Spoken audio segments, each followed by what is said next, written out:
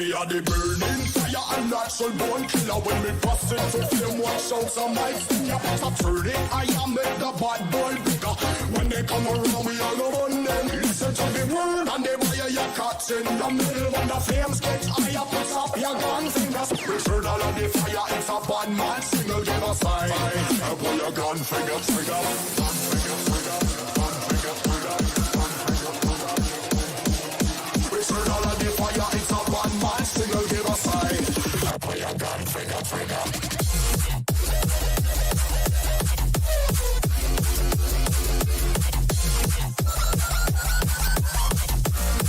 Pull your gun finger, trigger.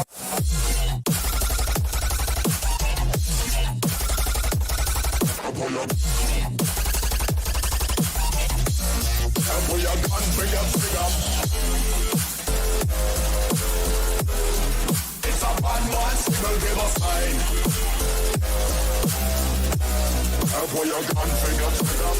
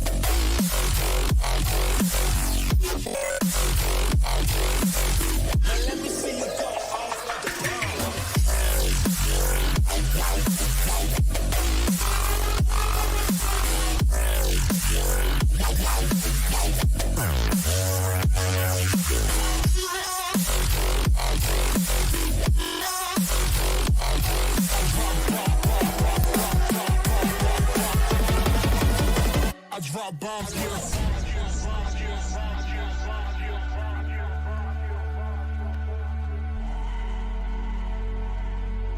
Now let me see you go off like a bomb.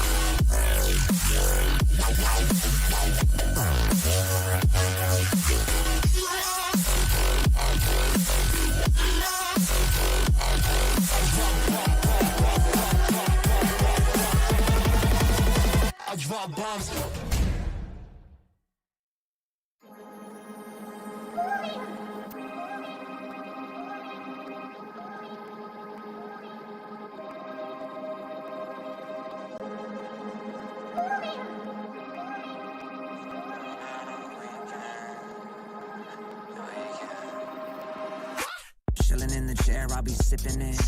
Watch a bunch of shows, I'm getting it.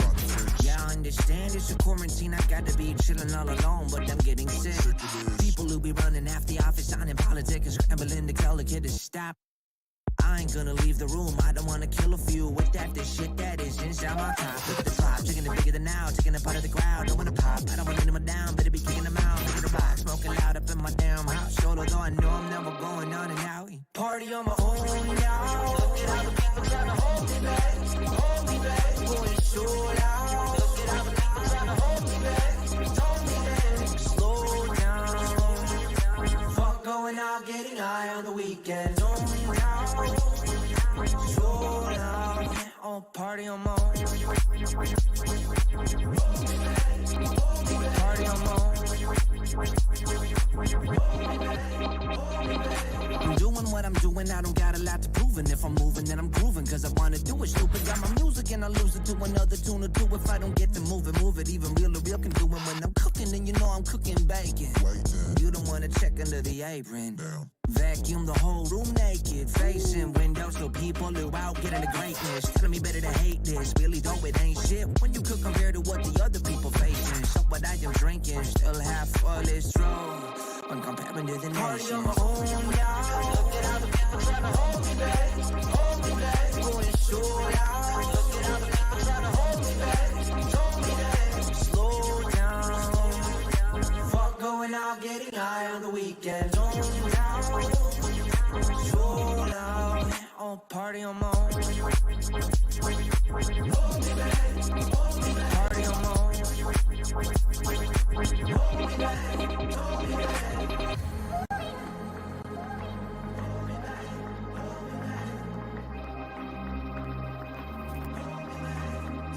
Party on my own now. Look at all the people trying to hold me back, hold me back. Going so loud. Look at all the people trying to hold me back, hold me back. Party on my own now.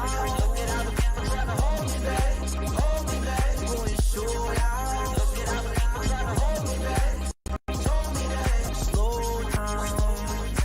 Fuck going out, getting high on the weekend. On now.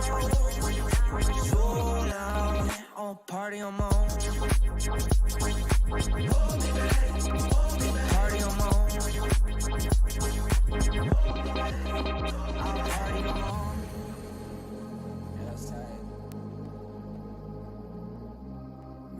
Jackson, Tony Romero.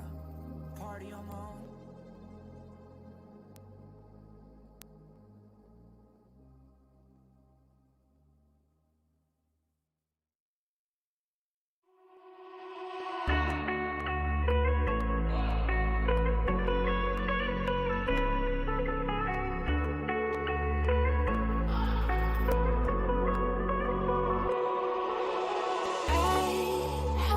You get to thinking why we used to be so high in life. Without you, I don't feel alive. So I'll just keep on being higher than the sky.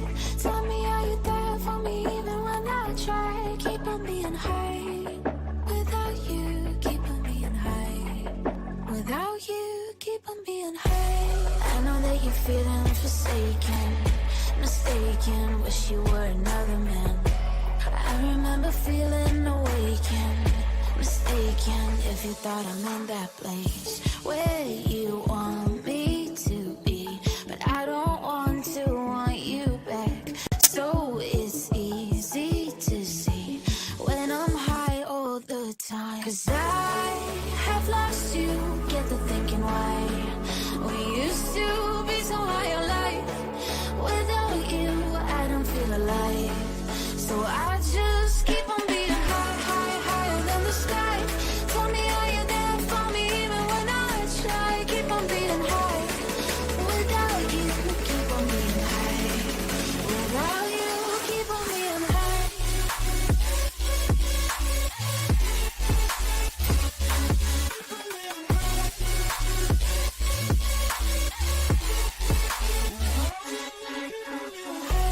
I know that you're feeling forsaken, mistaken, wish you were another man. I remember feeling awakened, mistaken, if you thought I'm in that place where you want me to be. But I don't want to want you back. So it's easy to see when I'm high all the time. 'Cause I have lost you, get to thinking why we used to be so high on life. Without you, I don't feel alive. So I just keep on being higher than the sky. Tell me, are you there for me even when I try? Keep on being high. Without you, keep on being high. Without you, keep on being high.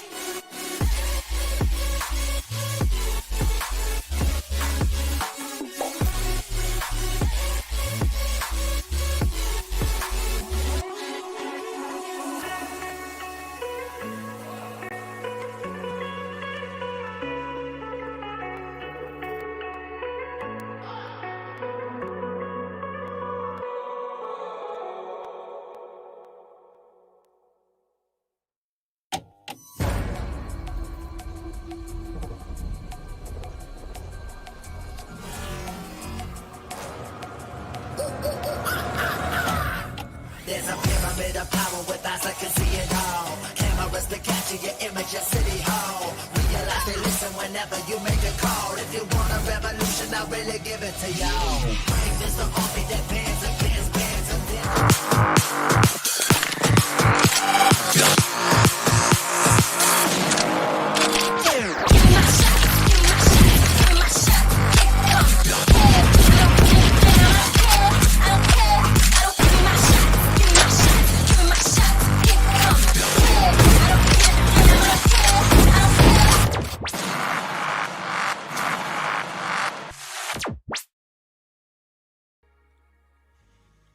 Welcome back, ladies and gentlemen, to NODWIN's Valorant Conquerors Championship 2022. This is the road to VCT for the South Asia region. Talking about South Asia region, now particular region coming through. This time we have Bangladesh region pretty much coming through strong over here. Exceeli is one of those teams that we saw last time, and they are one of those teams that are pretty good. Missile as well, Missile and friends. Now this is kind of like a new team, but we saw Missile in action last time, and he's absolutely detrimental when it comes to playing Jet. Yeah, he was on the Exceeli side last time around, and a couple of his teammates too. Like you're gonna find very similar names in Hermione, Kyojin coming in. So we know that these players have that talent. So we'll see if they're able to step up to the current Exceeli roster. Because talking about talent, they've got one of the players that I've got my eye on from way back at the start of Valorant, SS Sami, like a young player but with nutty aim. Oh yeah, we have seen him. We have seen Sami is one of those players that we've seen him in action for so many long times. But yeah, taking a look at the overview schedule, you guys know how things are going to be looking like. Currently, we are in Bangladesh Qualifiers, and forward we're going to be moving to Sri Lanka and Maldives. And then after that, again, we have India Qualifiers 2 lined up. So pretty much non-stop action for you people. But on the other hand, the goal over here is to qualify for the playoffs, and then later on, you're of course going to be moving on to the finals. So getting back to our conversation that we were having, CA. Now, as we do know, there's going to be a lot of things online, especially the prize pool as well, and that slot, 2 slots in the VCT in the future. These are 2 big things. This in itself, just hearing that adds on so much pressure on the teams. Now, Bangladesh is one of those regions. Still, esports has to really upgrade in that region, right? It still has to be over there on top. And this in itself, is a huge opportunity for you to present your country on an international stage. Yeah, and for both of these teams today, as we're talking about the tournament explanation, we need to mention that both of them do still have their lifeline in this tournament in the wild card if they do end up losing. So the winner will go directly to the grand final playoffs. The loser will make their way to the wild card, where once again, we have 2 slots up for grabs. So a bit of a theme throughout the tournament where we're giving more opportunities to these upcoming teams coming up to try and get them that extra bit of exposure and experience going into that international stage. And personally, for me, I do want to see Exceeli try and step up the mark, because last year they got to the grand finals playoffs, but they weren't able to give much of a fight. But this time with, I would say, Bangladesh Valorant Sportster boy, SS Sami back into the squad, I feel like they do have that much better for shot. Yeah, exactly. I mean, they Sabi back in the squad. I really do want to see how's he going to be kind of merging with the team as well. Yeah. Well, let's take a look at the prize pool. This is exactly what me and Sia were talking about. $30,000 in line. First place is going to get $15,000. Second with $7,500. Third and fourth with, of course, $3,000. But the MVP of the tournament is what really matters for an individual player as well. If you are one of those star players for the team, this is what you're really going to be eyeing out for. $30,000 in itself is going to be adding a lot of pressure. First place, $15,000. That's a lot of money right there, Sia. Yeah, that's a lot of money for one person, right? Even if you think about the third and fourth place, $3,000, that's gonna end up being divvied up between the team. But for one person to grab up, I would be so happy, even for third and fourth place. If I was there. But yeah, even third and fourth place is gonna get something over here. So yeah, overall the grand finals are gonna be absolutely insane. That's when each and every player will start sweating it out. But for the grand finals today, we'll have to go over here in the grand finals of Bangladesh Qualifiers and find out which team is going to be the one to actually move away in the playoffs. But now, Missile and Friends, it's kind of like this team overall doesn't even have a serious name too, right? Let's be honest, it doesn't really have a serious name. We're used to seeing esports in the name, for example, Global Esports, Exceeli Esports. We're used to seeing all these esports teams. But then now this is kind of a huge change in the pace. We're seeing Missile and Friends. Interesting name. I do want to see what they've got, and hopefully they're going to pack a punch. Look at that logo to Necro. I can't stop laughing about it. If you pay close attention, forget the veto. Look at the logo with respect to the fact that they've got a Killjoy on the left and Omen, I'm not sure who the middle person is. The white with the blonde hair has to be the Sova, and then finally the Breach. So finally the Sky, my bad. So almost revealing their composition maybe in the logo. No, I don't Probably really won't be an Omen though. Oh wait, actually now that I think about it, I don't think that the purple dude in the logo is the Omen. With the spiky hair too. No, it's Astra, right? A little fat for Astra, but maybe they like the Astra nice and thick. Okay, even I was leaning forward. I was looking at it like this. I was like, oh, let me see. Let me try and analyze what exactly how the logo looks like. But yeah, overall, man, I do want to see what Missile and his friends have got. Hopefully, they're going to pack a punch and make Exceeli bleed. But Exceeli is one of those teams, as I mentioned, they're kind of like an esports organization, so everything is well organized for them. On the other hand, Missile and Friends, casual name, over here to have a great time, have fun. Missile, we saw him last time play, as you mentioned, Hermione as well is one of those talents that is pretty insane player as well. We saw So what do you think, so man? Are they gonna pack a punch, or are they just gonna melt down and like an ice cream? Well, I do think they're gonna pack a punch, but then again, it comes down to the fact that even when we talked to Exceeli Esports, their owner and Sami came over for the VCC launch party that we had on the NODWIN channel, they explained how for them this team, this version is all about getting the best from Bangladesh into one squad, building that super team itself in Bangladesh so that they can start contesting outside of Bangladesh. So for them, I don't think any result where they fumble, they stumble is good enough. They need to try and push forward. And you can see even in terms of resources, Exceeli have got that extra bit. They've got that boot camp going, all of them in that same room. So for Exceeli, it's very similar to what we saw from Exploit. This Bangladesh qualifier is simply a hurdle for them, a step to going to that grand finals playoff. I'm sure all of their attention is towards that, as compared to a team like Missile and Friends. Don't get me wrong, they certainly have the firepower, but not necessarily the same level of resources or in terms of that organization. It is, of course, just Missile and Friends and a really sick graphic designer. I can't get my eyes off that logo. Oh man, it's actually really cool. Yeah. It's kind of like Missile just went and asked one of his friend to be like, yo, can you just open up paint and just paint up this logo real quick?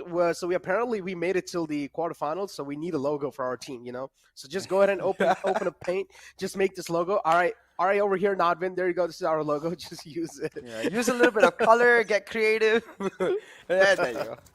I actually appreciate that kind of art, you know. Not gonna lie, it's kind of like it's kind of like a fresh breather, you know. But yeah, already kicking things off on a pistol round without wasting any much more time. We are straight up gonna head inside it, and we do see heavy presence from the side of Missile and his friends. How are we gonna call his team? Missile and Friends all the time. Missile and Friends. Okay, MNF? Missile and Friends already present on the A long side. Yeah, MNF is kind of a good thing. Yeah, I'm gonna call him MNF. If only if it was Missile and Mates, then we could call them M&M. I now kind of want M&Ms, but hold on for a second here. We have got the breach composition on both of the sides, and instantly you can see Missile and Friends trying to be proactive with it. They took A-long control, and now with the help of the drone, they've got that A-shot position. But I don't think they're expecting a 3-stack from the side of Exceeli. That breach utility very much telling them that that 3-stack is there because of the Sova utility used in the initial parts of the round.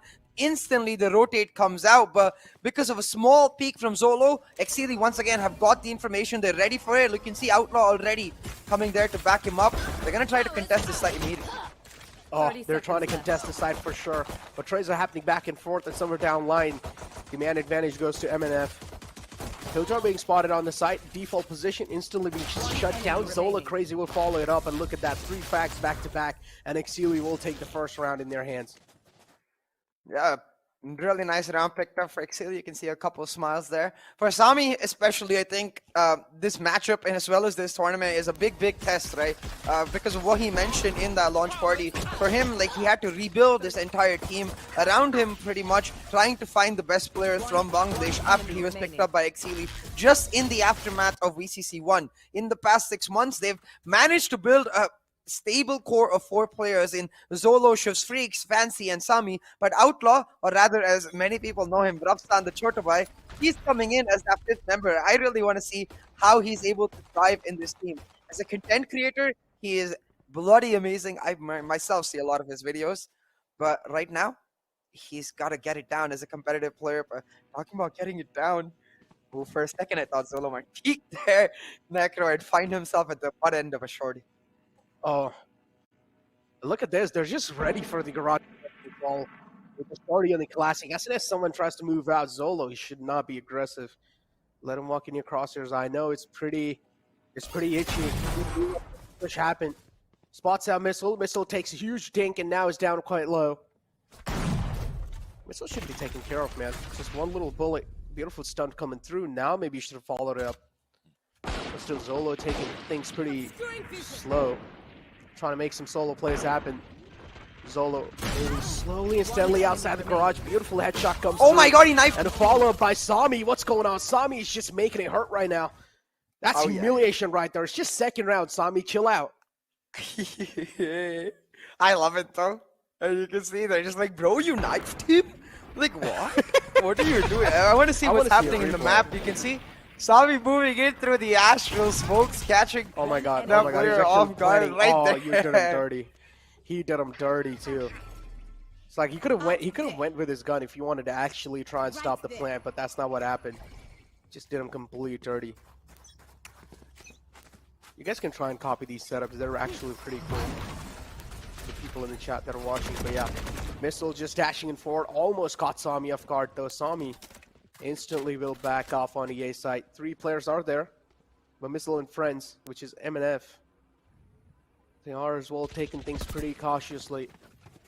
From the underpass trying to move in. Solo being spotted. That's a huge info being given away. Sami's position might just be compromised. But the problem is, yep, he will need a dash away, and that's what he exactly does. That's pretty good. He's made them commit an aftershock as well as nano swarm, and they haven't really got anything in terms of position, just the tailwind being traded. So in terms of utility and area, Exceeli able to come out on top, and once again a very similar tale to what we saw in that pistol round, Necro, where they take a long, they take a short, but because of that 3-stack on the A side, they're unable to actually push in. And for this, I want to give props to Outlaw and Zolo, because the trust the team has in them for being able to anchor down B as well as Garage as well as C by themselves allows them to play this 3-stack. But hold on, Sami in this advanced position. Oh, Sami!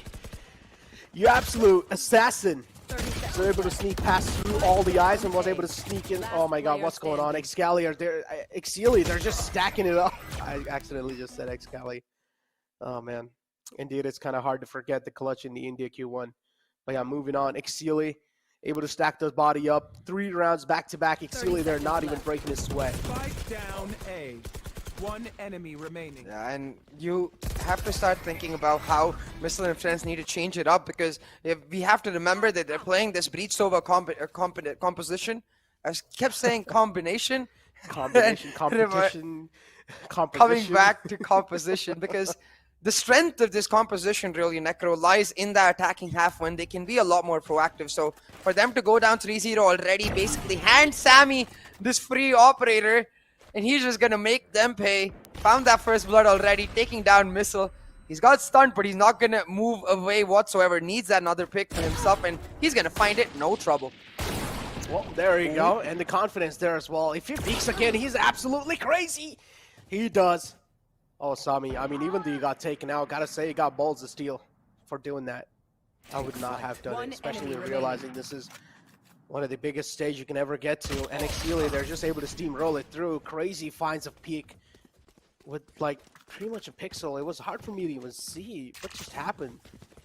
Yeah, and that's the strength of Sami, right? I think personally, having seen this kid grow up from where at the start of Valorant, he was still this crack, don't get me wrong, but it was much less confident, much less able to lead a team, to now how he's evolved so much in his regard, where he's not only the star player still, but he's able to contribute much more in terms of the intangibles that a team needs, in terms of that motivation. And that's where I think Sami really establishing himself as one of the best upcoming players in our entire region. But saying that and doing that in the Bangladesh qualifiers is one thing. Carrying it over to the actual main event is another. But look at this. Zolo indeed going crazy with this aggressive push. Spots them out, trying to back up, and he's going to take a couple shots in the back. But hey, that bunny hop, good enough, able to get right back, and now back to his job of anchoring the site. Utilities inbound as well. He's ready for the push. So the push for now will be delayed for MNF. But still, Fancy's on the site. As you mentioned, that's his job as anchoring. But now he's available in Garage. 2 players available in Garage. I would say this is a pretty good read, but still, MNF taking things quite well. And I would say just trying to play a little bit of mind games with how much time they're able to buy off over here.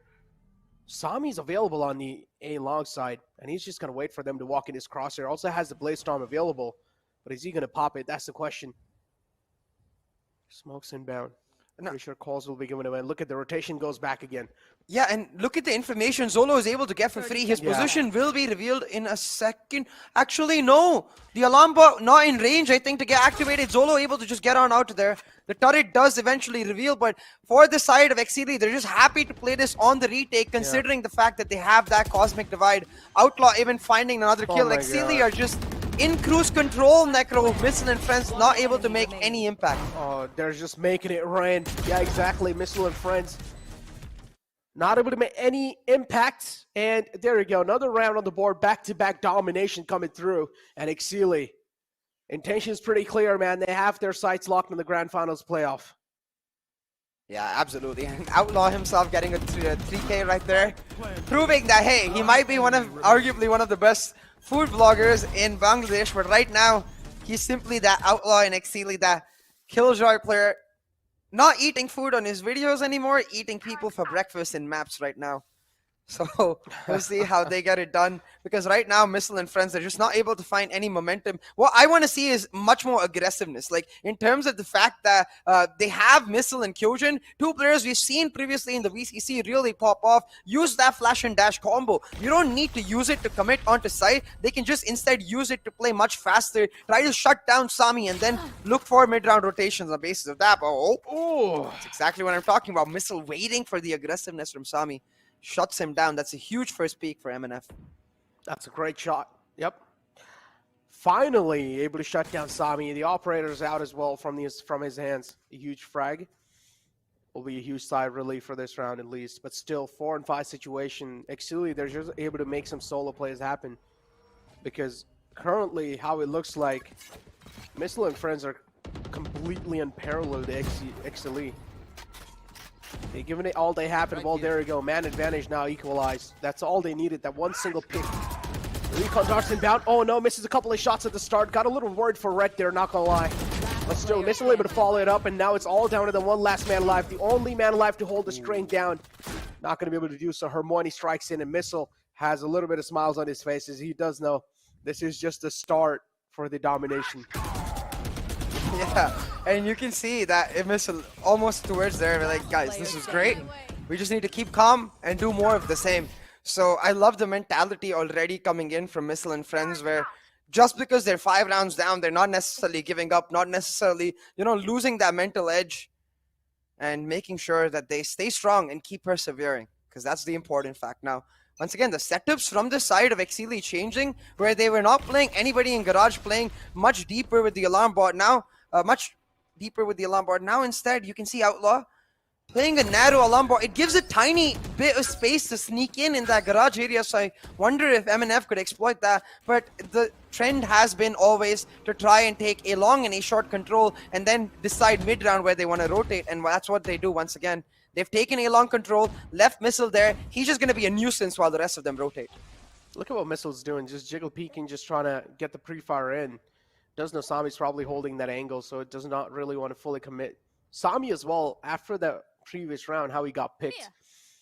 Definitely you can see a little bit of sign of worry on his face. He's not really overextending as he did in the last round. He's going for some eagle picks for sure. But yeah, now MNF, they're able to get a read through over here on the defense of Exceeli. They're able to breeze through it, at least in that previous round. But are they going to be able to do it again? That's the question. Zolo's crosshairs trained. He's ready for anyone to walk out of it. And Missile should be the one to walk out of it soon. The footsteps. Through the smoke, and he could have caught it. Yep. Solo hears the footsteps. He should tell his teammates that, hey, they're going towards that A site. A bit of a glitch with the star right there. But now you can see Cosmic Device finally coming in, and Sami preparing for this execute. He's got his Blade Storm out, expecting that A-long push. Misses the right click, and that could be disaster. Yep, that is indeed a disaster. Leads to a complete round demise for the side of Exceeli. Spike planted. Lockdown available too. Right in the front. Oh, he lines him up though. Zola crazy. Indeed is a crazy man. 2 frags right there. 2 crazy headshots. But doesn't realize there's a flank coming in right from the back. But he's able to get away on either side. So that's going to mean quite a lot to him. But still breaching the front, which is Kyojin. His crosshairs training will shut him down instantly. Another counter lockdown coming through from the side of Exceeli. It seems like their intentions are pretty clear. The Outlaws got the lineups for A-long. Not that it matters much in this round, but I'm really appreciating the amount of work Outlaws put into this Killjoy. So that lockdown from the Killjoy for the retake, it leaves a tiny gap towards A-long where the players can stack up, as you can see on the map. And Outlaw, he had the lineups ready for that gap. So, hey, they lost the round, but as a Killjoy player and an Astra player myself, I'm a big fan of people who've got those extra lineups ready. And I do appreciate that. But right now, talking about appreciating stuff, what we do need to give props to is Missile and Friends. Back-to-back rounds. What this ensures, Necro, is that Sami cannot get his hands on an operator. So already putting down Exceeli a notch, that's the right way to go. Yep, already putting him down a notch, as you mentioned. That's going to mean quite a huge. And while the opening frag comes through, Harmony shut down instantly, and as the Jet says, bye-bye indeed. I would rather say goodnight after that frag. But yeah, Zola crazy. Inside the garage. Taking things quite slow. I like how Exceeli, they're able to keep their presence known, okay, that there is someone inside the garage all the time. Do not try to take it for free. So that's why... garage. Oh, there we go. Push coming through. Easy frag. Outlaw taken out. Yeah, I think... Oh, hold on to a second for that touch. Sami's looking to shut them down on his lonesome. Oh, there we go. 3 frags on the board for Sami. One enemy remaining. The huge 3K follows it up with a 4. Is he going to get the ace? He's looking to get the ace too.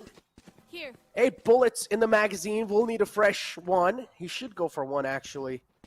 But still has a lot of confidence. Maybe it seems like he has a lot of confidence in his aim for sure. Just moving in, just running through, trying to sweep his way in. He does know last man is right on the side, but a beautiful flash. And there you go. Red will be taken care of. Yeah, and just like that, the round picked off for Exceeli. You can see Sami himself, like, very proud. And he's like, you guys thought they knocked me down a notch? You don't know what my rifling skills are like. Let me show you exactly what I got. Finding a 4K himself to secure the round of Exceeli. Actually, my bad. Finding an ace for himself to secure that round for Exceeli. Really huge. But I was trying to make that point in the middle of the round that once that alarm bot is taken down by Red, I think Outlaw needs to back up and play more of that window angle. So that way his job as a killjoy is to stay as long as he can alive, making sure he gets information. Once that alarm bot is taken down, he effectively needs to replace himself with the alarm bot rather than play a narrow angle where he can get caught. We're talking about getting caught. Sami here getting caught by that drone and execute for it. Missile and Friends. There we go, on the shot, on the site, dash comes through, Missile easily getting the side control in their hands, looking to get the 3rd round of the board. 6 rounds in the hand of Exceeli. Trying their best to make it stop, but if he actually drops down, that would be absolutely crazy. Oh, no. Fancy taking out 1. 3 frags follow it up, but Red trying his best to stop the domination, but that's not going to be a case. Harmony left in the backside, Red in short. I did a lot of shot. I did a lot of pressure. There we go. Harmony shut down. Now Red's the only man left alive with 63 HP to hold the ground. It's pretty much done. Necro, we forgot our primary job. If you remember VCC 1.0, you gotta give 10 points to Gryffindor every single time Hermione pulls off an insane play. He did though. I know. I'm just saying we forgot that as a primary part of our job. So till then, we'll give 10 points to Slytherin instead. Because unfortunately, Gryffindor does not seem to be on the right note today. I'll say though, if Hermione pulls off a nutty shot or 2 with his marshal now, definitely 10 points to Gryffindor. Talking about nutty shots, do you like peanuts? Yeah? Salted peanuts.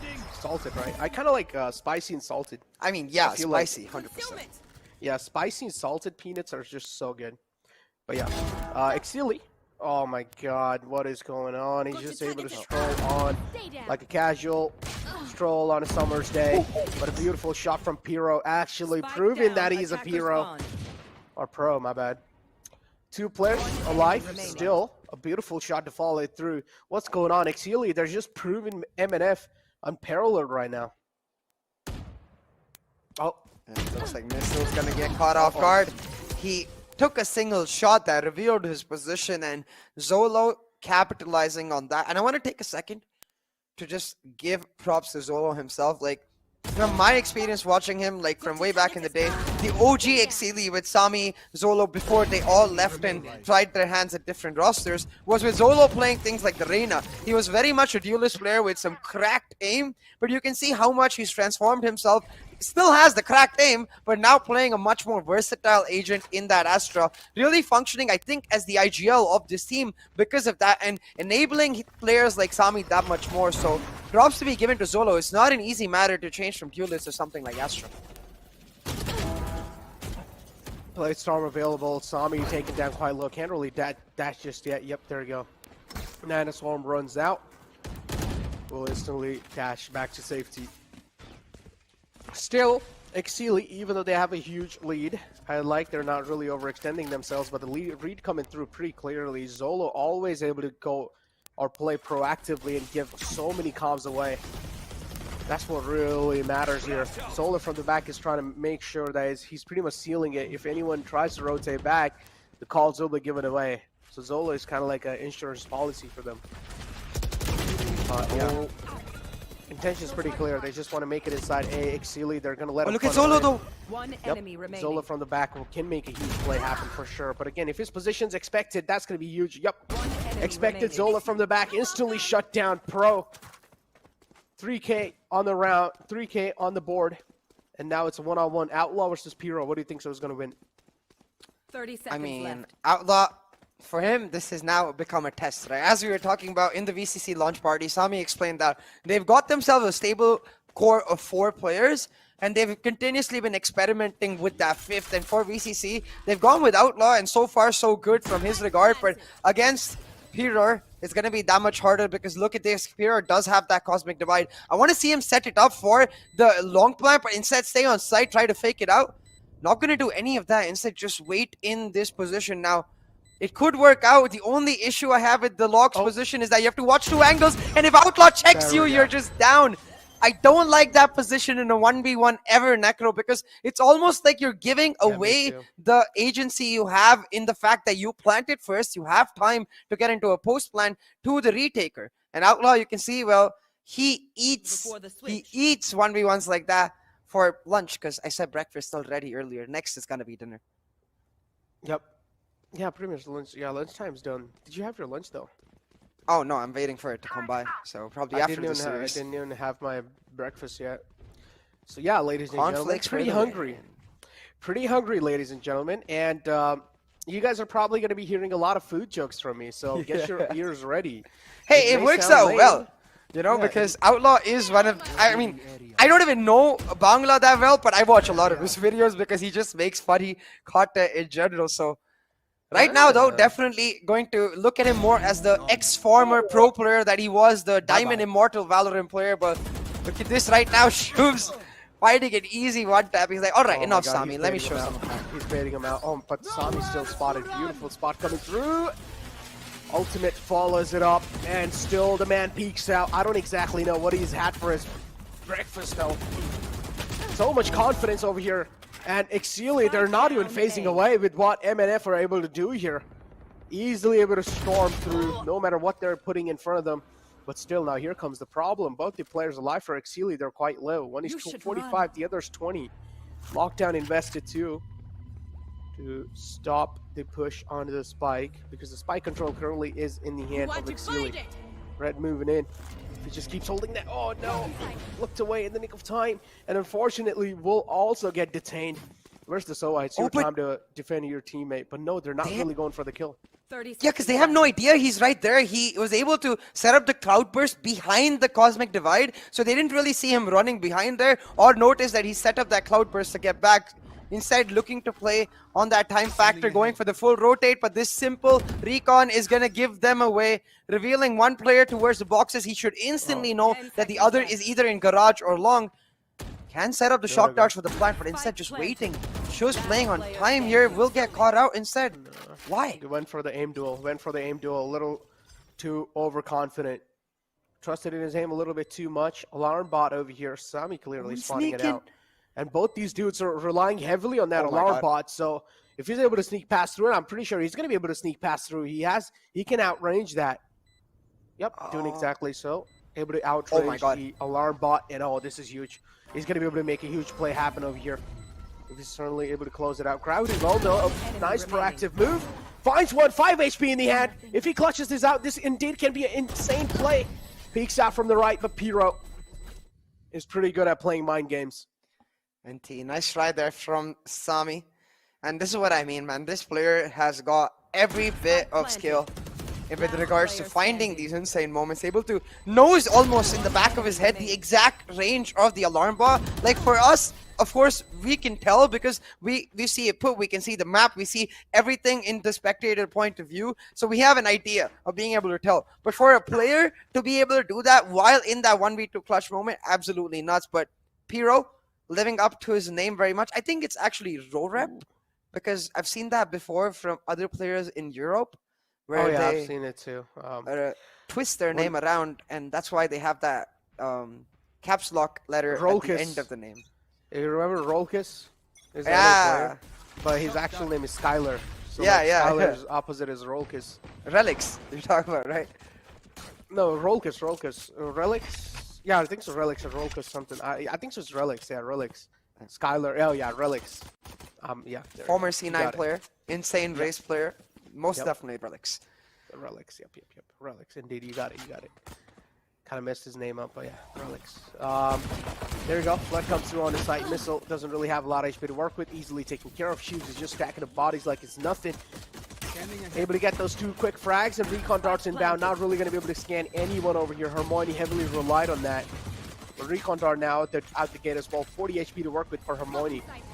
3 players all stacked up on the CT. And Exceeli having a complete side control. They're playing it perfectly on the post plant. Also used the concussion, but I just don't understand. No one followed it through. Like, it's pretty much a waste of utility right there. Yeah, Exceeli. There you go. They're just making it rain. There's just terror. It's just complete terror coming through. Hero is the only man I feel like who's able to give a fight over here. Oh yeah. Oh yeah, you can see Zolo pumping his team up in the chat while he gets some of that teabagging. No, it's not teabagging, I'm kidding. He's checking his crouch button, guys. Like, let me just make sure it's working. Okay, crouch is working. Now let me go over to their body and check once again if it's working. Able to get that double-digit scoreline for his team, Exceeli. And now you can see the key difference between what was missing in the MNF attack, where the proactivity with which Exceeli make that push, the aggressiveness and the tempo with which they're able to get into sight. And Missile and friends were continuously slower, and I don't think that suits the Breach and Sova composition at all. I feel like if they wanted to play that Sova style, they should have gone for the Sova Sky instead. Talking about this Sova Sky, also getting another thing in my head. I mean, this is nothing related like Sova Sky. I just wanted to ask you, what's your favorite fruit? Yes, guys. So as we told you, Necro is quite hungry. So we're going to have a couple conversations here and there. But I think my favorite fruit has to be watermelon. Yeah, I really like me a watermelon. Ooh, watermelon. Okay. I do like Post Malone too. So it makes a lot of sense. It's probably because he has Malone in his name. Talking about things I like though, Necro, I really like this call from Missile and friends. A 4-stack towards that A side. It is their eco round and they're trying to catch Exceeli by surprise, and they just might be successful because that's why Exceeli is making their way. There we go. Kyojin able to open things up, but it doesn't matter. Another one from Kyojin. How is he able to stack these bodies like that? Exceeli, clearly they're not really showing any executions. It's just the same thing that we saw yesterday from yeah, but look at Exploit. This round's still not very much over. Don't get me wrong. It should still go to MNF because they're able to grab at least a couple of weapons from that A-side deaths from the side of Exceeli. But with Outlaw having such a brilliant flank and with the spike being planted, notice the way it's planted. It is a defender's side spawn plant. So they're looking to hold on to this area. Now Outlaw has all of his utility, but he's not showing any because he wants this to be a surprise. And a surprise it is, but... Oh my god! Talk about surprises. That's a huge lineup. I can't believe Exceeli are actually going for plays like that where they're completely relying on their aim and just trying to line the... Just trying to stack them up like that. I don't think this is purely aim, right? Because look at the way they're positioning themselves on the map. Fancy playing on the contact of Outlaw, waiting for Outlaw to just get that initial peak so then he can mow them down, fully expecting them to run towards his side, like almost exploiting a key error that they expect MNF to make to try and get that fast rotation on, because we've seen this plenty of times, especially in eco rounds that you think you're going to start winning. Teams might get a little complacent, and Exceeli punishing that perfectly, now going for that B-side execute in their anti-eco. 11 rounds on the board for Exceeli. They're making it quick. Talk about marathon. This is a sprint, just like what we saw yesterday. And again, MNF clearly sign of worry on their faces, even though they were about to win the previous round, but still, they got a decent amount of damage done. They got a decent amount of guns off of Exceeli's hand, but the confidence that Exceeli has to stop it is going to be really tough because Exceeli, they're gonna go ahead and go for straight up those aim duels. Look at these executions coming through, CA, as well. There's nothing special. Just some Astra smoke, some concussion, some gravity wells. Nothing special. Normal executions coming through, just like I'm watching a competitive game. But look at this Valorant. now. Again, Zolo's lurks have been really, really strong with the way he's able to get information for his team, play on the contact of his teammates. Now, is gonna get taken down by Hermione, but the trade should instantly come in from Outlaw, and it's exactly that. They're playing for time on this long post plan, but Piror trying to just stick it all the way through. Pros don't fake, but that recon will make sure that he can't. Oh, instantly shock dart followed up. Another one comes through. Taking a lot of damage indeed, but it doesn't matter. MNF, they're getting a lot of frags on their hands. One last man alive, That's Sami, enough. but they bought enough time. Enough. Did they? Did they? Yeah, that's No. enough. Yeah, they defenders won. There we go. MNF was not really able to buy enough time there. 50% was already done. They knew they just need to buy a little bit of more time. I think you There meant you go. Exceeli not able to buy enough time. The round going through for Missile and Friends. Doing very, very well there. Piror especially, I have to give him props. He's been one of the standout players for Missile and Friends consistently throughout. They stuck that half defuse through, knowing that even if he gets taken down, it will be good enough for his team to then later finish off the round. Well, Exceeli, previous round pretty close, but still. Do they have the guns? I'm expecting them to be forced on a complete eco. So that's what we can clearly do. See the flood coming through on the aim main. Missile pretty close. Position revealed. And oh no, Sami instantly being shut down. This is not what you really want. Confidence being punished this time. And Exceeli, they will need to try and take things a little bit more cautiously and more competitively. This is a pro game in the end of the day. You cannot go for plays like that. Small Only thunders interactions. available. Small interactions, Necro, they matter so much because you could see as soon as Missile fired that shot, Sami's look was on him, expecting to try and push him at the same time. But because of Kyojin firing shots from a long, his attention taken away towards Kyojin, allowed Missile to peek and take down Sami. So very small interactions between these players, but that little bit of synergy goes a long way. Talk about synergy, man, over here. Exceeli, they're going to need a lot of synergy inside this round. 3 players only alive. So man advantage clearly in the favor of Missile and Friends. Recon dart out. Oh, it does not get scanned. Solo. Man, he knows now someone will peek out. Kyojin does, but this time it's Kyojin who wins that aim duel. That's all they really needed. Again, looking to get another round of the board, trying to make it 12-4. I like the separation coming through, but again, Seaside is completely given away. But on the other hand, even it seems like they're just going for a save over here. They will have to go for a save. Exceeli, they don't have any other choice, but they're still trying to commit. There's just no time over here. No time. Yep. There we go. A little too late to get the spike on the board. Yeah, and really well done. I think, again, that interaction working out brilliantly because right here, because of those shots fired by Kyojin, Sami's attention taken away from Missile, and you can see the impact he's able to create when given the space. Not only does it take down Sami, but finding another frag right there means he only gets traded out after those two and denies that A-long control for the side of Exceeli. Just because of that, they're able to then hold on to the sites, play for that time factor, pick up the round, and most importantly, put a little bit of doubt and fear into the minds of Exceeli. Bringing out that timeout. Now you can see Zolo, the IGL, detailing out, guys, we've only got 2 rounds to pull off. We've got these key ultimates. I hope that's what he's saying. We've got the Rolling Thunder. We've got that lockdown. Let's try and focus on pulling off these rounds, just playing it simply. As you mentioned too, no need for that complicated stuff. All they got to do is play it simple and fundamental, and I think they've got it in the bag.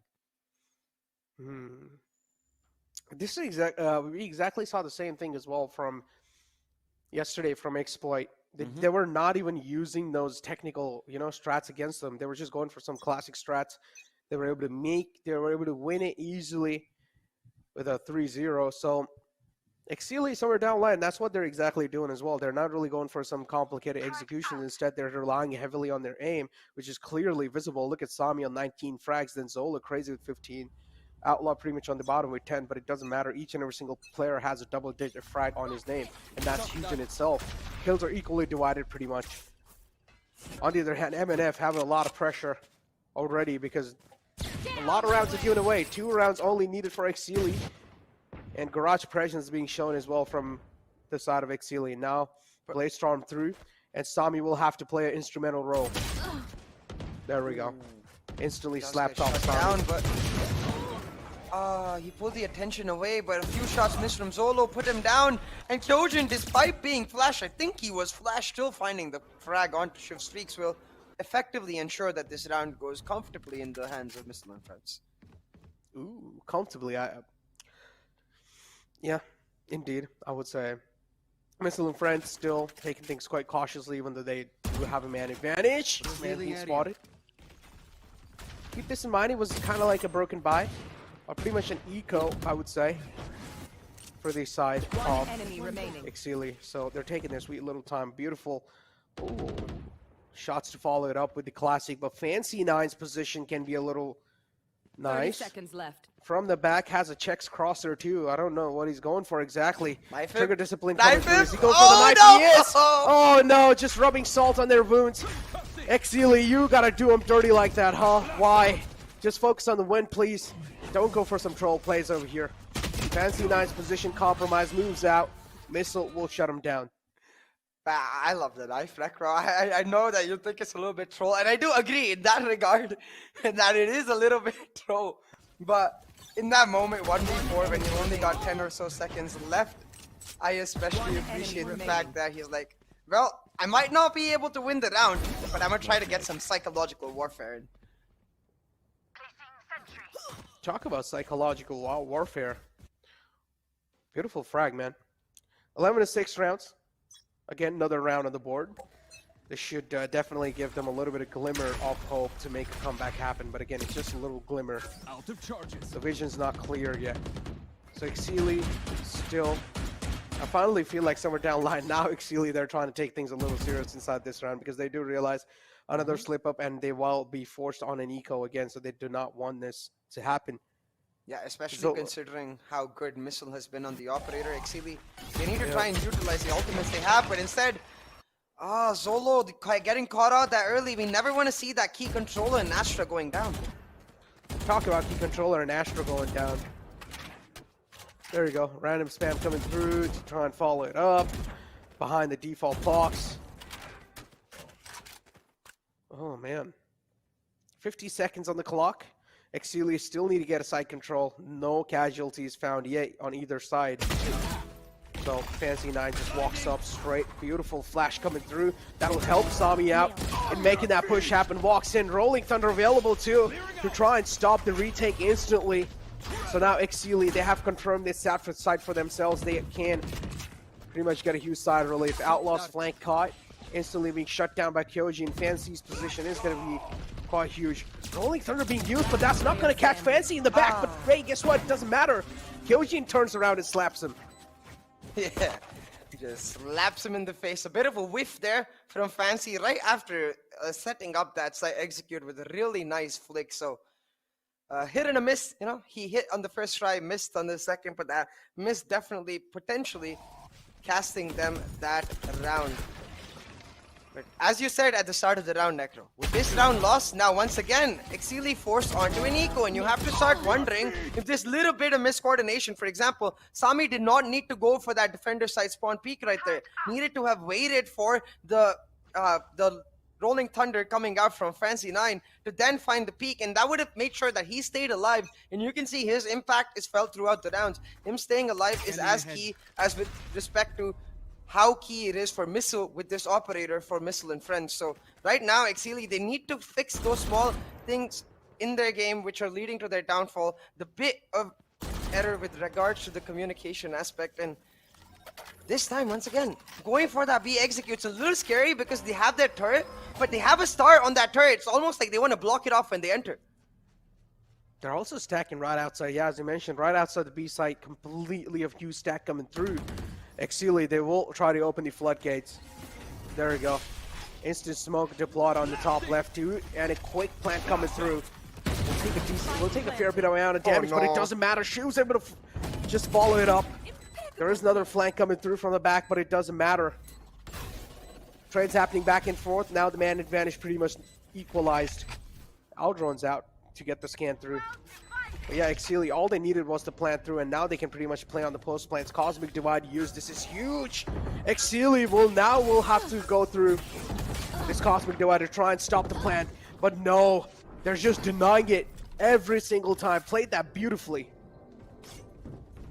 Yeah, and these are the issues with that B plant, right? We talk about this a lot on the map of Haven. With respect to retakes, it's very much in the order that A is the hardest to retake, B is the easiest to retake, and C is somewhere in the middle. Depending on the post-plant capabilities of the team, you can or cannot retake. So B, one of the easiest sites to retake, because of the simple fact that all the defenders really need to do is ensure that they can play the window post-plant, which then, as you can see in this round, the Cosmic Divide functions beautifully for. Just shutting down that angle, not only with respect to the visual aspect, but also the audio aspect, making sure they have no idea when they're going for the defuse to now get an 11-8 scoreline for Missile and Friends. And once again, that was the eco. Now on the buy, Sami though already alone pushing in, not something you want to see in a solo duelist composition. His team now going to suffer in the entry fragging aspect. Yep, indeed, they're going to suffer. Exceeli, try to get the plant down. Yep, they will get the plant down. Hunter's Fury inbound to try and stop the plant. Oh, moves out in the nick of time.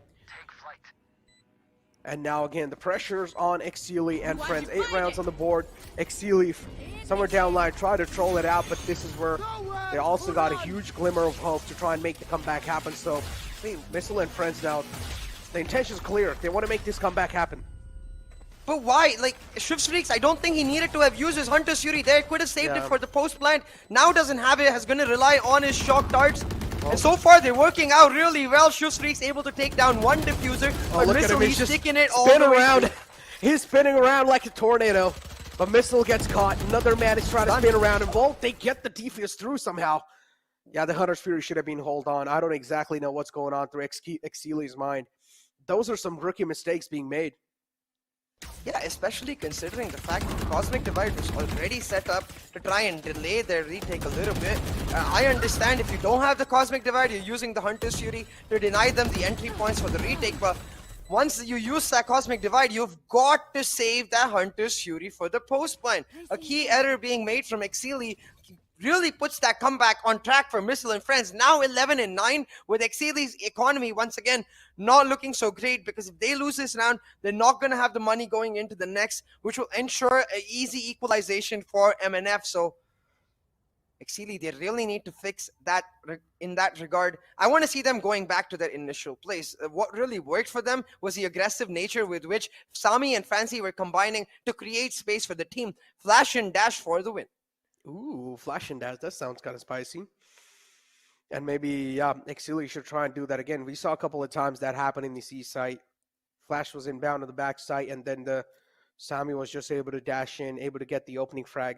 As the opening fragger, or as an entry fragger, even if you're able to create a lot of space, and even if you're not really able to get those kills in the start, it doesn't matter. As long as you're getting the space for the team and the info that you need. And if you're able to follow it up with the kill, then that's when it's really a lot. So even if you do get traded out, that's a fair bit of trade, because your team also has the side in the hand and also a little bit of kill. So that does mean quite a lot. Yeah, absolutely. I 100% agree, Necro, especially considering the fact that the strength of Exceeli has lied in that regard, and that little bit of coordination that we even mentioned earlier. But right now, Missile getting a lot of information, and he will use it to perfection. Oh my god. Exceeli has just like, I don't know, even though the game's slipping off from their hands, they still have a lot of confidence to peek out like that, walk the peak as well to an operator. Man's definitely got some nerves of steel. Another one to follow it through. Beautiful flash coming out. Instantly gets blinded too. Fancy 9 will be picked up. 2-on-3 situation. Exceeli having a clear man disadvantage inside this round. 1 minute left on the clock. A lot of time left for sure to spend. So Exceeli maybe can try and go for a little bit of mind games over here. They have a So on KJ, which are pretty good at post plants. All they need to do is get the plant down, and that's what they're going for. Concussion coming through. Man's quite low. Solo on the left will pretty much find Kyojin or not. Oh no, missed the initial bullets. It's a 1-on-2 situation. Shield Freaks is still going to be a little paranoid of where the men are present. There you go. Red comes through and follows it instantly. Yeah, and that comeback is most definitely on now, with the economy of Exceeli most likely being in tatters. Missile and friends, even though the first half ended at that 9-3 mark, it's almost like the 9-3 curse very much alive as they now start to push back into that 11-11 scoreline most likely after this round. You can see Exceeli economy not looking so great. They're forced to go into that semi-buy situation where their key player and Sami still able to get that full buy and get it the next time around, but the rest of them stuck on either light shields or specters with those light shields. But Missile being blocked. They're slowly walking up. See Long, a bit of a spray there from Piror. They'll make sure Missile's position is not yet given away. They have no idea where the operator is. No idea, but the operator's in the backside, and it will strike. Skull cracked opening 2. And there you go, able to follow it up another 2, and now it's a 3-on-3 situation. Man advantage pretty much being equalized. 10-11 is a scoreline, a huge comeback from the side of Missile and friends. And now a sign of worry will clearly be seen from the side of Exceeli. All that troll now should hurt them a lot. All the time they were trolling, not really showing a serious competition, and now it's getting really hard for them to get around on the board. This is why you should never be overconfident. Yeah, overconfident has been the downfall of many teams that we've seen, but right now this round is not exactly over, Necro, because as you can see, Exceeli, they're going to make their way onto a free A site. They have the lockdown to just ensure, not use it for taking the site itself, but rather use it much later to deny the retake in itself and make sure, like they're doing now, that they get free reign in terms of choosing their post plants. Now, if you notice with that plant, the Rolling Thunder has well been taken on. I hope they don't commit this, because they don't need to really, especially considering that Killjoy is in a great position, but they are going to nevertheless, with the Breach holding on for that Rolling Thunder. So Flank. Exceeli, feel like committing a bit too much for this round, but hey, a round win is a round win. Yep. Just fought off a decent amount of time too, that Rolling Thunder. All they need. Another one to follow it through, but look at Hermione, he's just collecting the kills, he's just sweeping through. Nothing can stop his momentum that he's found in, and there you go. Decent amount of time being bought from Zola Crazy. Will now need to back off. I'm pretty sure, yep, he will be caught in the explosion. But it doesn't matter, Exceeli finally able to get another round on the board. 12 rounds on the board, it's 12-10. Overconfidence, certainly. You can see all the smiles now. They have faded away from their faces. Last player standing. One enemy remaining.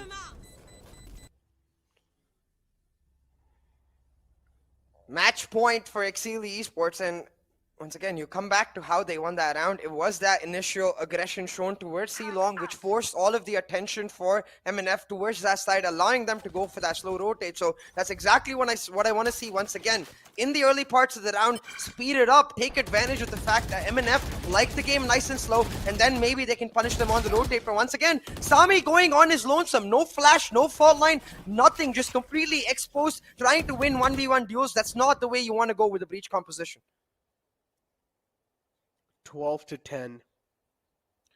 4 players still alive. 1 man's taken out, which is Sami, the duelist, as we mentioned. Now, Exceeli are going to have a lot of trouble to make the execution happen in the site. I don't exactly know why Sami is just overextending himself all the time and getting caught. Maybe he should try and play off of his breach, because that's the main combination. As you mentioned, the flash and dash really does matter a lot and can be a key changing composition. Zola Crazy strikes in, moves in, and there you go. The running gun will shut him down. A headshot to follow it through. Zola Crazy with 2 huge frags, and now they do know the final man is alive in the backside. Zola Crazy, the only man left alive, the only string of hope to try and save the day for Exceeli. But there you go. Missile follows it through with another frag. 11 rounds on the board. 1 more round to tie it up.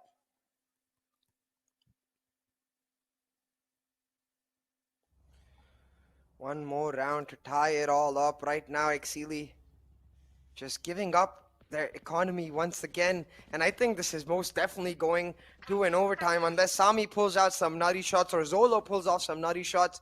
Because look at the eco and then look at the ultimates available. Every single option in the book of Missile and Friends, every single potential way they could win the round available. So this round most definitely in the driver's seat for the side of Missile and Friends, but a simple read might change all of that. Sami realizing he's been getting shut down again and again in this garage push, this time gonna take his teammates to try and make the same thing happen. They shut down the alarm bot, but really good discipline from Missile and Friends. They're like, guys, we literally have all the ultimates we need. Let's step back, let them have the site, we'll retake. Look at how cautiously now both the teams are taking, huh? Exceeli, it's just funny to me how they were started things off, how they were able to kick things off, and now look at where we have stopped. Missile and Friends able to make a huge comeback happen. Even though the scan comes through, Missile still isn't phased away. He lets himself get scanned. Crosses straight with the operator. Intention is pretty clear as well. He wants to find the opening frag, as they were able to do so. But this is a brilliant take coming in inside the site. Oh my god, Cosmic Divide used to block off both the entrances. And this is huge. Exceeli having his side control. Hopefully they're able to play it off of pretty well in the post plants, because that's where they've been choking quite a lot. Yeah, but they do have post plant positions now. The Hunter's Fury being used quite early to try and find out those positions, but not a single tag so far will keep Exceeli in a comfortable spot. Now, again, the Killjoy lockdown being used, but because of the Aftershock interaction with it, that's been shut down as well. And even though Missile and Friends had all the options, they're not able to find the retake so far. A 2-for-2 trade works out for Exceeli, because now they have the Swarm Grenades to play for the post plant. But the Spectre, Necro, the Spectre not so ideal. He's gonna look to pick up a Vandal. Going in, Outlaw for the win. He finds it, and so does Exceeli. Missile and Friends, they came so close. They had everything, but they couldn't pull it off. Oh my god, they had everything, but in the end, just couldn't pull it off. Missile and Friends, wow. I don't exactly know what to say, man. I mean, the comeback was there. The comeback was definitely there. Exceeli, they were getting punished a lot for the overconfidence. And Sami as well, somewhere down line later on, he just started inting. But finally able to get his emotions under control, and Exceeli able to get the win on the first map. That's going to help them quite a lot to boost it up. But still, Missile and Friends' confidence will also be on top.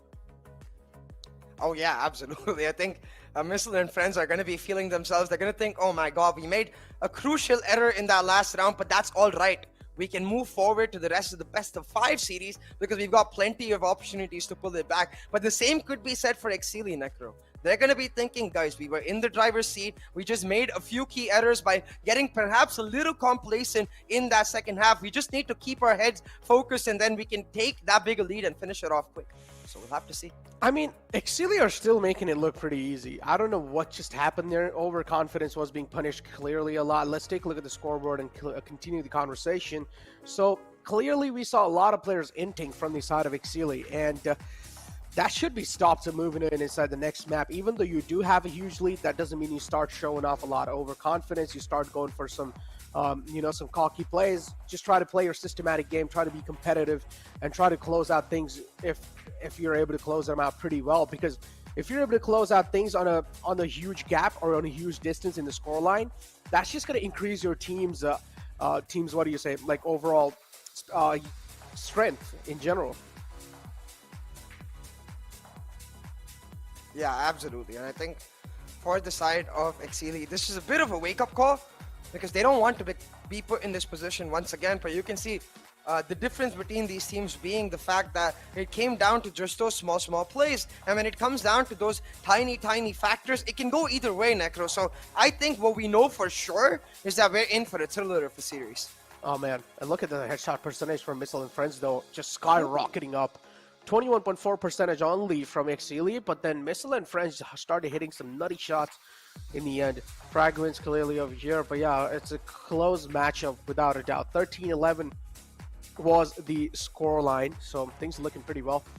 I do want to see how things are really going to be looking like in the future rounds, though. Soon we're going to be getting the MVP comparison, and I do want to see in what round which player started popping off. Yeah, and for me, I think not just is it about players popping off, it's these small things, right? Because even towards the end in that last round, I do feel like there was a bit of miscoordination in the regard to what they knew about Exceeli's post plan, which is the fact that as soon as the Hunter's Fury comes out and doesn't tag anyone in those positions, they got to understand that Exceeli is most likely playing on site because the positions the Hunter's Fury was trying to clear out were towards that C-long cubby, C-long areas, and they got no information in that regard. So that little bit of coordination could have gone a long way for them getting the round, even if, for example, with that Aftershock Killjoy lockdown interaction, as soon as you realize that the Aftershock came from site, you got to know that that breach is playing on that default plant area. These small bits and pieces of information, I feel Missile and Friends, they really got to make sure they convey to each other in the next maps. I mean, Missile and Friends overall, I don't know what to say, man. I mean, we have seen them play in the past. They are experienced players for sure. But again, when you talk about communication and all that stuff at the start, it did seem like lacking quite a lot. The rotations weren't really on point. The utility usage weren't triggered on point. On the other hand, same thing looked like Exceeli. Both the teams were making a lot of rookie mistakes, but I feel like at the start, Exceeli were just able to steamroll it through. They were able to get easy side control. They were able to, just overall roll on them. But then later on, this is when Missile and Friends just started realizing that, okay, these guys are just getting really overconfident. And also Exceeli started making a lot of insane amount of just rookie mistakes, and this is where they started capitalizing. But take a look at the viewer rewards, exclusive merchandise for you all. Every single day we're giving these rewards away, and all you guys need to do to apply for the giveaway is make sure you guys subscribe to the YouTube channel. Go ahead on your social medias, make a post, type hashtag VCC, and also tag NODWIN Gaming in it. But with that being said, first map out the gate, we're probably going to be moving inside the second map, but before that we'll have to head towards a short little break.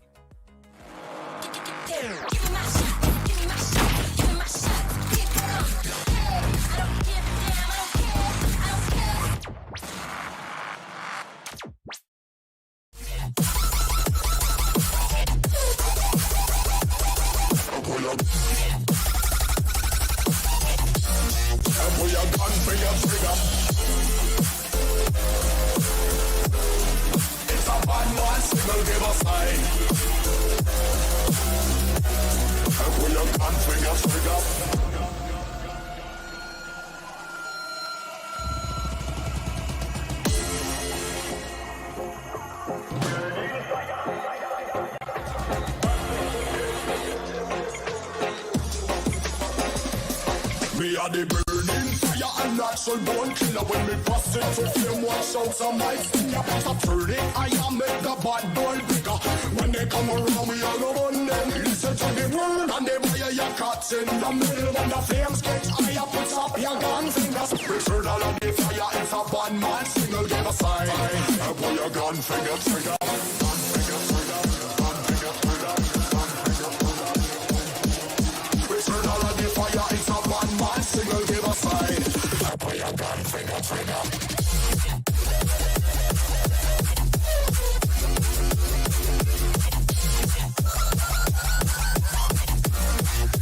Gun finger trigger.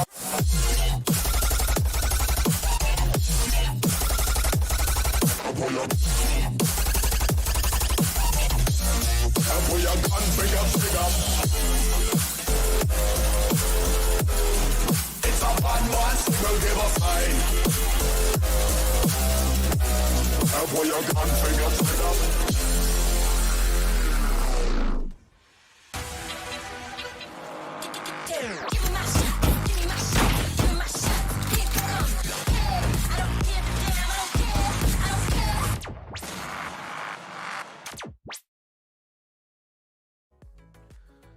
Welcome back, ladies and gentlemen, to NODWIN Gaming's Valorant Conquerors Championship. This is the road to VCT for the South Asia region. Now, first map out the gate, comeback was pretty much there for Missile and Friends as well, but I feel like it was more kind of like Exceeli was making a lot of mistakes and making a lot of rookie mistakes. They knew that they were making these mistakes, but they were still doing it over and over again. But hopefully moving inside the second map, they're not going to do that because, again, as I talked about, this is a play for your respect. Even though the enemy team is not really parallel to you, even though they're not as good as you still need to have that huge difference in the scoreline.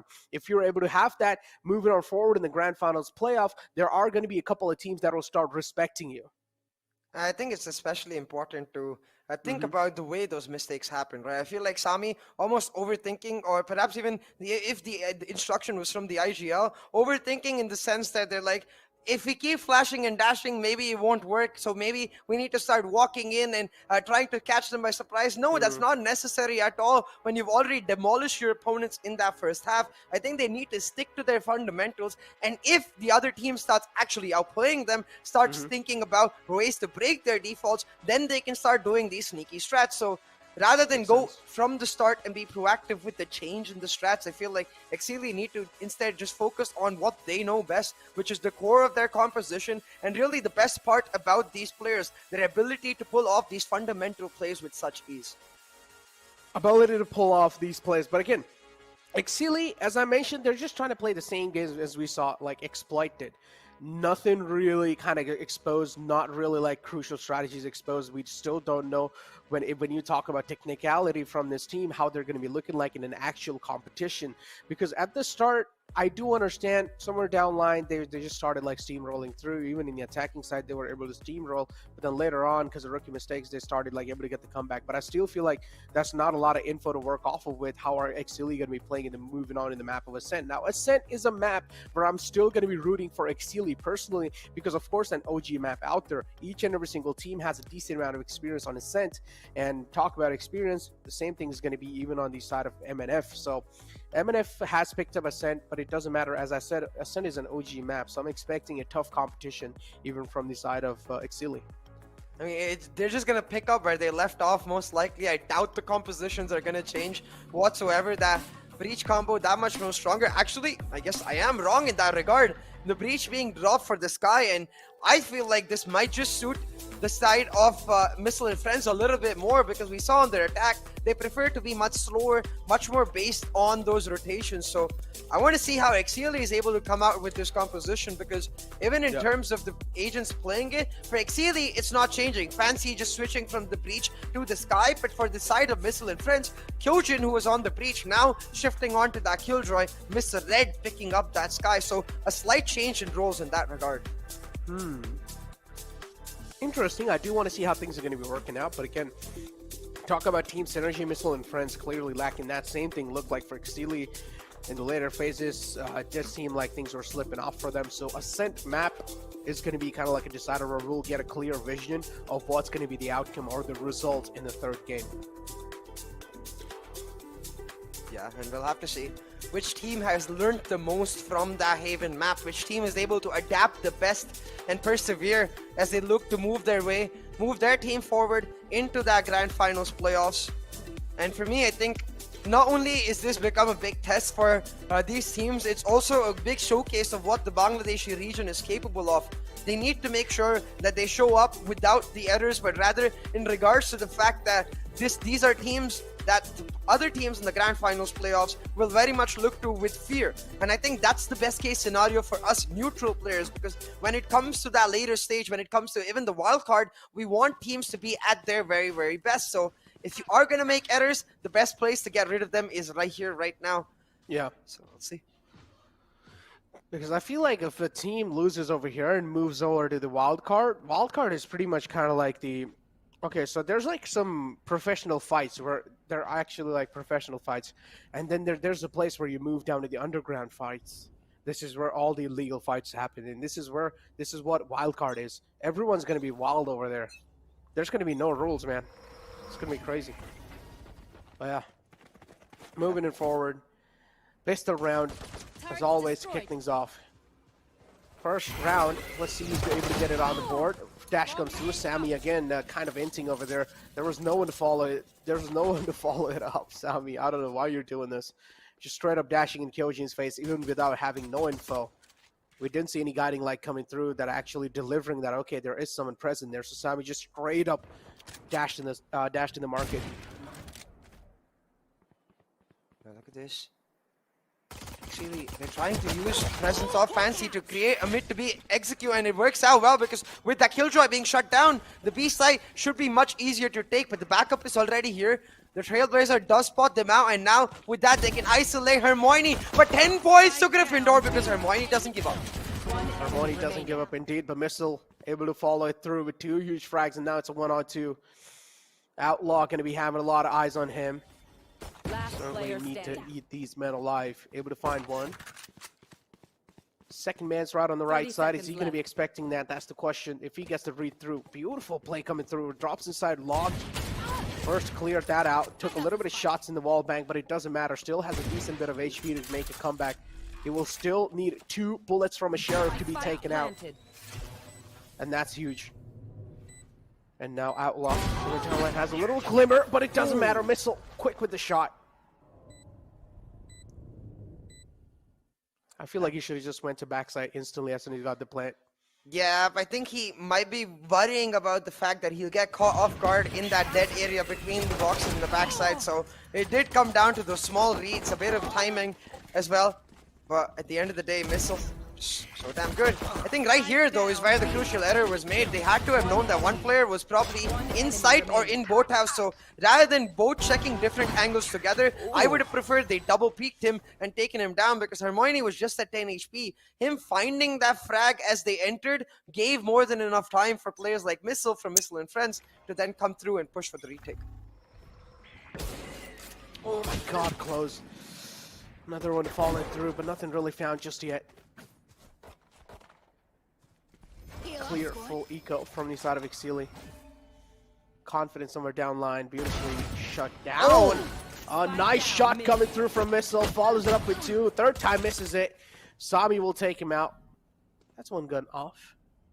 2 players are alive. They can try to deal a little bit more damage. Fantasy 9 can try and connect some insane headshots, but no, Pyro is just denying that. Fantasy 9 quite low. 1 enemy remaining. Need that back. And just as easily, Missile and Friends able to pick up that anti-eco, and now going on to the buy for Exceeli. The bonus for Missile and Friends with having just lost 1 weapon. Missed a few shots there, Missile, at the start of the round, but more than compensated with those 2 kills being picked up in that A3 entrance, the A catwalk area. And just like that, Missile now 5-1. He can go for the full eco because he has his Blade Storm ready. This guarantees him an operator coming through in the next round, which is going to be the true buy for Missile and Friends. This round's going to matter a lot for Missile and Friends, yeah. Similarly goes for Exceeli, but the confidence that Exceeli are able to show, even though competition got pretty close in the previous time, it seems like it's not phasing away, and Sami is just always getting shut down. Sami, you got to stop being so aggressive. Work with your team. I do understand you're a Jet player, but this is not a normal competitive game. You need to get your heads in. Missile with that cracked up shot will have all the eyes locked on the prize now. He wants to get this round on the board too for his team. That's a huge shutdown, man. Jewel is taken out. Kyojin able to follow with another one. He should be able to get third one, but no. Shoots cross restraint. He will shut him down instantly. 3-on-4. I wish Hermione had picked up the Ares. Could have done that spam much better with it, but it's not going to matter right now because Zolo just walking in blindly into sight gets caught at the butt end of a crossfire. Pyro taking him down, and this is starting to become disastrous for the side of Exceeli because not only are they in a position where they might lose the round, but they've already lost a significant amount of weaponry in the bonus for Missile and Friends. The round as well now gone. Missile and Friends starting to get rampant on Ascend, run away with this map. Talk about rampant. Take a look at this replay, man. This follow from Kyojin was absolutely huge, and I don't understand how Zola does not check on his right side. I mean, it's one of those angles that you're supposed to pretty much check and clear out. You're supposed to, even if you're the only man trying to clear it out. I personally, when I try to enter this A site, I try to jiggle peek through corners, and when I jiggle peek through left side, I instantly try to flick back and try to look at the right side. If there's someone in the right side, as I'm jiggle peeking, he would probably try to shoot my shoulder. He will get a couple of shots back, but still, at least I'll have a fair bit of chance to fight back.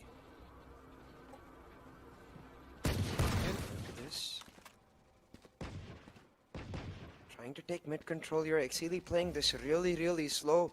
But the way they've left the spike, once again, trying to go for a mid to be execute. Hermione doing well to take down that turret. Personally, I love that turret because it gives you information on A catwalk as well as that mid area. So taking that down could be huge for Missile and Friends themselves. but the discipline is what I really appreciate. Look at the way they're playing on site, right? Looking for the pop flashes. Mr. Red, he finds the perfect pop flash, shuts down the A entry, and now he's got the backup with which he can just hold on to that A3 area for as long as he wants. There we go. Hermione. Shock dart comes through. Nanoswarm's inbound too. He has a recon dart available, but he exactly knows what's going on in the short. Everyone falls away. He has heard the sound cues. 4-on-4 situation. No one has the man advantage just yet, but talk about HP advantage. Missile and Friends clearly leading that. Trailblazer spots out the operator. Now they know it's on the back, pretty much on the back over here in the CT. On the defender side of the site. Hunter's Fury inbound to try and shut down the operator, but instead it's the Astra taken care of, and that's huge because now as the controller's not really in the game, this retake's going to be pretty much next to impossible. What started off as a simple trade by Shivs in the A3 area is now turning into a thrifty for Exceeli Esports. Shivs freaks, most definitely a freak with that Sheriff, Necro. Brilliant shots, all 4 of them with that Sheriff. Hats off, pulling back momentum for Exceeli Esports. And this Hunter's Fury is pretty key too, man. Even though he didn't really... This Hunter's Fury is pretty key. As soon as you shut down the controller, the chances of retake are pretty much less because you do need those smokes and those gravity wells when it comes to the Astra to try and flush enemies out of the position, or at least to try and block the enemy vision. So, controller taken out, retake possibility is pretty much next to 0. That's what they exactly realized. 3-1 is the score line, and finally Exceeli able to get around on the board. Missile and Friends, they're making it close. They most certainly are, Necro. But look at this now. Missile and Friends, they've got that key ultimate in that lockdown ready. I would have preferred to see Killjoy playing in completely defensive anchor setup because of that lockdown, but instead they're stacking on this A catwalk area. They've got their read that, hey, Exceeli keep coming back to this catwalk area to try and make a push happen, but it's a bit weird the way they're stacking because you can see they threw a nanoswarm to deny entry. Usually when you see that crossfire, they play it very slow without giving any information to bait the opposition, but because that nanoswarm was thrown, Exceeli is like, we don't want to commit so much, let's go somewhere else, and suddenly that crossfire completely useless. Crossfire is certainly useless, but again, as you can see clearly, a couple of players available in the defender spawn. And Missile, I do like the proactive move from him. He's still making sure that he's watching the flank. But until then, he has given away a lot of side control. But Sami, as always, just overextending, getting punished. I don't know why Sami is doing this. He needs to stop doing that. He needs to try and play with his team. I do understand he's got a lot of control, but doesn't mean you can try and make some heroic plays happen all by yourself. He needs to stay with your team. Guy moves in. Beautiful shutdown comes through, and Fancy able to follow it up with 2. That's huge. 5 seconds left on the clock. They're going for a plant. They will have more than enough time. Spike planted. And now the time's ticking. The defenders will have pressure. Now look at this with the heal coming through as well. Exceeli in a great position to finish off this round. 3v2 because of the Seekers. They know exactly where the retake is coming from. But still Kyojin managed to win one duel. A trade coming through will mean now all they need to do is double peek. Don't let him isolate the duels. And they do exactly that. Wasn't a double peek, but the trade was there immediately as soon as one player went down. And just like that, Exceeli, they pull back another round, and I 100% agree, Necro. This right here, Sami keeps making these hero plays. He doesn't need to because look at how these rounds are turning out. Last round, it was Shiv's Freaks really stepping up to help his team pick it up. This round, Fancy 9. Both of the initiators stepping up when their team needs it, and that's exactly what Sami needs to rely on. He's like, wait a second, I've got 2 initiators for me. They can give me a lot of information. Needs to make that push on the basis of that information, not on the basis of the fact that he's the star player. Look at that. Oh, quick frag. The gravity wells just creating so much problems. Sami finally able to do something as an opening fragger. Getting 2 frags on this board. 3-2 being the scoreline. It's just shock dart trades coming through. And I love this because finally we get to see a bit of a combo play, that Gravity Well, Zolo and Sami combining rather than Sami just trying to push and find dry peaks himself. But a key shot from Piror has made this a 3v3, Necro. Now Piror, I don't think I don't think he's been able to retrieve that weapon, Piror, so still an advantage for Exceeli considering the fact that this is an eco round for Missile and Friends. Just Crosser Interesting. Okay. B site. Right on the gates. We're trying to hold him off the gates too, but Crazy's already followed up to the logs. Shu was well right behind him, and no one's being spotted just yet. Hermione may be spotted a little glimpse. And the peek comes through, and will they line up? That's collateral right there. That's collateral damage right there. 30 seconds left. Hermione will single-handedly shut down this push. Should realize, yep, there will be a push coming from the back. Another attack comes through. Oh no, Fancy is just in so much trouble. And a thrifty round coming through from Exceeli and friends. Oh no! Oh my God, Missile and friends. It's just like, again, overthinking it, Exceeli. They have a 3v3 advantage in terms of the fact that the weaponry is in their favor. They don't need to be that sneaky or line up that much. You can see both of them looking different angles. They just give a free collat over, leave Fancy completely stranded, and a thrifty picked up for Missile and friends.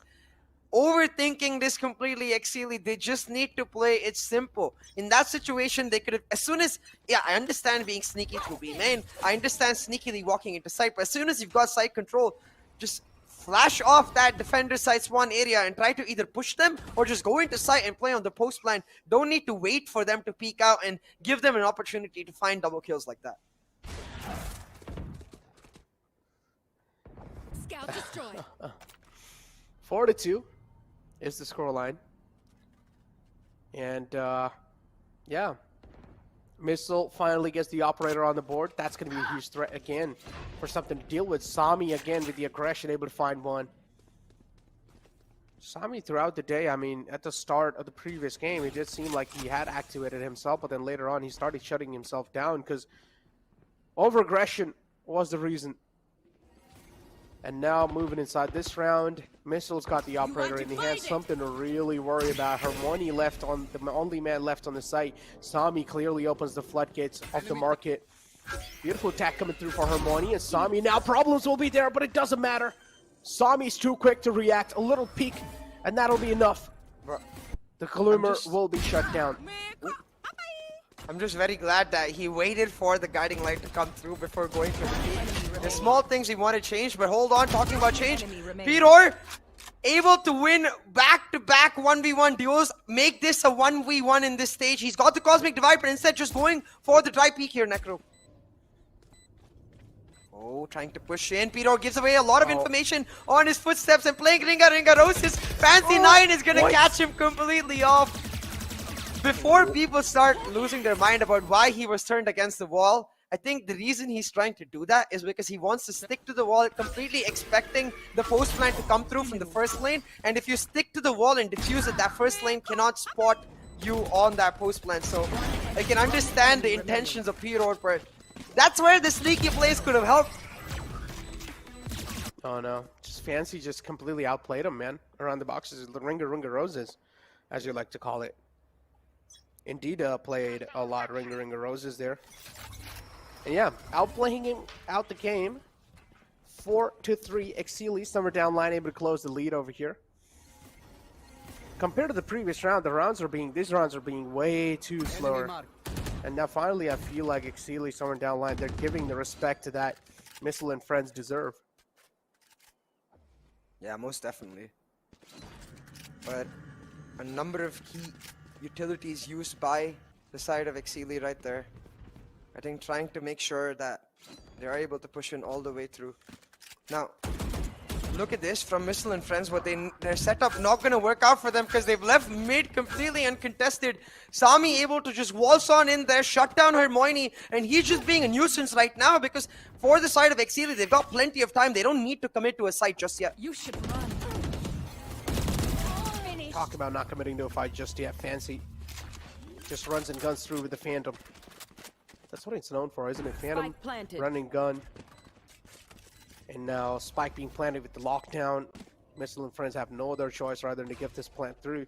Keep in mind, Missile and friends still have Trailblazers available. And I was going to say Cosmic Divide, but both of them now being shut down. Exceeli, they're able to make the bodies rain, and what? Fancy! Are you kidding me? Walks out in the open just like that. That's quite questionable, even though no one checked the defender's side. Yeah. And again, like setups issues coming in from the side of Missile and Friends. In my opinion, when you've got that Killjoy lockdown, you can play her on B side just completely defensive in that boathouse area with the idea that as soon as her alarm bot or her turret gives her some information, she can use that lockdown to shut down site. But instead, they're playing much more split up, allowing Exceeli to isolate them and pick them up one by one. And now a 4-4 scoreline. And this has started to become a bit of a trend, where last match it was Exceeli getting off to a strong start before fumbling and falling down. This map, even though it was a huge lead for Missile and Friends at the start, it's become equalized with Exceeli starting to push back, and now with the Seekers online for Fancy, they're going for a fast execute. Going for a fast execute, Fancy able to find one. Hero taken out, 4-on-5 situation. Exceeli, for now, will have a man advantage. 4-4 is the scoreline. They're able to equal as it out. And finally, I'm really happy to see Sami put a little bit of halt to his aggression. He's just taking things a little slow. He wants to play with his teammates. Zola crazy, the man in B main. He has an instrumental position again. If he shuts down this jet, but no.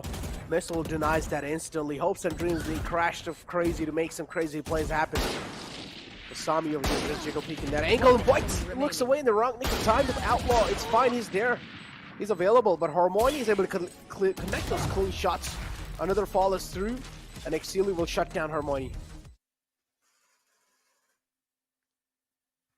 Just like that, Harmony shut down, and again, it seems like Exceeli are back to those fundamental plays where they are taking mid control repeatedly, but in the rounds where they've aggressed mid very aggressively, they're able to go to the next round, play it slower. This round, as you could see, rather the round right before this, as you could see, Outlaw coming on the late wrap while they hard executed that B side, making sure that when all of the attention of Missile and Friends is in one direction, Outlaw can pull off the lurk. And we talked about this, right, Necro? We wanted to see much more simpler, fundamental play from Exceeli, and while it wasn't there at the start of this map, I am glad that now it is back online.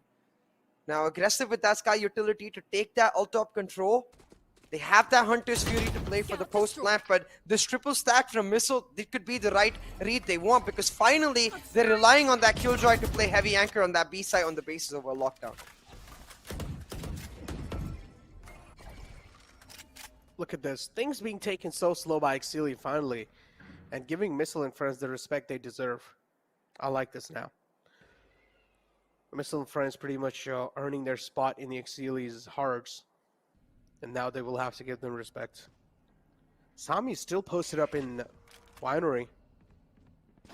So I'm pretty sure Sami's going to be having that itch of taking the early engagements and going for those duels. But for now, Sami's taking things pretty cautiously and slow. Nothing exactly yet, but the Spike's presence outside A main. The intention somewhere down line might just be clear, but no, the last second rotation comes through. And so the Spike as well now be rotated all the way on the B site. I do want to see how things are going to be looking like now. They once again left Outlaw on the late wrap from mid, but this time I do think Sami's going to join in, but already with Missile shutting down Shrivs, they've not got enough time to make that slow push happen. They got to pick it up. Oh my god. Oh my god. Missile able to line him up. And the Hunter's Fury comes out as well to try and stop the aggression or try and deny the plant through. Spike being planted, it's a 2-on-3, but still the advantage should be in the hands of Exceeli because now the retake for the side of Missile and Friends will be a little tough. They have the Cosmic Divide available, and I feel like this is the right time to use it. Try and block off the back site. Still, it's a 2-on-2. Pretty much a doable clutch. Looks away in the nick of time, and oh no, that's not really a good thing. And Piro will just easily able to clean it through.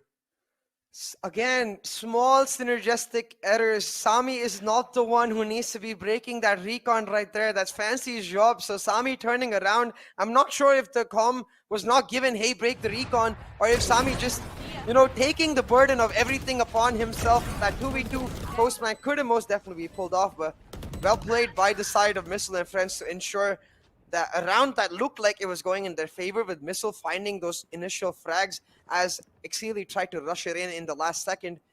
It did end up going in their favor. But now, for the side of both of these teams in that 5-5 scoreline, What's really important, Necro, is the momentum. We saw it yesterday in the Pakistan qualifiers, where once Exploit got a taste of that momentum, they did not stop. I think for both of these teams, they've been unable to do that so far on the map of Ascent. So finding that momentum can be huge, but this is the interaction I'm talking about.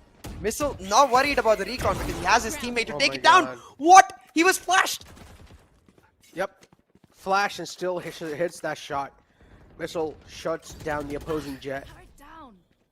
Duel has now been taken care of. That's a huge threat out the gate too.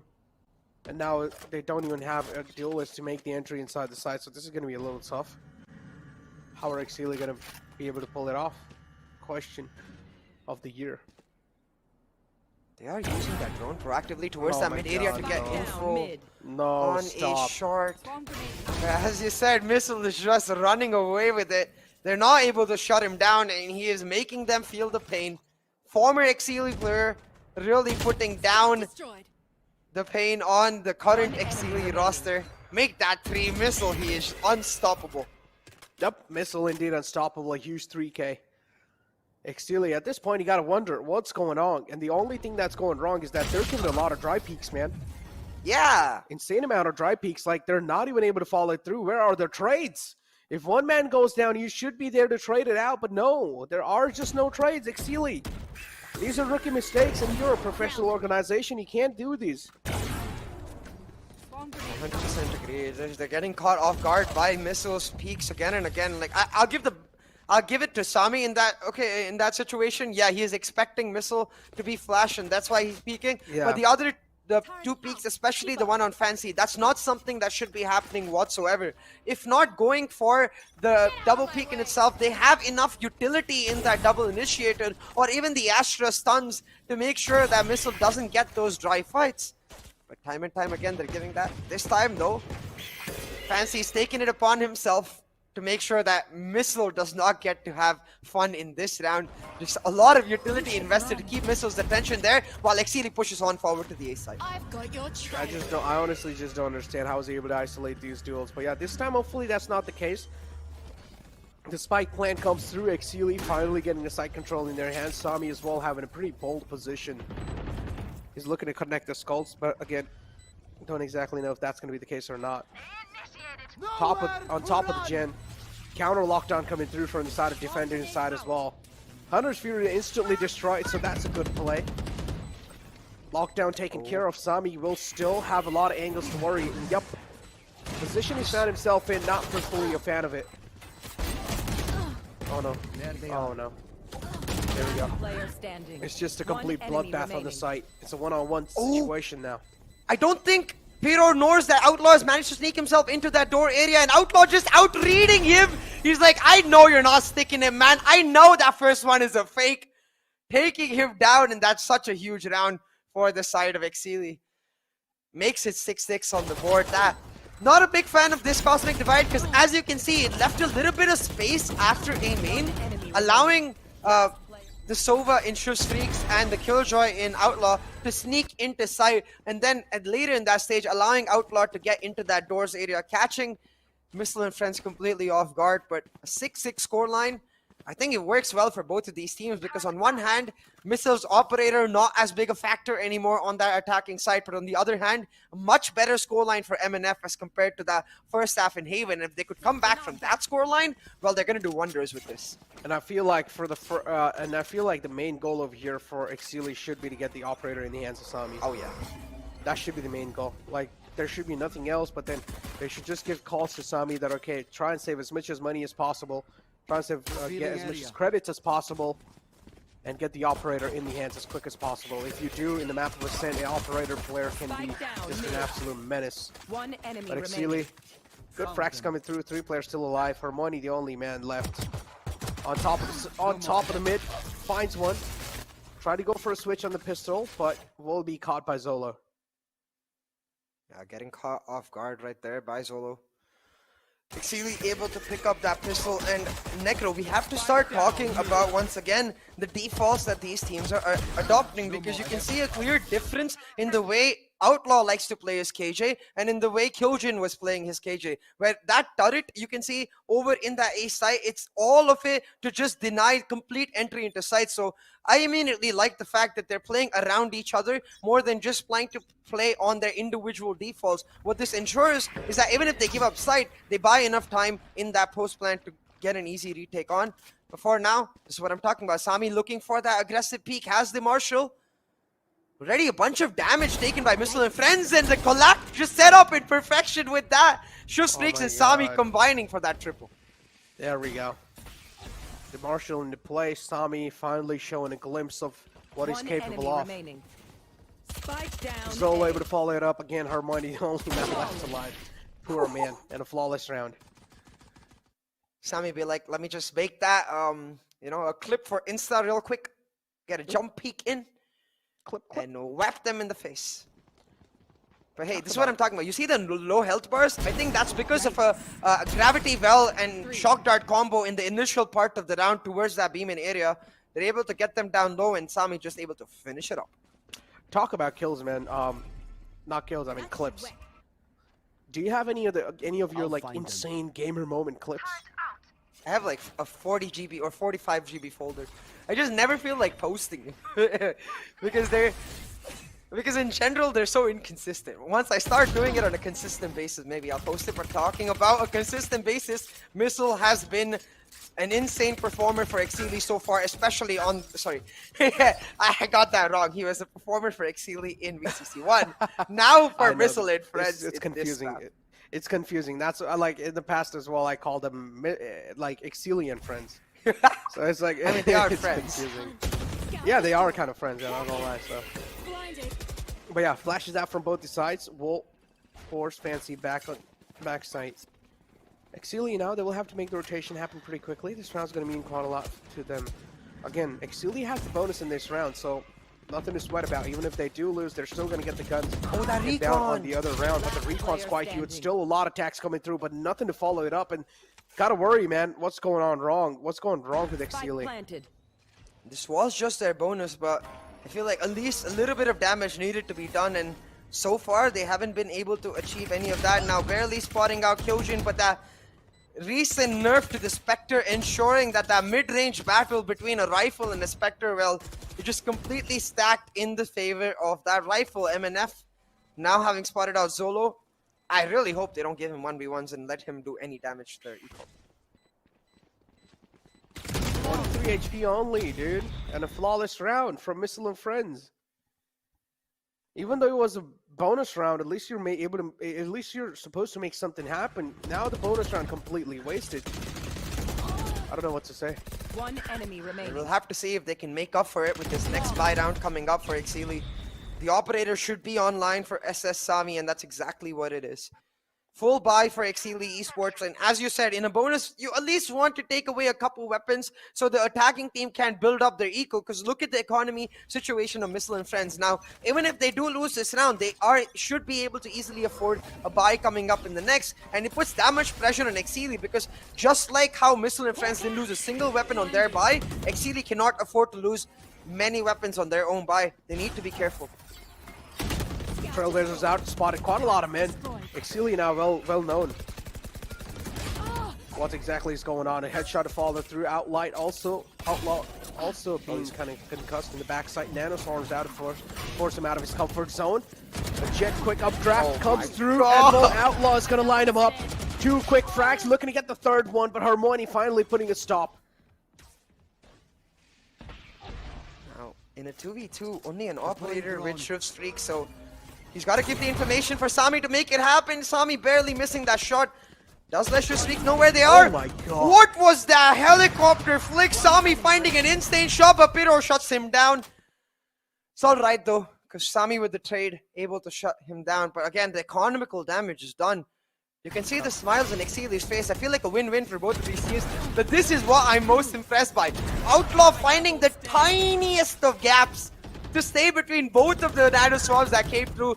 He's like, hey, you think you're a Killjoy main? I know the nooks and crannies with which I'm able to exploit you. Able to shut down Missile, because without that, I feel like Exceeli might have just lost that round, so Outlaw doing brilliantly, but this is what I'm talking about.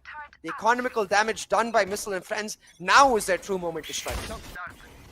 Indeed, the true moment to strike.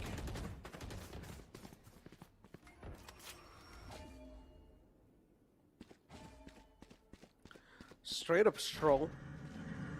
Again, Exceeli looking to find an opening. As I mentioned, he has the operator in the hand now. Oh, look at B-Man. In control, yeah, it's taking quite huge. Man gets spotted, it's Shuv. He's so up, but now they probably think that B-Man should be cleared, right? Or are they? Oh, they're still gonna Yep, check. they do. They hard clear that still. Fancy now taking out the gate as well. But no, Sami still has the operator. The star player Sami can make some star plays happen to stop this push. And only star plays are going to be able to like stop these push. If Sami's not able to pop up, it's pretty much going to be it. And I think so the call's being made to save. Spike planted. I really hope they don't save Spectres, because I do believe that's what the other two players have in Zolo and Outlaw. Besides Sami, I understand saving the operator, but a Spectre, not so ideal.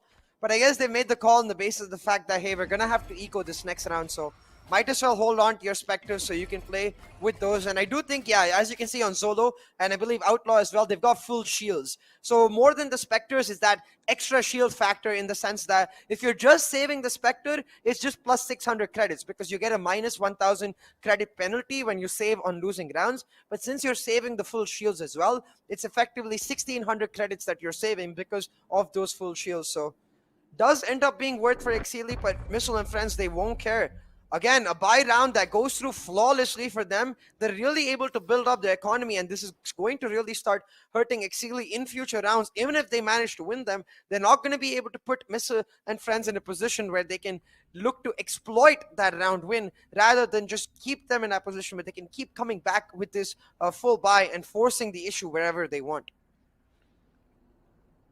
8-9 is the scoreline. Still, it's pretty close. Exceeli having a clear lead of 1 round. Not going to matter a lot, man. Exceeli, this round's going to mean quite a lot to them. Posted up in the mid. And Sami will need to find the opening frag. Hermione might just be the one to fall prey. Oh, he needs someone to break this recon. For too late on that Zolo will force Sami to back off from that position. Will mean that now with this information, all Missile and friends really have to do is back up and go for a hard A execute. But you can see the read is there from Exceeli. They're expecting the hard A execute, so they've instead responded with a 3-stack of their own. I wonder if this read might just work out, because once again, remember, this is effectively an eco. The Spectre was saved from Outlaw, the Vandal from Zolo saved from that last round, so not much investment from Exceeli in this round. If they do end up winning it, it's going to be a big blow to Missile and friends. 98 is the scoreline, as I mentioned. All 4 players stacked out. Actually, scratch that. All 5 of them stacked outside 8. Missile makes the dash in the side. Zolo follows up with 2. A Missile in the front will finally shut it down. 3-on-4. Missile with 2 as well. Missile is able to make some star plays happen for sure. Sami somewhere down line. Will need to start activating himself a little bit more. Shorty in the hand in the close range. He should try and utilize the operator over here in these situations. Recon's available now. Fancy can pretty much try. I mean, pretty much they can try and go for the recon, and well, this is where Sami will start getting the visual info, and he can start striking in with the operator. Both the players are posted up. He's gonna defuse. Under health. Is he?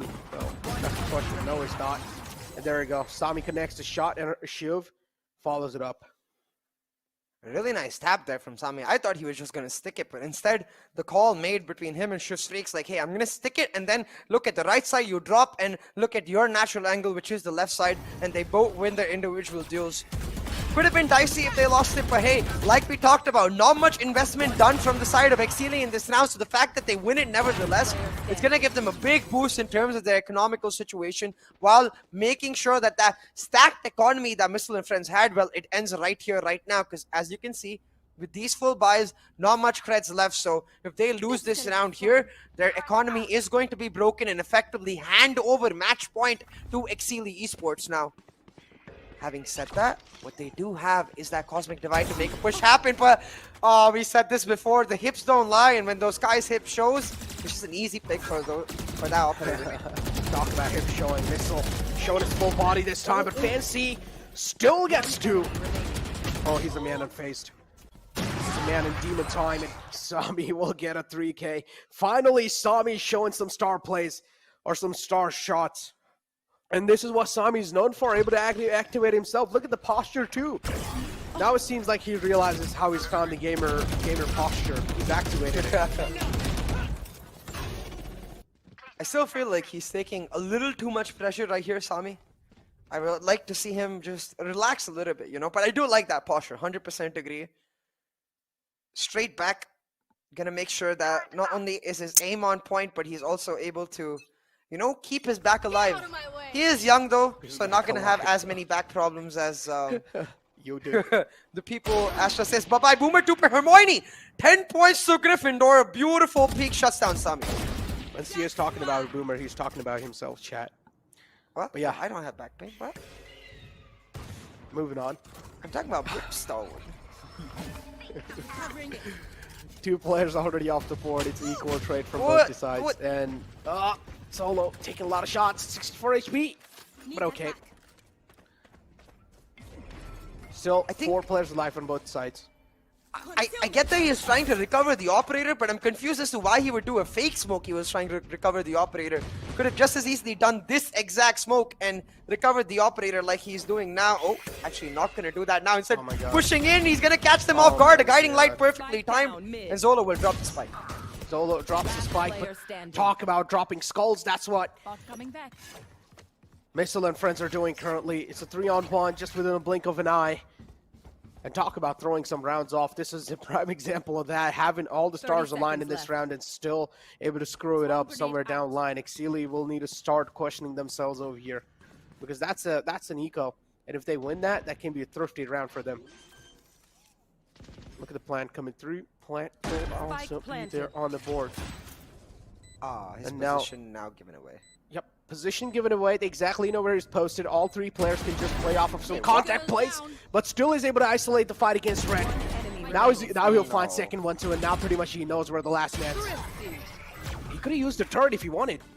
Yeah, I really wish, especially after beating that second player, winning that second duel, I wish he'd gone for the turret and then used that turret peak to play on the contact, where he was in a 1v1, but that turret could have given him the position to play effectively a 1v2 right there. And maybe even put the turret right in front of him in those 2 boxes on the site, but instead not doing that. And you can see the fact that even in the rounds Exceeli have won, it goes down to the wire. Most of their players end up dying, means they're not able to stack up their economy. And now, even though they just lost 1 round, one of their players not able to afford a full buy, one of their players stuck on the light shield, so Sami, he's really going to have to pull something off, but Hermione's got his number.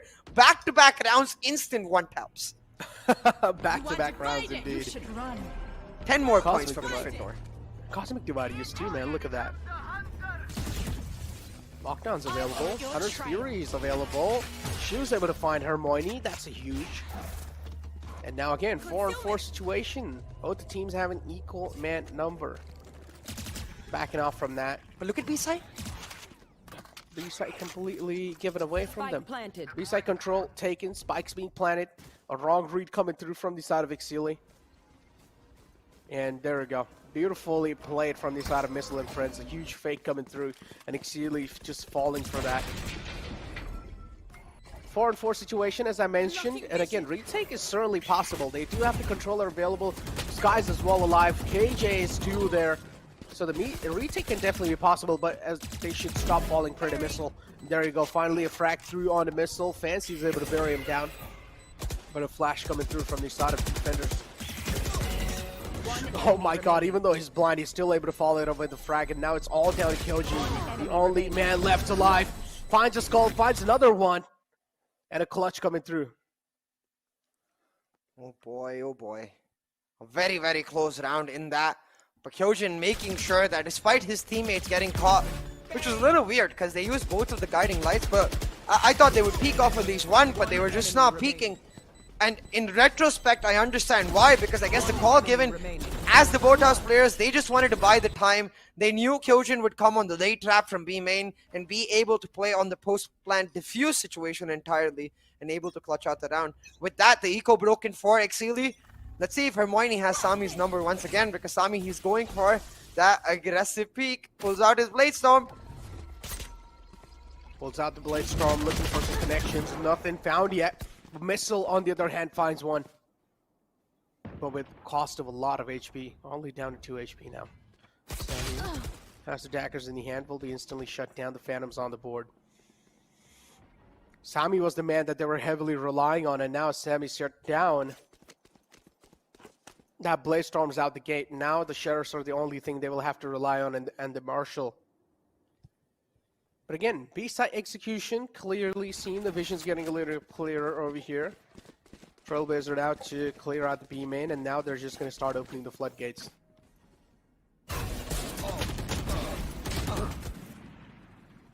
Really nice shot from Shiv's Freaks there, but that's all it'll be, because the trade ensures that they're able to take side. But look at this, Zolo still in boathouse. He might catch them off guard entirely. Drops a spike carrier, but again, a trade will ensure that Missile and friends very much happy with that situation.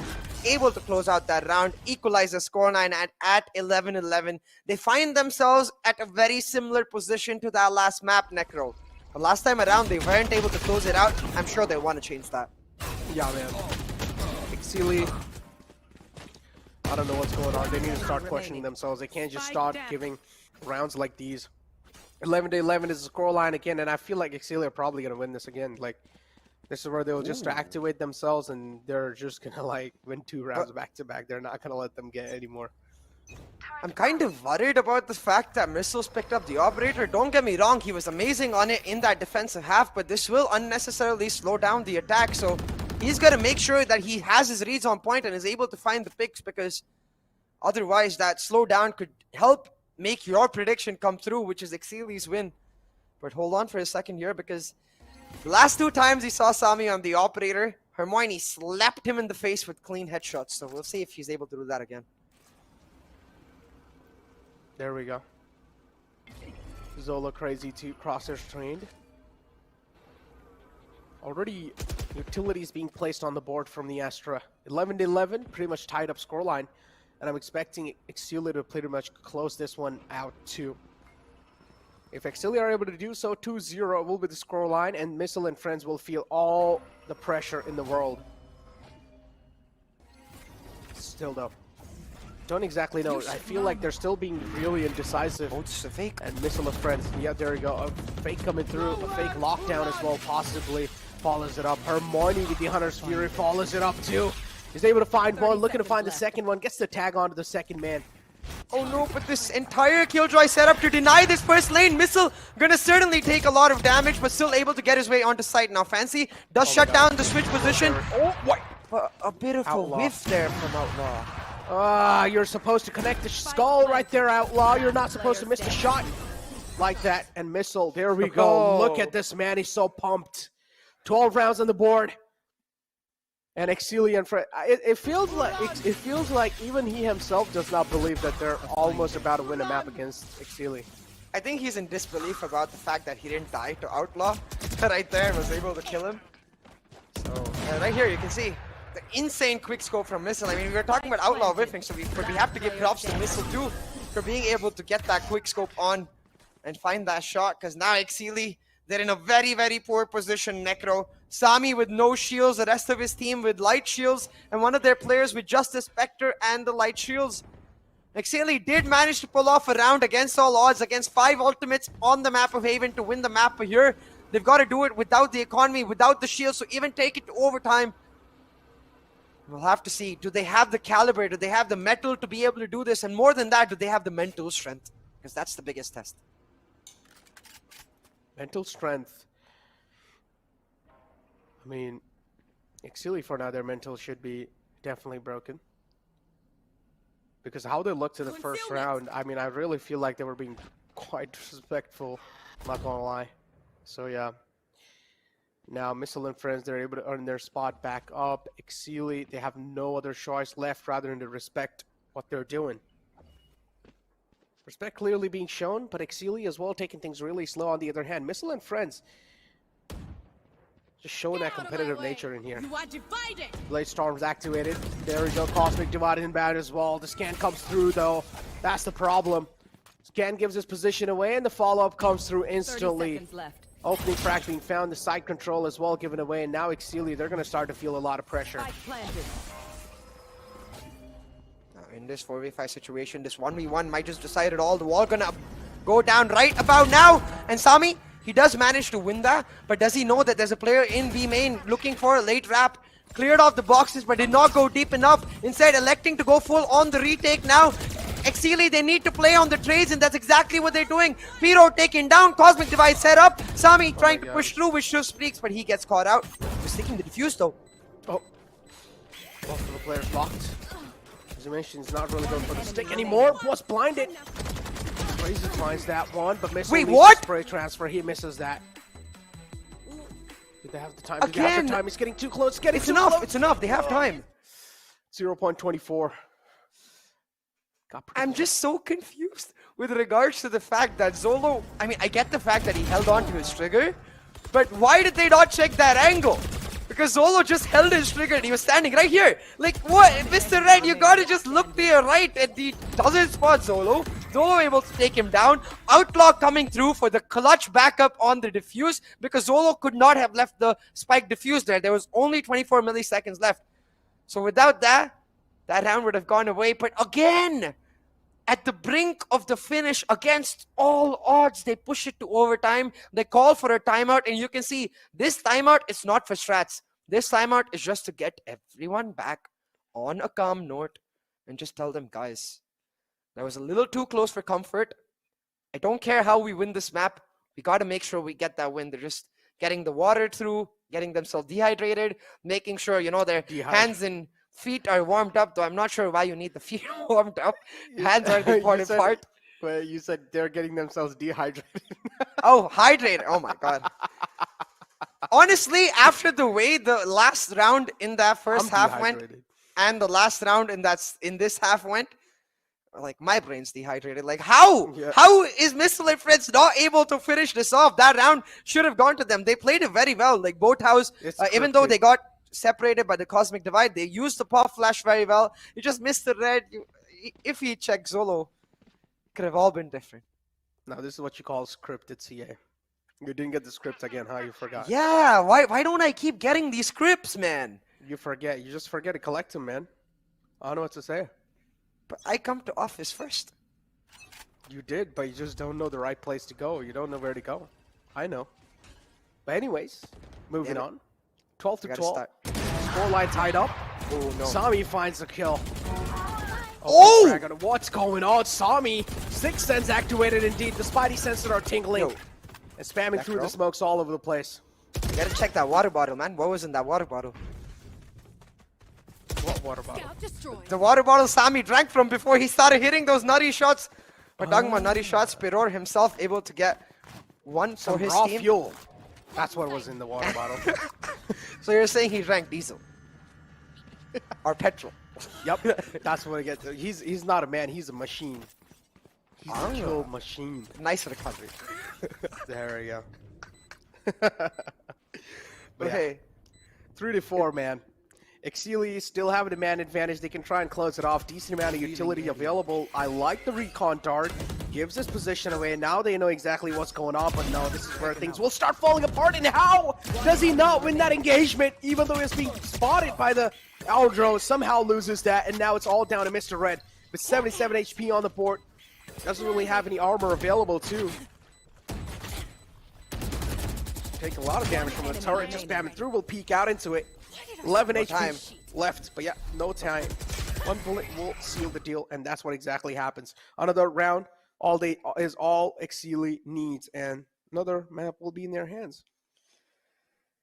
I feel like if this map goes into the hands of Exceeli, the only way they lose this series is if they hand it to the side of Missile and Friends, because the morale for Missile and Friends has to be at an all-time low when you push forward to those 24, in this case 26 round maps, where you're ready to win it all, where you're ready to push forward for the victory, and you fumble in that last moment. That gotta demoralize you completely.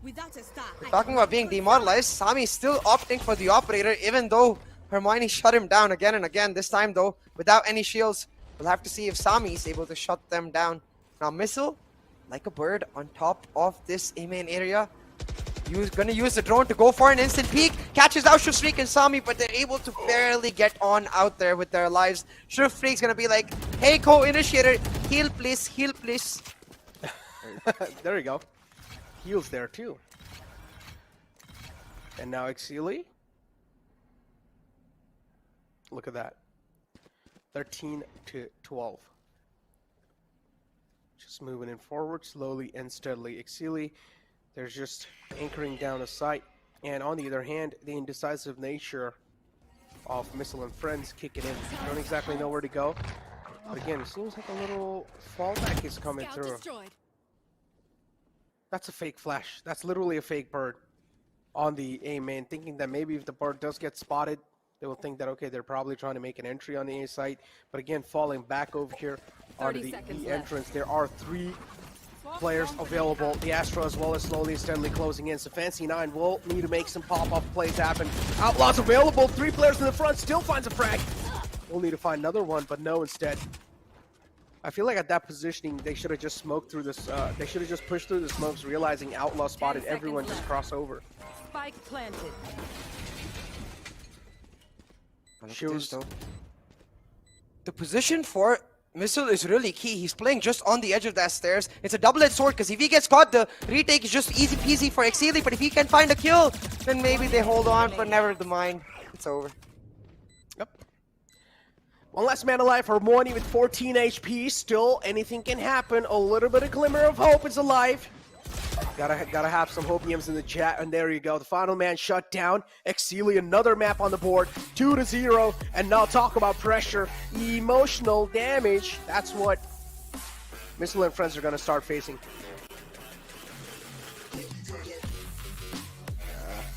Emotional damage indeed, Necro. And just some motivation being shared across the team, reminding Sami, hey, very well done.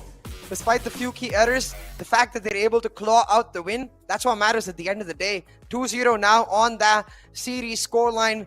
Exceeli Esports on the right track to get themselves into that Grand Finals playoffs. But boy, oh boy, by the skin of their teeth, literally Yeah. by the skin of their teeth. Got pretty close in the end, not gonna lie. Yep, by the skin of the teeth. And yeah, now moving on forward, 2 maps out the gate. As I said, you just didn't get the script, so I knew Exceeli are going to be able to close it out in the end of the day. Even though you got tied up, I saw you getting kind of worried. Okay, maybe what's gonna happen? Even though I said I still believed. I said Exceeli, you got the script. Got this. I got the script. Yeah, easy. I said Exceeli 3-0 is probably going to be the scoreline in the end of the day. But yeah, 2 maps out the gate. Now pressure is definitely going to be felt quite a lot from Missile and Friends, so I do want to see moving inside the 3rd map how their mentality is going to be looking like. But without wasting any time, I'm pretty sure we're going to be taking a look at the scoreboards, and this is where we'll find out who was actually able to pop off. We saw some operators plays coming out. We saw Sami at the starting just inting all over the place, so I want to see how things are going to be looking like. There you go. Take a look at the scoreboard. Missile with 26 frags on the board. Sami as well able to show himself up. Yeah, even though, I have to say though, even though Fancy's ACS is the lowest out of all of them, I have to give it to Fancy because not just in one half, but in both halves, he pulled out some insane rounds, insane on the retakes to be able to help Exceeli get that momentum going, feel the motivation, because I really do notice that for both of these teams, the morale is going up and down like a roller coaster. So those plays, we know how much of a difference they can make for that entire team. And for the side of Exceeli, I feel like they were extremely impactful. But again, in terms of headshot percentages, Missile and Friends just far ahead. Yep, Missile and Friends just way ahead, man. 19.9k, it's pretty much like 20k damage. And 32.6%. Again, I mean, just proving that they're way much more cracked aimers than Exceeli. But over the edge, you can clearly see the communication and all that stuff just coming through really well for the side of Exceeli. But still, the matchups are being a little bit too close to comfort. Yeah, a little too close for comfort, 100%. And at that point, it does become a factor of what's going wrong for both of these teams. Where, like, in the sense for Missile and Friends, in map 1, they had all these ultimates, but they just weren't coordinated enough on the retake. In map 2, they had the match point, they had the post blind, they just didn't check one key angle. And it ended up coming down to just 24 milliseconds, because of which they lost. So they're going to be thinking, guys, we most definitely deserve to get a win, but so far we're 2-0. So what's gone wrong? And if they can't find an answer in time for map 3, well, they're gonna have to go to wildcard. Look at this consistency all across the board for Missile 2, and same thing goes with Sami. So pretty much a equal performance being shown from both the lads. Neck and neck competition was there. Pretty much the duels of the operator. We saw them take out each other a lot of times. But yeah, scoreboard we saw clearly. We saw that Exceeli, they're able to exceed quite a lot of their limits. But again, headshot percentages where Missile and friends are able to show themselves up quite a lot, able to rely heavily on that aim duel and still able to get the score line so close. I'm still going to say that maybe moving inside the third map, there can be a huge chance that maybe Missile and friends will seal it. But again, moving inside the third map, it's going to be the pick of Exceeli, so I don't know what to say. Yeah, honestly, at this point, I don't know what to expect either because both of these teams, they're so well matched. They both have some amazing players and anything can happen, but 2-0 down in this series. I think Exceeli will look to finish it off in this next map. Exactly. With that being said, 2 maps out the gate now. Third map will be started right after this short break.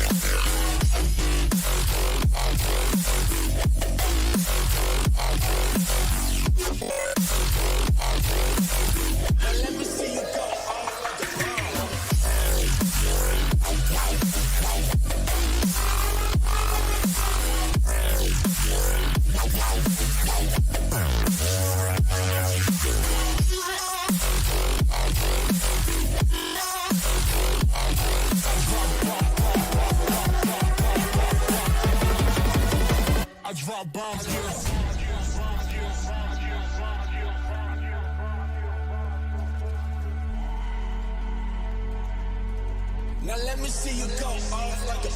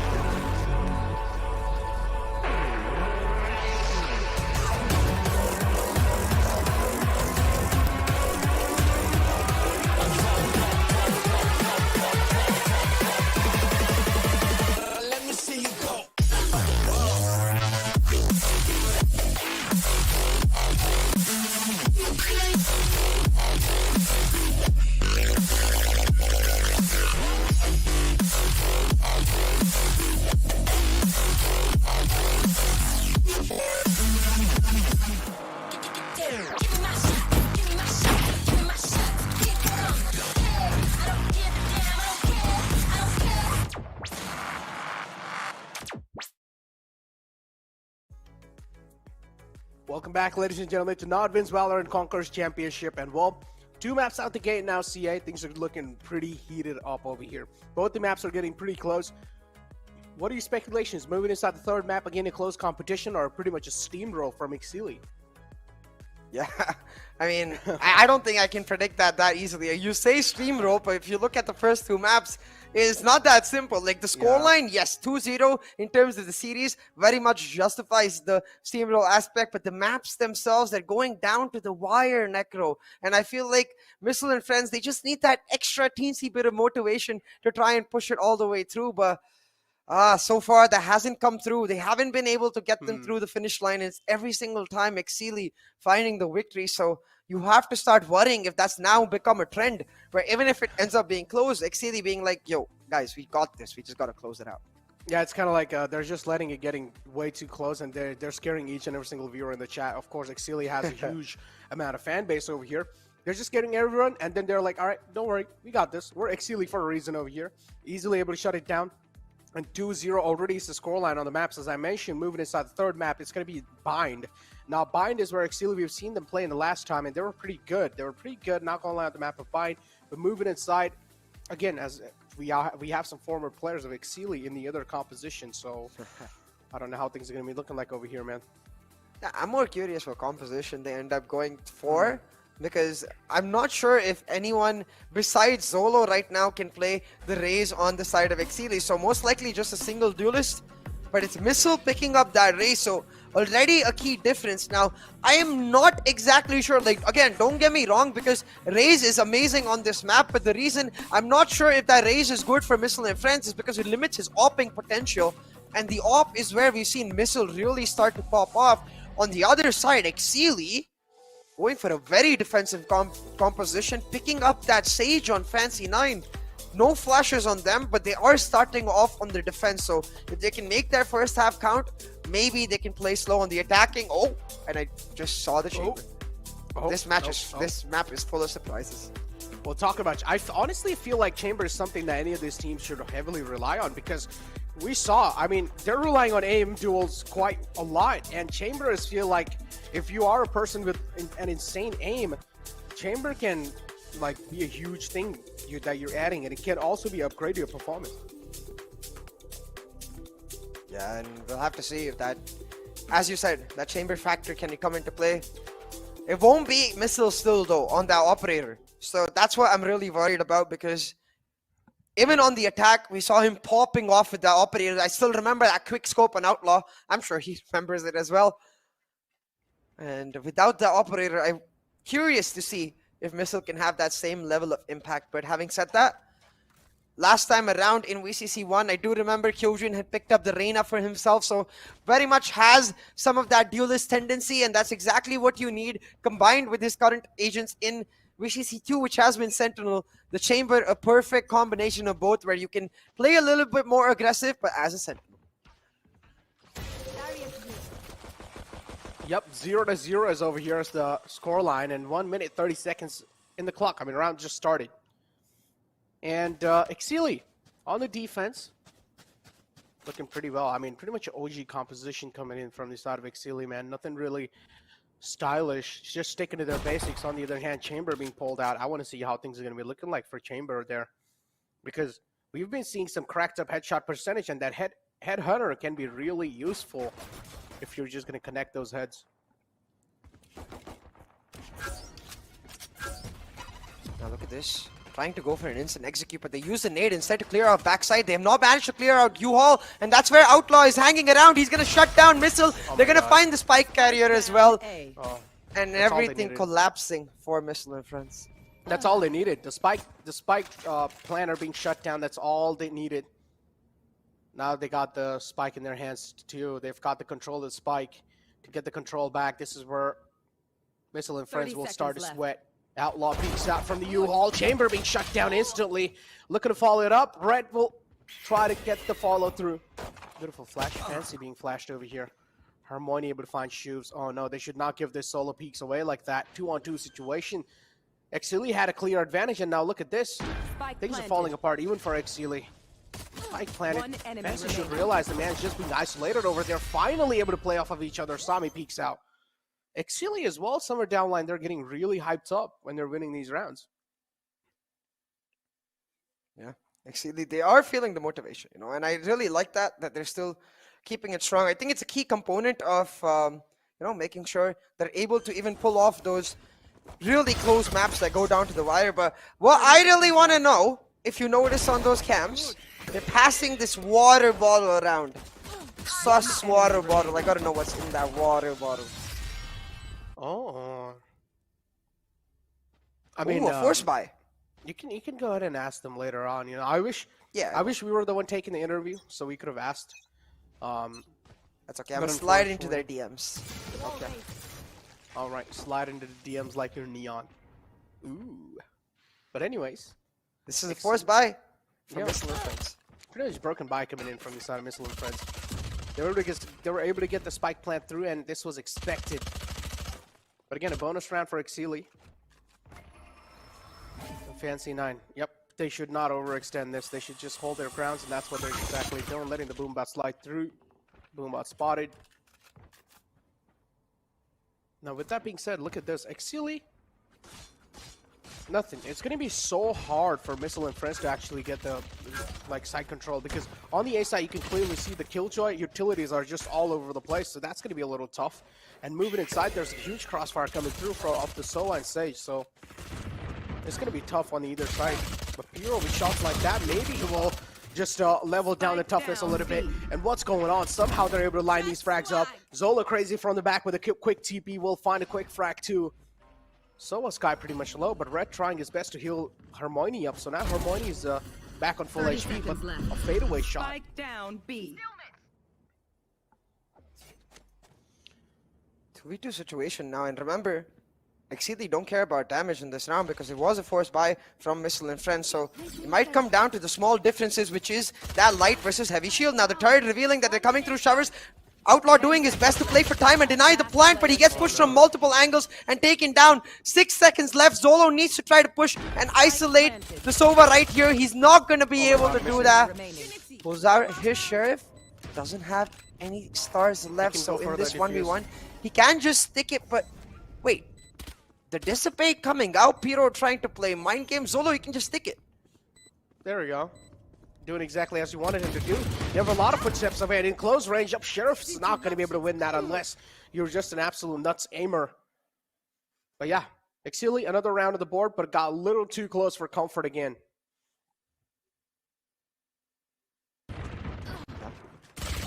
(2-0) for the side of Exceeli, but this is where a little close to comfort is something that they will take. I think getting caught off guard with the fact that Missile and Friends did go for that force buy, but Zolo able to make sure that not only did he drop that spike carrier in the first round, but once again dropping that spike carrier towards B long gave enough time to Outlaw to just delay and delay and delay, allowing Zolo to once again come through, clutch that round for the side of Exceeli, and now force Missile and Friends onto an eco. Considering the fact that Exceeli's biggest strength of this composition is that defensive half, if they lost that round, it could have been disastrous. But since they're able to clutch it on out, they're going to get a lot of momentum. 3 on 5. And Cosmic Divide available to CA. Exceeli indeed looking really strong inside this one. Bonus round going clearly in their favor. No, do not challenge the aim duel. Being a little too overconfident. 24 seconds for the heal. Shoes go for it though. Play off of each other, and beautiful shot coming through from Shoes. A flawless round. No guns taken off of their hands, and Exceeli able to get another round on the board. 3 rounds. They're looking pretty good. Oh, and you can see Zolo, he's like, guys, how long do I have to carry you guys? I got to now get some stretches in because, you know, I'm feeling the burden of the carry. 3-0, man. 3-0. Exceeli, pretty much. I mean, for now at the start, they're looking pretty good. But the second round, again, as I mentioned, got too close for comfort. Oh, and an interesting turret here. While yes, that turret does provide vision over both Shower as well as a short, it is quite a greedy turret in the sense that it can be quite easily taken down. So I want to see if Missile and Friends are able to punish that. Before now, playing the heavy anchor setup is Exceeli on that A side, using the wall to shut down Hookah, allowing them to play a 3-2 setup here. Now, Sami, waiting for the flash, playing on a flash dodge angle. It's going to be key to how Missile and Friends approach this, because once again, remember, for Exceeli, this is a bit of a bonus. Only Shiv's Freaks invested in his weapon, the rest of them just carrying on. So for Missile and Friends, not only is winning this round key with their full buy, but also while winning, making sure they don't give away a weapon too much. Trailblazers out. And there you go, the floodgates open as well. Everyone trying to flood inside the site. You hold position revealed too, so Outlaw going to play things a little safe. Trailblazer out too. Now it's definitely confirmed. A beautiful flash to follow it up. Missile will connect the shots. And now Exceeli somewhere down line. Their chances of them winning this round, they're fading away. Exceeli, 3 men only left to work with. Oh no, enters in the smoke. Hero opening really well. And they're just able to easily sweep it through. Look at that. Not a lot of HP damage done either, CA. Like a flawless round and a strong showing from Missile and Friends. Yeah, and exactly what they needed after that forced buy loss. Now they're going to be able to build up their economy and make sure that for Exceeli gets that much harder to shut them down. Because Exceeli themselves, not in a great situation. Shiv's Freaks, the only player who did invest in that last round, left in a situation where he has to go for a Guardian and Light Shields. And Fancy, on the other hand, stuck on Spectre and Heavy Shields. So the advantage now weaponry-wise in the favor of Missile and Friends. But again, what Exceeli have is their defensive utility. Once again, the wall being invested quite early to shut down Hookah. I understand the idea, because against the Raze especially, who finds it quite easy to take that Hookah, they want to invest it early. But I wonder if they can change it up once in a while, because as you can see now, it's quite easy for Missile to just break a portion of the wall and then use the Boombot to clear out Hookah, and they have to give it up anyways. Ooh, the tag coming through, getting tagged out. Oh, Missile. And look at Kyojin. Oh, a beautiful frag on Fancy 9. Shields follows it up with 2. Make that 3. Sami as well on the board now. 2 on 4. It's just a complete battle of aims, man. That's what I tell you. That's what I told you. Just an aim duel. Try to use their drone with a shock dart to shut him down. Sami only left to 10 HP. Cannot really go for aim duels anymore because the HP factor not really supporting him. Harmony, the only man left alive in the close, holding an off angle, but this time he will be caught. 30 HP to work with. Harmony's still able to do a lot of damage.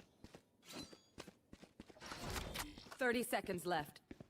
I know 1v2 situation. Harmony does have that Hunter's Fury to play post-plant, but he doesn't have the time or any information about where his opponents are. Backing up, the call made to save here. A little questionable for me, because he had the recon. Could have at least tried to find out Outlaw's position before he decided that. Because given the position of Outlaw and Zolo, very much possible to isolate the duos in that regard. But hey, making the prudent decision to go for the save. And we'll see if it does end up working out, because now Exceeli's eco is just going to end up stacking up. The rounds as well stacking up in their favor. I would say that for the side of Missile and Friends, even an 8-4 is a good scoreline because of Exceeli's stage KJ combination.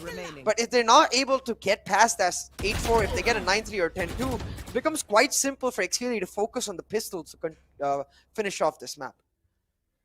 Timeout taken from the side of Missile and Friends. And now clearly do need this timeout, because currently, at least at this stage in the game, 4 rounds on the board and only 1 round for Missile and Friends. Really do need this, and to get their heads back in the game too. Viewer rewards, ladies and gentlemen, again, just to get you guys on the page. Every single person that is watching in the chat, all you guys need to do is just go ahead on your social medias and make a post saying hashtag VCC. And also tag at NODWIN Gaming in your post. And make sure you guys are subscribed to the YouTube channel as well, and you guys are active in the chat. And you guys will be eligible for the giveaway. That's a beautiful exclusive merchandise, and why would you want to miss your chance on it? But over here, Missile and Friends, nothing really heavy discussions, like just some chill talks here and there. I'm pretty sure they're not really calling out some heavy strats. Do not really overwhelm themselves. Yeah. Still though, you can see Exceeli, given the fact that their rounds are going down to the wire, still not able to get a full buy on. One of their players, I believe Shiv's Freaks, or actually, I think it's Outlaw, left onto a Spectre and Light Shield still, so opportunity here for Missile and Friends to push through, especially with the Cosmic Divide. They can try and use that to enter onto site. Now Missile clearing off Yuho, now trying to get in there so he can shut them down, but Exceeli with a smart call. They're giving up Yuho, they're holding on to Showers, but Sami is on his lonesome in a 1v2. He shuts them down though. Sami is like, oh, I get a fight, I take fight, I don't care. 1v2, 1v3, 1v4. Oh, there we go. And now it's a 5v3. Exceeli again having player advantage, and the intents are pretty clear. They just want to steamroll it through in the final map. Makes a lot of sense, right? First two close, and then the final one just absolute steamroll, because mental pressure also available on the Missile and Friends. And Exceeli, they're just able to punish them over and over again on the same factor, on the same note. One flash is still in the hands. Kyojin with a chamber has everything available. Turret out. Slowly and steadily moving in on the short area. 30 seconds left. Mr. Red finds one. Sami being shut down. 4-on-2 situation. Still, Missile and Friends, they have something left in them, and they just want to make this comeback happen. With this, there will be 5 rounds on the board for Exceeli. 10 seconds left. Oh, Red shutting them down is key, but again, this is the third round where Zolo's been able to find the spike carrier, delay them, and effectively win Exceeli the round. Zolo's frag so damn impactful. He's being so sneaky. And he really seems to have pulled up the sleeves, and look at this. Maybe even feeling a bit of that. I was going to say a bit of that heat, but it's actually the opposite. He put on the hoodie, so he must be feeling quite cold. 10 seconds left. One enemy. I'll tell you what, though. He might be feeling cold, but in this particular map, he's turning up the heat. Ooh, I like how you put it that. But yeah, 5-1. And clearly Exceeli having a dominating lead up till now, but I don't trust Exceeli at this point. Let's play. Because in the first map, what happened, I don't trust, even though they have the lead, they are pretty much well known to make some throws happen. And some inting will be seen soon.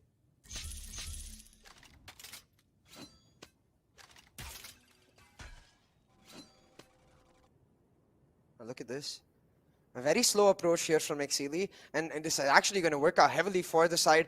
Sorry, from the side of Missile and Friends, and this is going to work out for Exceeli because this late drone gives them information that tour de force from Chamber is playing belong. Normally with their setups and with the drone coming out from Missile and Friends, they know that there's at least 2 players in hookah, and this allows Fancy to get a lot more aggressive. But some sort of spidey sense telling him to back off, and he does exactly that. Zolo on the other side winning that duel, allowing Sami to continue his vertical angle, and Exceeli just shutting them down and dropping them like flies. No. Shoofs! That shot was nuts, or was it just me? That was a pretty quick shot. And Apero, the last man alive. What's going on? Exceeli just proving them in parallel, just like how they did on the map of heaven. But after these kind of plays, this is where the mental pressure will start building up on Exceeli, and you do not want to let these kind of things happen over here. We'll also get the spike planted with only 85 HP and no armor on the board.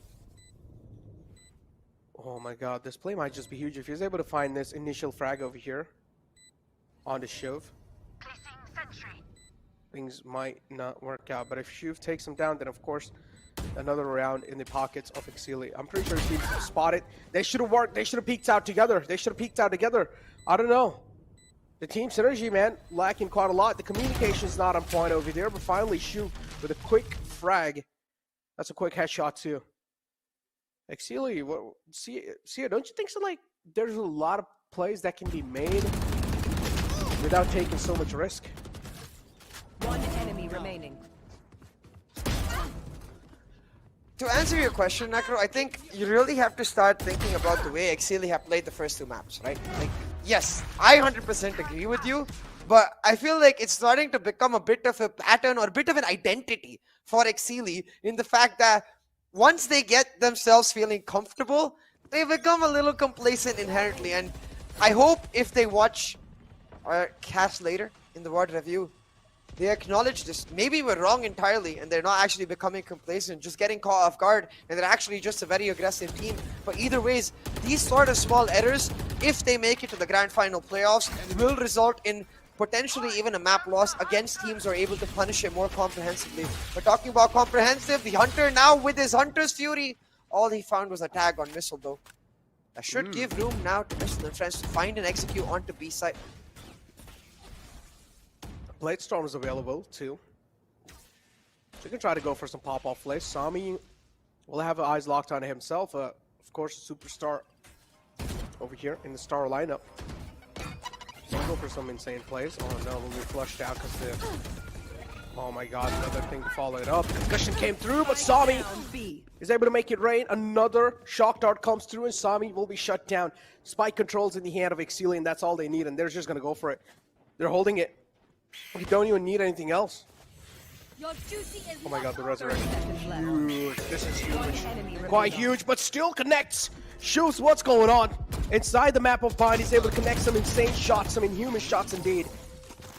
Shoes has to be like a huge success, has to be like a huge man behind the success of Exceeli, or such a huge dominating lead they're able to build over the team of Missile and friends. Spike down B. 30 seconds left. One enemy remaining. Again, I actually really like that revive because I feel like it gives Exceeli a lot of economical advantages. As you can see now, their eco is all stacked up. Sami's not even electing to go for an op just yet because he's been able to save that rifle consistently. But the minute he dies, I feel like he's just going to end up electing for that op. We're talking about economical advantages. Look at Missile. I am always concerned when I see a Raze without her boombot. Like, they're best buddies. They got to be together. Got to be together, indeed. Floodgates pretty much now looking to be open. Oh no, it's the judge. And instantly out as well, but Zola crazy. He's just crazy. He's not going to think twice. He's lining up bodies. 3K. But Kyojin as well follows it up with another 3K of himself. It's a 3-on-2. It's a 2-on-1 situation now. Kyojin left in a bit of a pickle over here. But he doesn't realize there's a flag coming through from the side of Sage. Is Zola going to expect it? Yashuv expects it, but a little too late to react. Kyojin might just clutch it out. A 4K on the board. Confidence definitely leveled up. And instantly, we also do see the Sage realizing the same thing. So now Fancy 9 will need to start making the rotation happen because still 45 seconds left in the clock. Nothing really happening on the A side. Fancy 9 will need to go back to B side, and yep, that's what he's going to do. In this 1v1, I think for Kyojin, it's really important to make sure that he's able to set up his teleports, but I guess not electing to do that so that he doesn't give away any noise. Instead, going towards long. The plant is for defender side spawn Necro. If Fancy just goes on towards the spike and sticks it, it's just going to be an easy defuse. Oh, but no, he's fully expecting Kyojin to come out from back. He's not going to look above him, and Kyojin coming in from the air. Oh my god. We'll find the ace that shut him down. Brilliant. Big brain price. Yep. Outplayed. That's all I can say. Outplayed. Round of the board, and after that ace, the mental should be broken of Exceeli, and this is where we'll see just rounds after rounds after rounds. This is where I'm expecting One enemy remaining. Missile and Fred to get a momentum started for themselves after that ace. Because that's what we saw with God Particles and GE, right? Kappa made that clutch happen with that insane 3K. Let's play. And when there's like some huge solo plays happening, it's like usually the morale and the mental kind of breaks down of a team. 4-4's inbound too, and up there we go. Judge will follow it up with a beautiful frag onto his enemy. Another one to follow it through. 4 bullets left on the Tour de Force. He cannot waste any more. Found them. Huge lead though still for Exceeli. They have a little comfort, they have a little safety cushion, but they should not just rely on it yet. You are divided. Oh my god. Oh, the Cosmic Divide is going to give them enough space to get the plant down, especially with that trademark trap set up. But look at the U-haul push. Oh, that was key. Missile winning that duel will make sure that now this retake is next to impossible. But Exceeli, they've committed utility too much. The lockdown going down as well. Could have been taken down with the nade, but did not happen now. One player detained. Out. Streaks will try to pull off the impossible, but it's not going to happen. The Kyojin ace giving Missile and friends the momentum they very much needed. That's what I said. This is going to happen. Mental will start to break down now after that ace in itself, and Exceeli, mental will start to shake, and that ace should not have been given in the first place. Some mistakes being made, timeout being called instantly from Exceeli, Zola crazy. That's a really good move. A really, really, really good move. Good job over there from the side of Exceeli. They really need that timeout to get their mentals off of what just happened in the previous round. Yeah, they really do need to get their mental back on track. And you can see, again, none of the players really talking as much. Outlaw giving probably a bit of motivation to all the players, making sure that they're on track. And this timeout, as you mentioned, it's not about the strats. It's not about the tendencies or even trying to use some information that they might not have been communicating properly. It's once again to calm them down. And this is a bit of a worrying trend, Necro, because this has been the case with Exceeli across all maps. Most of their timeouts are just to calm themselves down. So you have to wonder, do they really need that extra minute to calm themselves down? They are supposed to be the super team from Bangladesh. They are supposed to be some of the best players grouped into one team from Bangladesh. So yeah, in the particular round itself, they need to be able to rally themselves back, because maybe it will not affect them now. If you look at the way map 1 and 2 went, it will certainly affect them when they go to the grand final playoffs or even the wild card, depending on how the series goes. Judge being whipped out there from the side of Zola Crazy. Where is he playing? He's playing on the U-Haul. U-Haul, yep. It's where it will be most effective. I don't like this. Nope. Nope, Sami, nope. Realizing you have the most pressure, you should play things a little safe. Not go for some star plays and find an opening. Another mistake comes through. And Exceeli now will clearly feel the pressure through as well. The recon dart spots him out. Fancy's position given away. Trailblazers out too. Or actually Seekers out to give their position away. 7-3 is the score line, and slowly and steadily, I'm pretty sure Missile and Friends are going to get their grip back around the game. And Exceeli, they are starting to lose it. Spike planted, man advantage in the favor of Missile and Friends. Exceeli left with a decent amount of utilities to work with. Also have a recon dart available on the Sova. Exactly know where the Sky's present. Also have the recon dart, as I mentioned. So the judge can be an instrumental play for sure in this. But again, it's going to be quite risky, and I feel like they should probably just go for a save. Yeah, but Shufstreak is stuck, and he's the one with the better weapon. The judge is not what they want to save. It's that Vandal on Shufstreaks. There you go. Oh, smoke coming out to make sure that he's able to get out. But wait a second, why? Okay, I guess they're going to save that judge too. Fair enough. Electing to just go on that judge once again in that next round. But 7-4 already on that scoreline. We talked about this, Necro, and 8-4 itself would be more than enough for the side of Missile and Friends. And you're starting to see some of those mistakes Exceeli made throughout those maps once again start to pop up as soon as their momentum is broken. Sami going for insanely aggressive pushes. Normally it would be like he needs to wait for his teammates' utility, but they don't even have that this time. And that's going to really hurt them on the attack. They don't have that extra initiator. They don't have that co-duelist that the Jet could have, like a Jet Race combo to entry together. Sami's going to be feeling that much more pressure, but I like this. So sneaky. I like this. Yep, beautiful frag. A pick and instantly backs off. They're not even going to be able to follow it through because, of course, they're scared to judge. So, yeah, a beautiful thingy chamber at the gate now. That's the person less you have to worry about now. Blaze Storm is available in the hands of Sami, so he can again go for some pop-up moments. His position is revealed, and considering the fact that Exceeli have never changed their setup throughout this half, only the players, right? Like, they've always had 3B, they've always had 2A with the Killjoy playing A. Missile and Friends needs to start reading into this and enforce A this time instead of B, and I think that's exactly what they want to do, because look at Payror.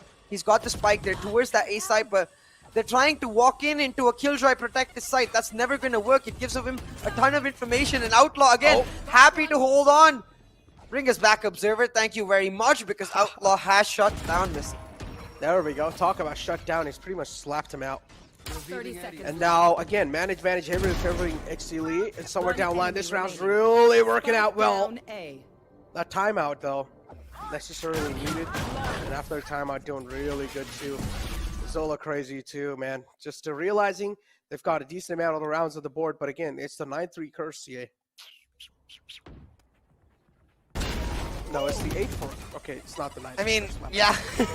I was gonna say, maybe Bangladesh has a new 8-4 curse after this map if Missile and Friends pull back.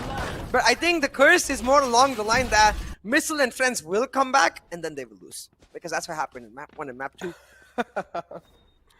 That's what I'm expecting too. But again, are they going to be able to come back? Are they going to be able to What come do you back? think? No, I don't think so. In this map, no.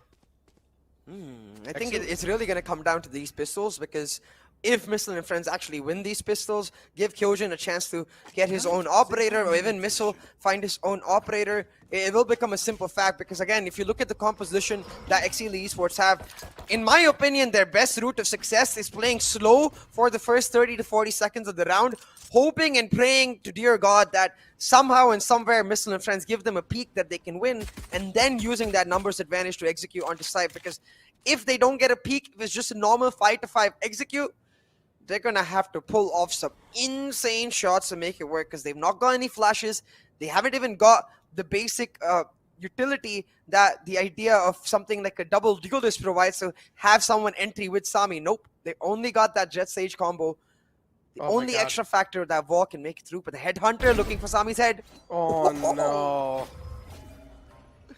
I was literally about to say, Kyojin is going to be the instrumental player over here for the side of him. And oh my god, able to follow it up with another one. The problem's the slow, man. They're not even able to follow it up with another frag onto his head. Finally out of bullets, and now he will have the classic burst. Oh, they're just able to line them up. They're just able to line them up. We might just see another comeback happen. It's pretty much looking possible. Oh, that nice wall. We'll give him enough time to actually go back to safety. That's all he needed. Spike is well in his hands, but he doesn't expect him in the sight. Missile will drop the final man. 8-5 is the score line, and I'm expecting another round as well to go in the favor of Missile and friends. So that should be 6. I have them. Yeah. This is the first time, though, across all of these qualifiers that I'm seeing the Headhunter truly being the Headhunter. Yeah. So, hey, props to Kyojin. That was some clean shots right there. It's always nice to see a chamber player able to use the Headhunter well, because it is quite a rare sight, not just in our region, but even internationally. Like, rarely have I seen the Headhunter being used to its fullest potential. Wardell does do it from time to time, but then again, TSM is not what you expect it to be altogether. They're not even in the VCT Challengers. But enough of NA and enough of EU. We're back to Bangladesh. Mr. Red helping. Sorry, shutting down Sami as soon as he tried to rush in, and that's exactly the case for all of what was that? Yeah, that was Anyways, so though, quick. I like how you're taking a little dig on the TSM there. Okay. Yeah, man. Wardle, I freaking love that man. He's like content himself.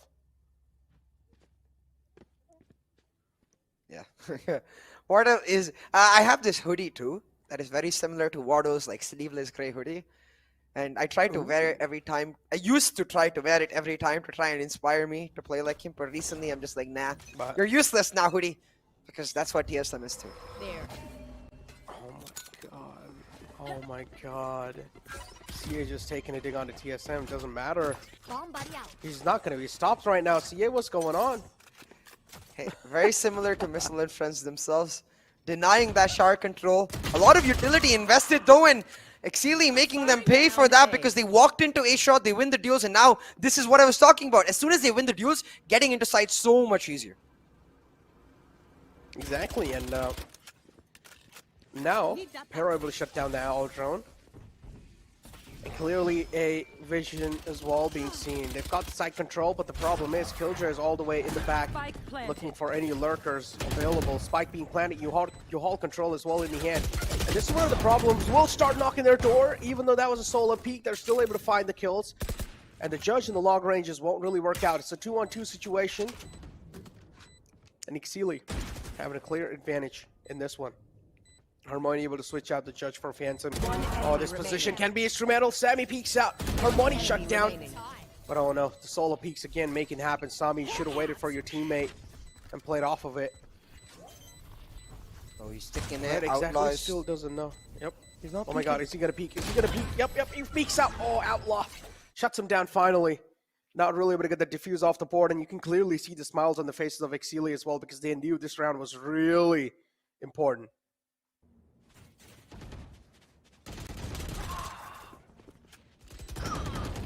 I mean, at this By point, the way, CA, you said you have the hoodie just like Wardle, right? Yeah. The sleeveless hoodie. But I mean, Wardell has muscles to show off. What do you have? You don't have muscles. I used to back in the day, and maybe by the end That's of this cap. year. Hey, I'm not telling you to believe me right now, but you'll see. End of the year, okay. You going to gym? Not right now, but right after VCC. Yeah, that's the plan. One of my resolutions for this year, along with the content. So the content part, I have started to fulfill. Now it's just the second one that I've got to do. Okay. When you start hitting the gym, let me know. Oh yeah. I'll join you too, man. I wanna slim down. I want to stack up. I mean, you're already stacked up, right? Decently, I would say. You're not that skinny. No. I'm not trying to become ripped. I just mean like in terms of that Wardell stuff, you know. Or I'd rather. I'm not thinking about Wardell really when I think muscles. Like coming from a League of Legends background, I instantly think of Tyler One. You know, he's ripped. Ooh, yeah. okay. You saw the recent Twitch Ravel that was happening. Oh, and yeah. There was a tug of war yeah. competition. Tyler One carried hard. Oh yeah. All the freaking people, he carried them hard. But yeah, moving on inside the round, finally getting our heads back in the game here. 9-6 is the scoreline. Not really a huge lead for Exceeli. Comeback is possible for Missile and Friends. But again, how are they going to be able to do so? Because Exceeli, they're able to stop the momentum over and over again that Missile and Friends are able to pull off. Now look at this. The way they're setting themselves up, I think they're going to look to go for a late push from the side of B, hoping that that turret gets some information. Outlaw just playing on that pure lurk, but he's so defensive. And so far, all they've done is give information over to Missile and Friends. Missile and Friends very much aware that there's a presence in showers, very much aware there's a presence in short. So this is what I'm talking about. As soon as they realize that there's no push coming in on that B side, they go for that mid-round rotate towards this B side. But will they be expecting that Sky to just be sitting in that narrow angle? Pop goes the flash and pop goes the head off Outlaw. I was just making sure Red didn't miss. Biff. What? Ooh, just trying to show off some moves, right? Throwing the gun in the house. Sky catching it instantly. Kyojin on the site. Looking to shut down the push, and he is going to be able to do so. The flood on the site not really there anymore. Beautiful shock dart from Shuvs to follow it up as well to try and his best to equalize the man advantage. But Kyojin is over here, and he can cause a lot of menace. On the site, anchoring it down. 3 players right on the board. And look at this, A-Stat flush there, but Fancy with the key positioning was only able to get one, and you can clearly see the frustration building up. Fancy not really happy with just the frag. Whoa, but hold on. Despite the heroics that started off this round, all of that chaos allowed them to go for this A plant, and now with Shivstreaks finding that kill, they're separated on the plant, which will mean all of the attention towards the Showers angle, nobody checking the Astra, who's the 2 plant diffusal denier. This round is crucial, Necro. Indeed, a crucial round. Exceeli, no, they're missing a lot of shots. Another shot missed too, and, well, they'll get the round on the board. Missile and Friends really needed this to keep themselves in the game, but still the pressure is going to be felt by Missile and Friends quite a lot. Because Exceeli just need one more map in the hands to seal the deal. Yeah, that round could have been huge in that regard because it would have hurt the economy of Missile and Friends to a large extent while helping build their own, because as you can see, several of the players of Exceeli were stuck on either on light shields or on Spectres, so now they're gonna have to go for that full eco without that round. And even though Zolo's been playing crazy throughout this map, I have to question why he revealed his position there, because at least the call needs to come from Shivstreaks that, hey, I've already revealed my position by winning that duel early. I'm going to try my best to distract everyone away from you. He had the recon too, could have used it to make sure that, to find out if it was a actual defuse or a fake defuse, and that would have ensured that Zolo could play slowly. But without that little bit of coordination, Zolo is never going to know that Shivstreaks has that recon. What is this? Outlaw maybe showing some special stress to Zolo on that phone? I don't know, but timeout being called for sure. A technical timeout, because all the mental damage that has been done inside this game. You gotta say it. You just said it. I don't think so I need to say it anymore. Nah, I can't say it in the truly cringe, funny way that you say it. Emotional damage. There we go. But yeah, technical timeouts on the board. I don't exactly know what's going on with Exceeli Esports, but I'm pretty sure we should be able to catch up inside the game again. But yeah, somewhere down the line, pretty much I'm getting flashbacks of the first game. This is where Exceeli just started dominating on the first couple of rounds, and now somewhere down the line we're seeing vision also getting clearer and clearer for Missile and Friends. 9-7 is the scoreline. 2 more rounds on the board, and the scoreline will pretty much be equalized. Yeah, this is a technical break from Exceeli. I think it is Fancy right here who's having some issues with his PC. You can see him being a little, what's the right word? Frightened. Like, hey, game, start working. I gotta win this map real quick.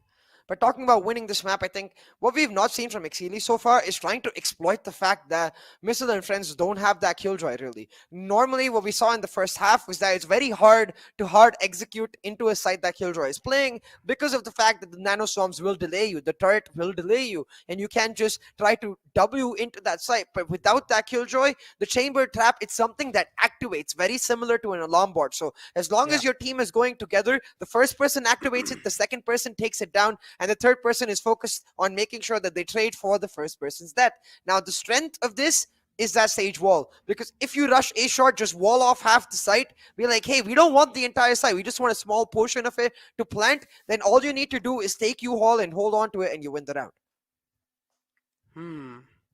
A lot of education being given by CA. But again, inside today, I mean, I do understand you're giving a lot of strats away. But over here, we're just seeing a lot of aim duels, CA. Yeah. And not a lot of strats being used from both sides, and I don't exactly know what's the reason for it. Maybe I just feel like there can be so many key factors, not just when it comes to site executions, strats. I just feel like we're not seeing any trades happen over here, and no one's playing off of each other. We haven't seen a double peak even once throughout this whole best of 5 series.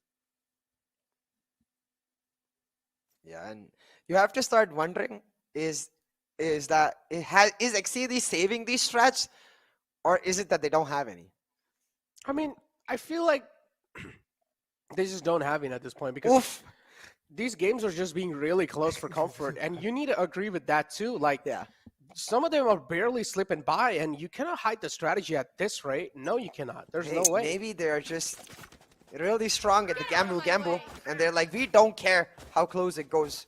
We will save it. Highly unlikely, I will say. I do agree on that regard, but talking about things that are highly unlikely, you're rarely going to win against that Tour de Force Shuv's Freaks being shut down. As soon as you hear that voice line when he pulls out that ultimate at the start of the round, you got to make sure you don't dry peek. But then again, such is the weakness in the composition of Exceeli. All they can do is dry peek.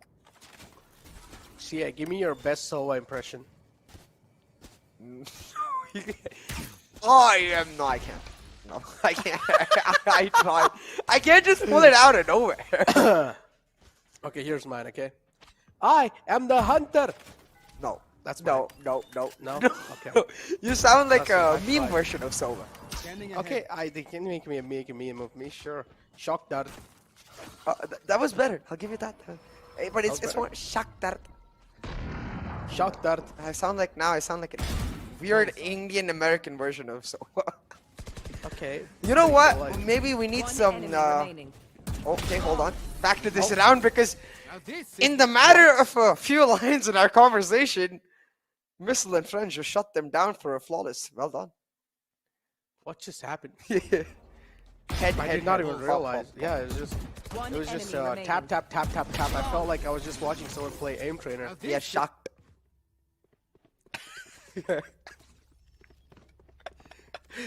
Yeah, indeed, shocked after looking at the scoreline. Yeah, 9-8, man.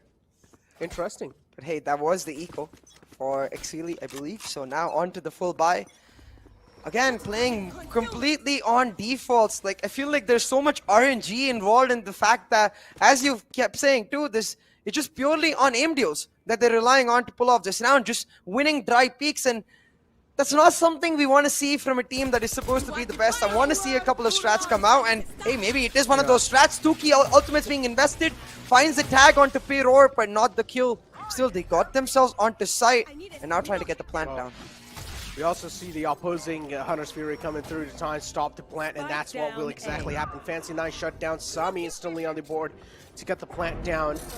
Missile's presence being spotted in U-Haul. That's not going to stop him. Missile still satchels on top of the truck and will shut down Sami. Now it's a 3-on-4. Missile and friends having a clear man advantage over here, but still 3 men from Exceeli can play it off pretty well if they try to play it off of trades or either just play off of contact play. But that's not the case over here. Missile is just single-handedly able to collect these frags. And there we go. Missile with a 3K. He's just single-handedly able to shut him down. And Showstopper being used too by him. Look at that. Clearly you can see. Flex. That unit is just Easy like flex. float in the air. Wait, okay, I thought for a second they might just overflex and not diffuse, but we talked about this, Necro. I'm feeling the deja vu. Missile and friends come back 9-9 on the score line from 8-4 down. But the question mark still remains, because they did this in map 1, they did this in map 2, but they were not able to close it out. Now Kyojin's got his operator. Exceeli are on an eco. Surely Missile and friends will not only take the lead, but get into the driver's seat to finish off this map and take us to map 4. But I say surely, and then I remember map 1 and map 2, and I'm like, wait a second. 9-9 as well on the board, man. Also have a little nade in the end. Exceeli, look at this. Zola crazy moves in forward. Koji able to find a kill. 2 frags already on the board. Exceeli now will need to start to wonder. I feel like they need another timeout.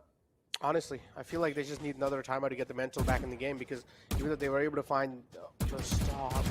Imagine if he landed that jump shot. That would have been absolutely insane. They're still moving around. That's when you just instantly message your editor, be like, yo, clip that! Clip that right now. We're talking about clips, Missile shutting down Outlaw. I'm not sure if it was a clip-worthy shot because we didn't see it. But we do see this, the Hunter shutting down his co-Hunter. And just like that, Exceeli, they've crumbled, Necro. They fumbled and they've fallen. Crumbled and they've fallen. Exceeli, Fancy 9, the only man left alive. All-Stars lineup. Certainly looking pretty shaky right now, not gonna lie. And they will have to start to get some strats on the board. They will have to show some serious gameplay because, again, before moving into the grand final playoffs, this is where you're probably going to get your best chance against the best of the best players in your region. Still a drive-by comes through from Fancy, able to find 2. Yeah. Easy claps on the drive-by. But I'm still terrified, Necro. I'm terrified for Missile and friends. It feels like the more success they get, the more scared I'm going to get. Because of map 1 and map 2. But hey, talking about success, right now, the monies is flowing. I'm telling you? Oh, no. I'm telling you right now, Exceeli are going to win this round. Are you sure? Because look, they've got that double operator set up for Missile and friends. Watch. Just watch. Okay. They're going to win this round. That's what's written in the script. If this doesn't happen, the players are moving out of script. Oh, that might just be the case because Solo is shut down. And the drone is not getting much information. The revive does come through and Mr. Red is isolated. He's going to have to give up elbow control and just like that site 2. But the spike is actually all the way A. So Exceeli, are they miscoordinated or are they just... Oh, no. Talking about miscoordinated. Oh, I feel you, Missile. I've done that myself plenty of times. There we go. Pyrrha, I'm pretty sure is not going to be expected over here. Peeks out. Lines up 1, lines up 2nd. Certainly off the script. Kyojin with the 2nd operator in the hand. Still will be found by Fancy. Peeks out of the Pyrrha's crosser. Just the proactive nature right now coming in from Missile and friends. Is catching Exceeli off guard. 1-on-3 clutches needed to get the round in their hands. 2 players already pretty much present on the site. I don't like the position Zola's found himself in. 71 HP to work with, not to really have a lot of HP too. So Zola pretty much now will have a lot of pressure on his shoulders. Hermione spots him out. The defense is being stuck. And so we're down line. The players are moving off the script. Okay.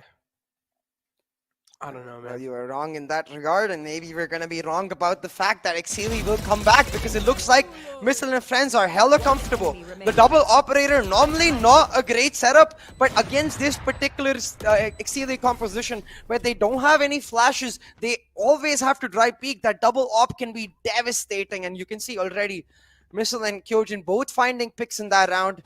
Exceeli, their economy broken. Surely they can't come back from this. Surely. Surely they can, but look at this now. Sami peeks out. If he finds this insane headshot, I would actually be a huge fan of him. Here we go, just following it through with the operator. Destroyed at all. A quick flick on Fancy will shut him down, and now another man's right there. This is what I'm saying. They're just not getting the trades, CA. They're just letting these solo fights happen, and they're relying heavily on their aim, and this is what I don't like personally. But there you go, Exceeli finally getting the side control in their hands. The Cosmic Divide coming down will give them enough space to finally get the plant down and recover the weapons, the latter being the key, because it's the weapons that's going to be able to help them close out this round. And I feel like I've almost cast the curse, Missile and friends. I thought surely the comeback can't happen from Exceeli, but it looks like they might just make it happen. They might just make it happen because lockdown's inbound too. Missile will be detained. Yep, not able to satchel himself over. Detained. Exceeli now has a lot of time to work off. Look at Solo. Even though they don't have the guns, Solo has a really instrumental position. And if he's able to make something happen with this little pixel that he's found himself in, oh no, he should not have spammed through the smoke. Spams in, but Defender still won. They just stick the defuse. 12 rounds on the board. And what? Missile and friends. Oh my god. I don't blame Outlaw in that position at all. I'm not sure if I saw a single ping on the spike. Come on, guys. These are basic. Oh, this shot, by the way. Ooh. Imagine if Sami does not peek there and Missile does get detained and then Exceeli win the round. Some key errors being made by Exceeli Esports. Despite getting themselves into a winning position, they lose that round. And boy, oh boy, is it going to hurt. Look at Sami, man. With only 9 frags on the board, I mean, he's a duelist. He's supposed to do something over here. Sami needs to activate himself. If at the end of the game, Sami's not able to pop off, a lot of questions will be raised on him and also the roster that they have. Oh no, Zolo. You said this is a mixture of all the 5 best players in this region, right? 4, 5. So they haven't been able to find a stable 5th. Maybe Outlaw is that stable 5th, but to really prove that, they need to come back in this map, secure their spot in the grand final playoffs, but that's easier said than done, Necro, because right now, especially with the Tour de Force online, it looks like Missile and friends in prime position, but the stun comes in, they shut him down, and Sami, you wanted him activated, well, you certainly got it. Yup, write it down, just terror, man. This is what I needed, Sami. Seems like he definitely heard me, and he's like, alright, Necro. Here you go, this is what you really wanted. And imagine if Exceeli are able to make a comeback happen, like a 12-12, this would be insane. Talk about mental being broke down, this can be one of the most prime examples of that. They're definitely able to get this another round on the board. I mean, even though Harmony finds one on the shivs, that shouldn't really affect them quite a lot. A beautiful double peek coming through from the side of Exceeli. Finally, we're seeing a well-coordinated Exceeli over here. Yeah. We did see Sami Sign yawning. of worry, man. Look at this. I did remember Sami yawning a little bit at the start of this map. Maybe now his teammates are like, yo, they're at match point, bro. Can we not right now? Can we get it done, please? But again, like I have to point out, it's so weird that Fancy is in showers with the wall when Sami is taking U-Haul so easily. If that wall was towards that A plant area, it would give them so much more room. Now it doesn't get punished in that previous round, but it could just easily. But talking about getting punished, look at the economy situation of Missile and friends. Hermione is stuck on a judge. They don't have as much money to buy full next round. If Exceeli actually win this round right here, right now, that overtime looks so much more plausible, so much more likely.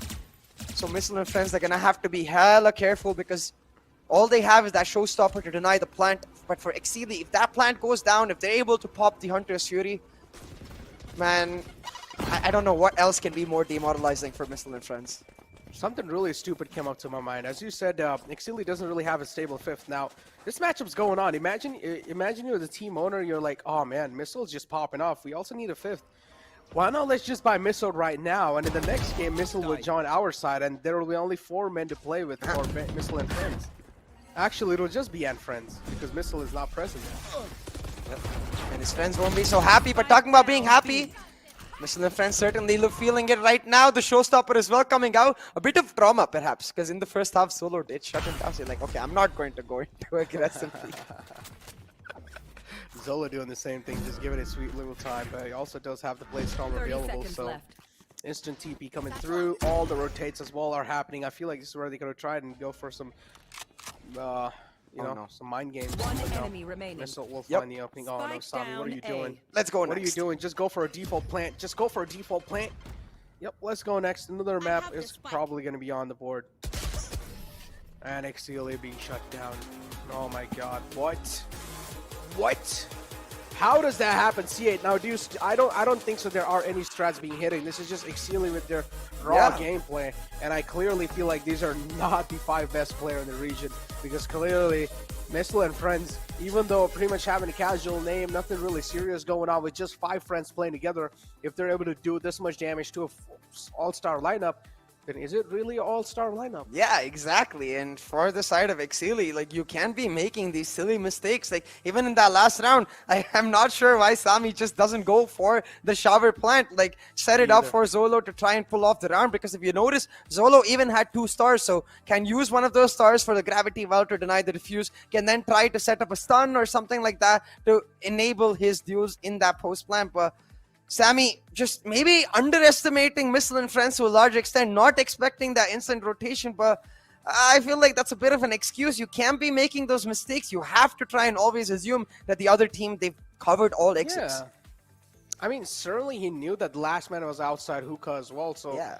I mean, he should not have went for that plan. I feel like default plan should have just been what he should have went for, and still, it should not have been the duelist Sami. It should have been the other guy who was left alive going for the plant. Instead, Sami was the one who went for the plant there. This is what I just feel like a lot of mistakes are being made, and not just mistakes. These are rookie mistakes, as if like it's some new team with some new players that just started playing Valorant. But yeah, Zola crazy over here getting himself on the board with 22 kills, 15 deaths, and 2 assists. And on the other hand, Missile with 19 kills, 14 deaths and 3 assists on the board. Of course, Zola crazy as well popping off. And as I said, Sami, inconsistency factor hitting him in that previous game, and Missile is just able to stay consistent in all these games. Yeah. Missile has been the consistent factor. Makes a lot of sense considering their name, yeah? Missile and friends indeed. And now I'm starting to think. And realize what that logo is. Killjoy, Astra, Missile, Sova, Sky. I think the person in the middle is Missile. Because look, even his photo, his t-shirt's completely black. And hairstyle kind of matches. So it would make sense. Missile and friends, yeah. Maybe that middle person is Missile indeed. Yeah, middle person has to be Missile, kind of like just holding everyone together. But yeah, scoreboards in front of you guys and damage numbers as well. Just Missile and friends proving Exceeli unparalleled in all the different stats. 29, that's a lot of damage, CA. Even though the rounds weren't that, but still that's a lot of damage to, like, have it off. 15.9k, and then you have a shot percentage coming in through with 29.21%, and then frag wins of 8, objective wins of 5.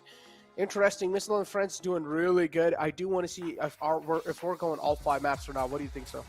Oh, I think it's most definitely possible considering the way the first 2 maps went. This map is going to give a lot of motivation to Missile and friends to remember that, hey, we might have made some crucial errors in the last stages of those first 2 maps, but it does not matter. As long as we're able to stay focused and push back, it's most definitely plausible here. But given the fact that Sami had a very bad map in this map rebind, and adding on to that, the fact that their composition itself, it felt like they were never ready to play bind.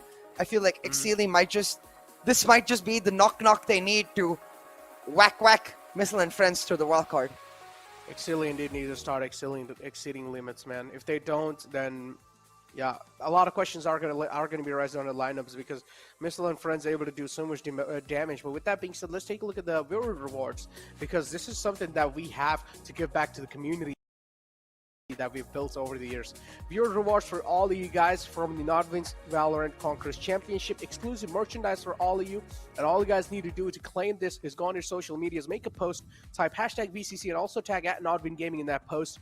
And well, be creative with it. You guys can also tag us. Our socials are right over here. You guys can go ahead and tag us too on the social media, and that will help you guys to pretty much get the merchandise in your hand, or at least eligible for the giveaway. With that being said, 3 maps out the gate now. 4th map is going to be on board. Is it going to be a clean sweep for Exceeli? Not a clean sweep anymore, but is it going to be a 3-1 clean sweep, or is it going to be all 5 maps? Let's find out after this break.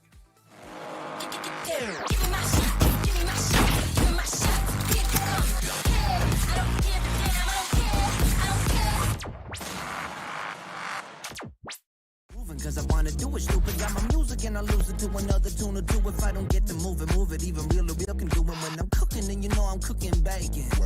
You don't wanna check under the apron. Vacuum the whole room naked, facing windows so people who out getting the greatness. Telling me better to hate this, really though it ain't shit when you cook compared to what the other people facing. So what I am drinking, still half full is true when comparing to the nation. Look at how the people trying to hold me back. Going short out. Look at how the people trying to hold me back. Told me that. Slow down. Fuck going out, getting high on the weekend. Slow down. On party on my own.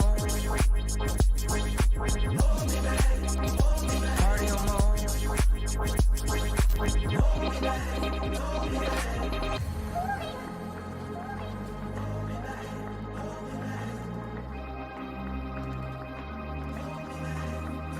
Party on my own now. Look at how the people trying to hold me back. Hold me back. Going short out. Look at how the people trying to hold me back. Told me that. Party on my own now. Look at how the people trying to hold me back. Hold me back. Going short out. Look at how the people trying to hold me back. Told me that. Slow down. Fuck going out, getting high on the weekend. On now. Slow down. On party on my own. Party on my own. Party on my own. Yeah, that's tight. Max Watson. Tony Romero. Party on my own. One enemy remaining.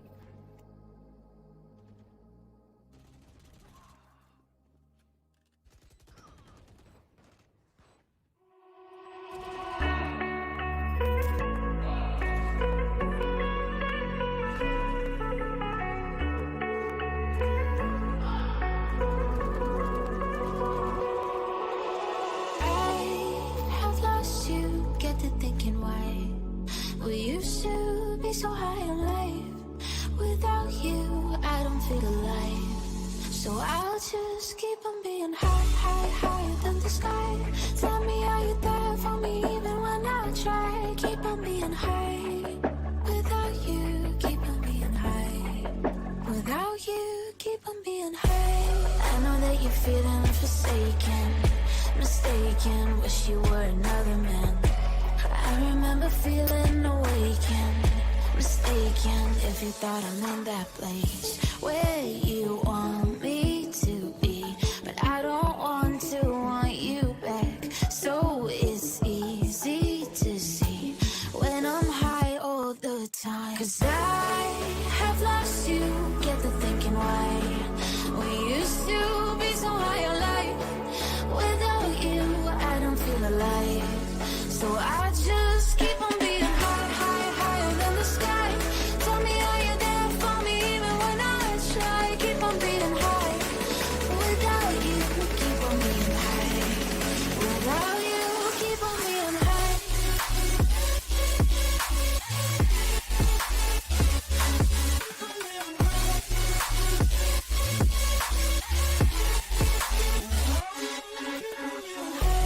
I know that you're feeling forsaken, mistaken, wish you were another man.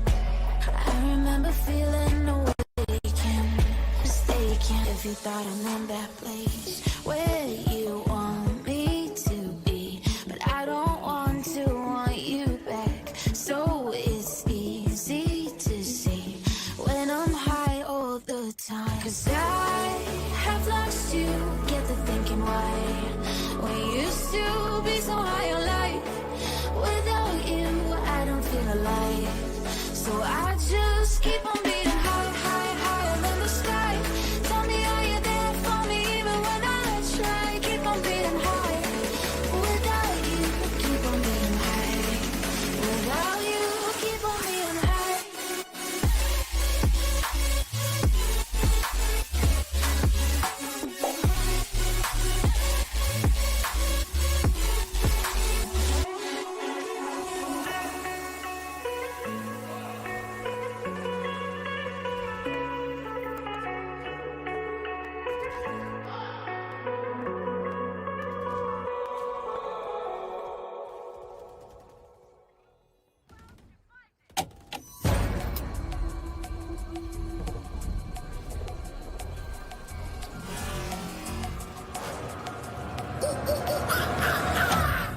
There's a pyramid of power with eyes that can see it all. Cameras to capture your image at City Hall. Realize they listen whenever you make a call. If you want a revolution, I'll really give it to y'all. Brave is the army that bands against bands of dead presidents, determining life of mankind. Cancerous how we breathe vapors. Green colors bleeding in streets for cheap paper.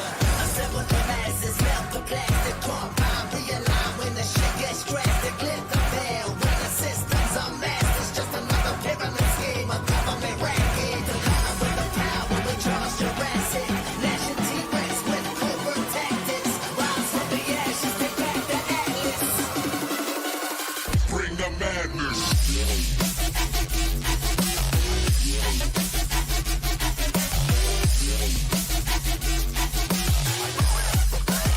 Bring the madness.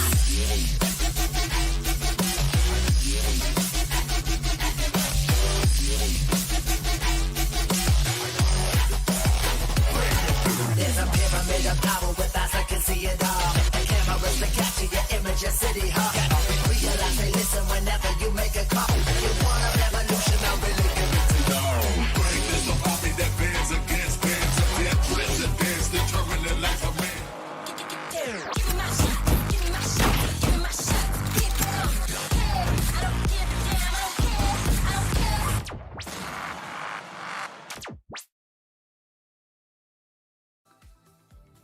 Welcome back, ladies and gentlemen, to NODWIN's Valorant Conquerors Championship. Now, 3 maps out the gate. Finally, Missile and Friends as well, one another map on the board. So I do want to see movement inside the map of Icebox CA. Any speculations? Oh, no, no whatsoever, because I took a look at the veto in our break, and it said Exceeli pick bind. Huh? Like, why? I'm so confused, because why would you willingly go play a Jet Sage KJ Astra combination? It almost feels like they were not prepared whatsoever for that map, but they picked it. Now, the next map is Icebox. We've seen how good Missile is with that operator. We've seen how good Kyojin is with that chamber, too. Like, I wouldn't be surprised if he just continues that chamber onto Icebox. Man, moving inside the 4th map, I did not even expect we're going to be seeing the 4th map coming. I mean, you said they have an all-star lineup. Just saying, man. That's what they said in the launch party, and I mean, to a certain extent, it's easy to agree, but like the look of confusion on your face. Yeah, no, yeah, I'm feeling the same. It's hard to believe, man. At this point, I would rather just go ahead and ask this question to Sami and just DM him asking, "Are you sure it's our star lineup?" Because Missile and Friends clearly have some star players in their lineup as well. Oh, yeah. So if they actually did have an all-star lineup, it should be a clean sweep, 3-0. You know, no struggle should be seen. But Asian pick right in front of you guys. Yeah. As you can see, Icebox, one of the most one-dimensional maps. Actually, some good news on that regard. There have been some recent talks, rumors really, about Icebox being reworked. I'm very curious to see it happen because I hate maps that, you know, you have more than 3 agents that are just 100% pick rate. Like, I'm not sure, again, why Jet is not 100%, but like 110% both of these teams are going to have that Jet.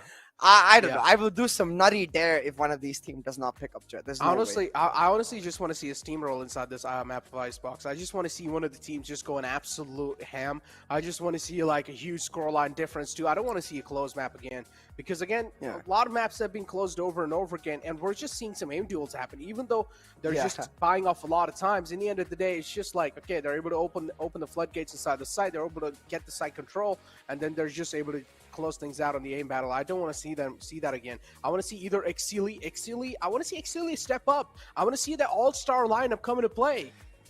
Yeah, and it's so weird, right? Like for Exceeli themselves, they not a single round on their attack did they go for their hard A-shot execute wall up. It's the most basic execute that any Valorant player knows. Just wall off half of the site near truck and plant right there. Play on the post plant from A-short. I thought that it was an Exceeli's map. During the map itself, I was like, yeah, surely they didn't pick this. They're just uncomfortable. Good map for Missile and Friends. But then I checked the veto and I'm like, huh? Oh, wait, Exceeli, what was this? Because it's certainly making some questions and doubts come up for me. But as you said, I want to see some team really grab this horse by the reins and just go on all the way through. Just going all ham and just try to punish all the mistakes that are being made by all the other teams. But yeah, without wasting any more time, let's just straight up head inside the Agent Select and let's find out how the composition is going to be looking like on the map of Icebox. Expecting some pretty normal stuff, but Kyojin might just go for Arena over here. Yeah, like I said, last time on Exceeli, he was playing the Arena, and yes, feeling himself. I talked about the Chamber continuing on through, but you know what? I actually prefer this because he was one of the most significant factors with respect to the win coming through for Missile and Friends. Now, really with an agent that can completely go ham. And you know what? You said a lot of individual duels coming through in these maps between both of these teams. Ain't no better agent than Reina to make sure those duels result in her favor. Kyojin trying to laugh his way through to that 5th map. I'm just excited to see it happen.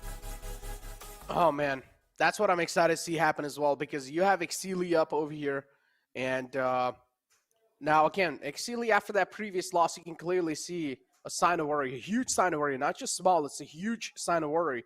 So I do want to see what Exceeli has got in their back inside this round, inside this map, especially that double duel is coming out. I'm expecting a lot of aggression from their side because we've already seen both these teams relying heavily on their aim. So maybe might as well the double duel is just be a pop-off moment for them. Yeah, it might just be. But then again, it might just be their downfall too, because you've seen how instrumental that Killjoy can be to a team's success with respect to plant denial and post-plant utility.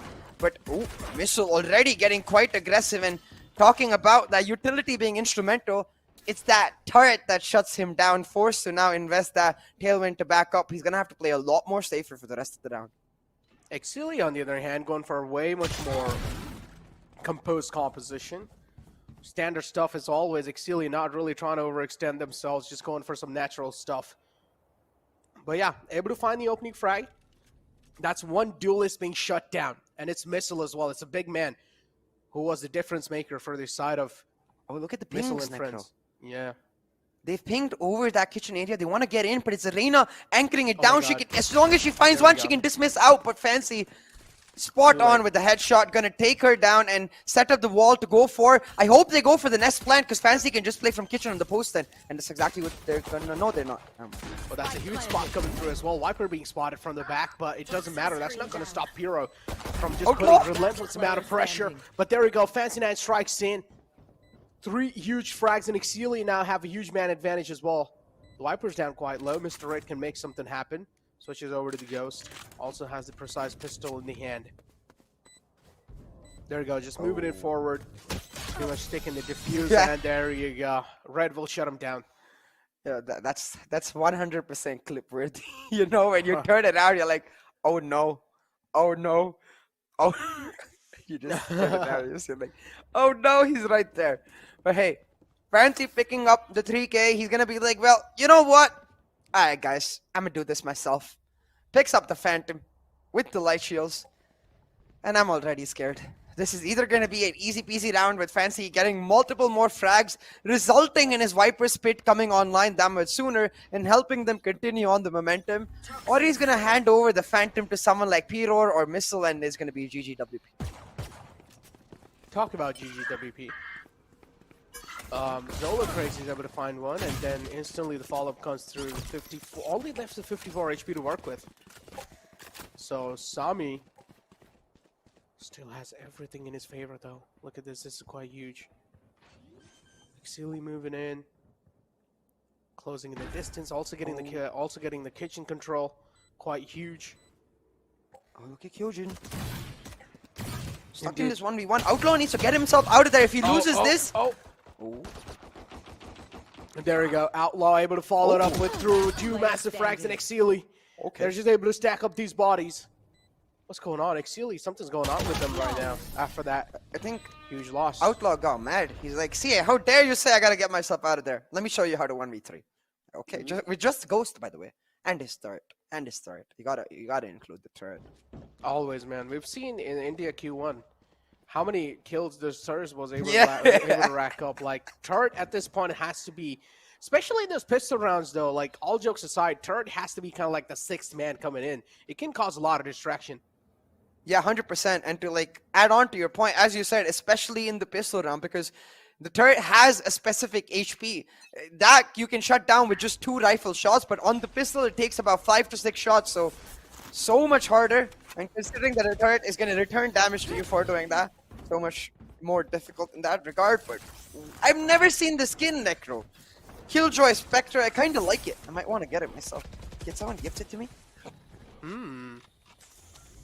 After saying that, I'm pretty sure there's going to be a lot of people sliding in your DM saying that, okay, if the skin's in your inventory, just make sure that you're streaming that day on your channel, and we'll just donate you a lot of money. Oh, that works. That definitely works. But talking about what works, Hermione, once again, being the downfall of Exceeli, shutting down Fancy nice and early. Well, I mean, not Fancy, my bad. I believe it was Zolo. Ensuring that now Exceeli are in a tough spot, because look at Kyojin. Once again, very aggressive in that A side. He's got a huge flank on. Now the turret will reveal his position real quick, but till then, Exceeli are crumbling. Indeed, Exceeli are crumbling down. And look at that. Fancy 9 as well finds another one out of Pyro. And Exceeli. Only 3 men left to work with. Missile and Friends have all 4 players alive. And Exceeli, they also have the side control. At least I would like to safely say that they have the side control right now. Missile can play instrumental play. He can just spoil this one out, and he does. Flicks onto Sammy's head. Sammy instantly being shut down, and now only 2 players left alive. Still going for the plan. That's quite bold, even though the last man is not even anywhere close to him. Got the spike plant through, and now it's all down to the Killjoy Outlaw. It's a 1-on-3. It's a 1-on-4, actually. Next to impossible. We'll need to make something miraculous. But again, that's not going to be the case.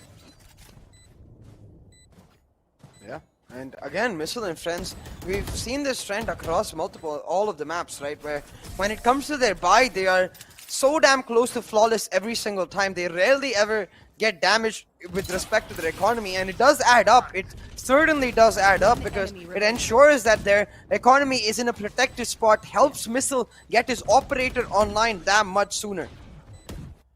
But hey, that was the bonus round for the side of Exceeli. Now onto the buy. We'll see if they're actually able to influence some sort of push in this round.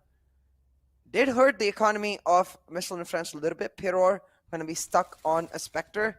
Not ideal, since he's going to be playing that Soul Anchor in that B side. Limits his angles quite a bit. He can't really take those long range fights. Oh my god.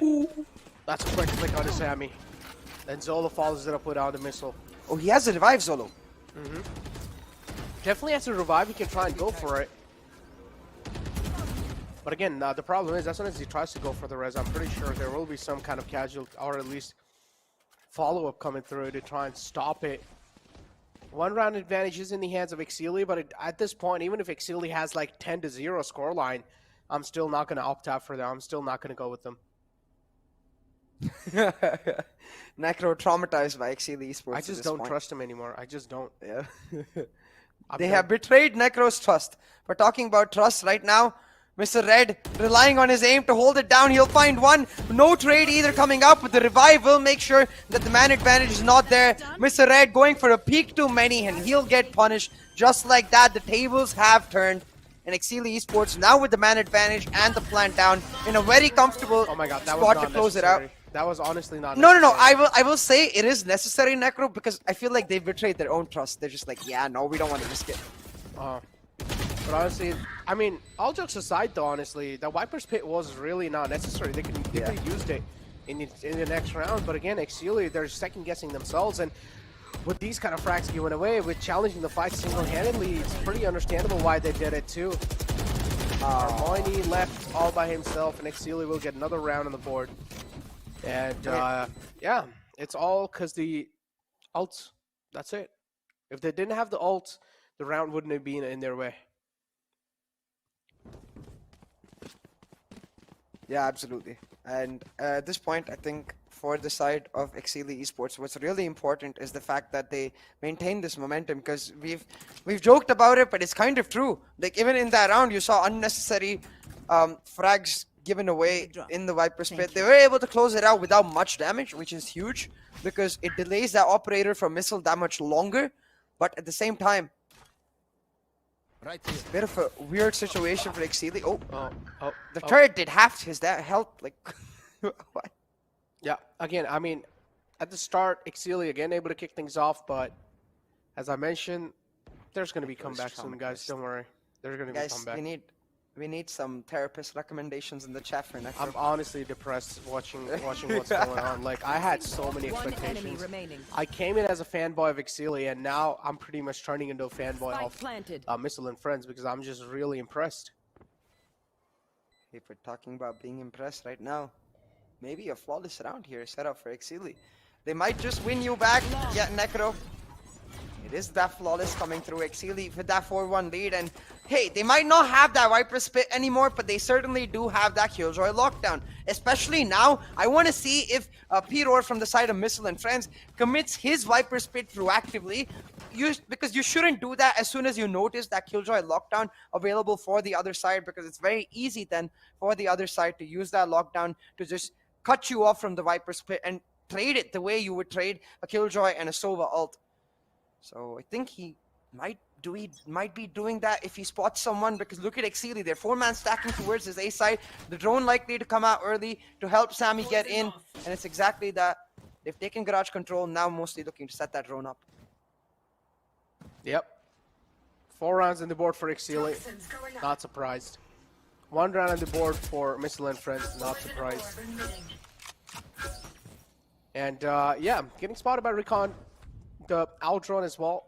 Oh no. Missile with the aggressive angle. He's going to pop off here. I'm telling you, but no, beautiful shoulder peek. Okay. Did not expect such proactive nature coming through from the side of Exceeli. Exceeli doing their best to win Necro back. Oh, beautiful shot. Sami followed it up. Again, these are just the opening phases, CA. I'm not gonna like go ahead and be like. I'm pretty sure Exceeli are gonna get like 5 rounds in their hands, and then instantly the other round will be won by, again, Missile and Friends, and that's when things will just start turning. Hey, what I will say though is objectively, I really like the fact that this time they've left Sami, because they're almost conveying information from Outlaw that, hey, this Reyna always pushes in from the flank, guys, whenever we try to push B. So can someone shut down her rotations? And if she doesn't push this time, go for the late wrap yourself, because that's exactly what Sami is doing now. Now Kyojin most likely will check this angle, but the turret is that KJ's best friend, revealing his position and making sure she doesn't get taken down. Ooh, taken down. Look at Sami. Yep, Sami with the flank will pretty much should be able to shut down. At least 2 fake fracks should be taken, but it doesn't matter, man. His teammates got him, but Sami with a huge 3K, finally. I want to see this momentum carried on. I want to see this momentum. I want to see this stomp coming throughout the game, because now, again, after that round, Exceeli should also have their morals boosted up a little bit high. It's 5-1 again, and I have a little nightmare from 5-1. I will say, it looks like the Exceeli players themselves have received a talking to of sorts. You know, they're like, in the first 2 maps, every time after they won a round, we'd at least see a smile or 2. This time, it's all just game faces. Full serious mode, Exceeli looking to finish this off right here, right now. Maybe they had a special date planned for 7:30, and now they're mad they couldn't make that date. I mean, they should not have messed around in the first place. Or No, maybe... you don't shoot at legs with knives. Oh, look at the damage, dude. Wasted. It's not an operator missile. the blades for they don't one-shot. It only one-shots heads. We're talking about one-shot. Sami gets 1, but a really nice trade from Kyojin. We'll keep him alive for now, but not for long. I feel like he should have dismissed on out of there instead of healing. So maybe he could have helped his team on the retake, but it doesn't matter. It is just an eco. And hey, at least that 5-1 trauma that you have might be taken away with this round.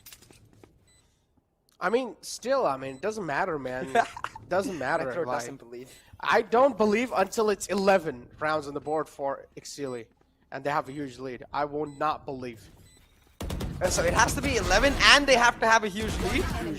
Then only I'll believe. If they don't, then it's pretty much done deal for me. Oh, look at that. Look at that. Are you serious? Giving it away like that. Finally, yeah, there you go. That's what I'm talking about. One last man left alive. He's still challenging the fight. Just go ahead and push him. Hey, I don't see that coach cam for Exceeli. So maybe I need to be the coach. Is gonna, yeah, exactly. Please make me the coach. Give them like the Alex Ferguson treatment, you know, like scream at them like until they win you championships.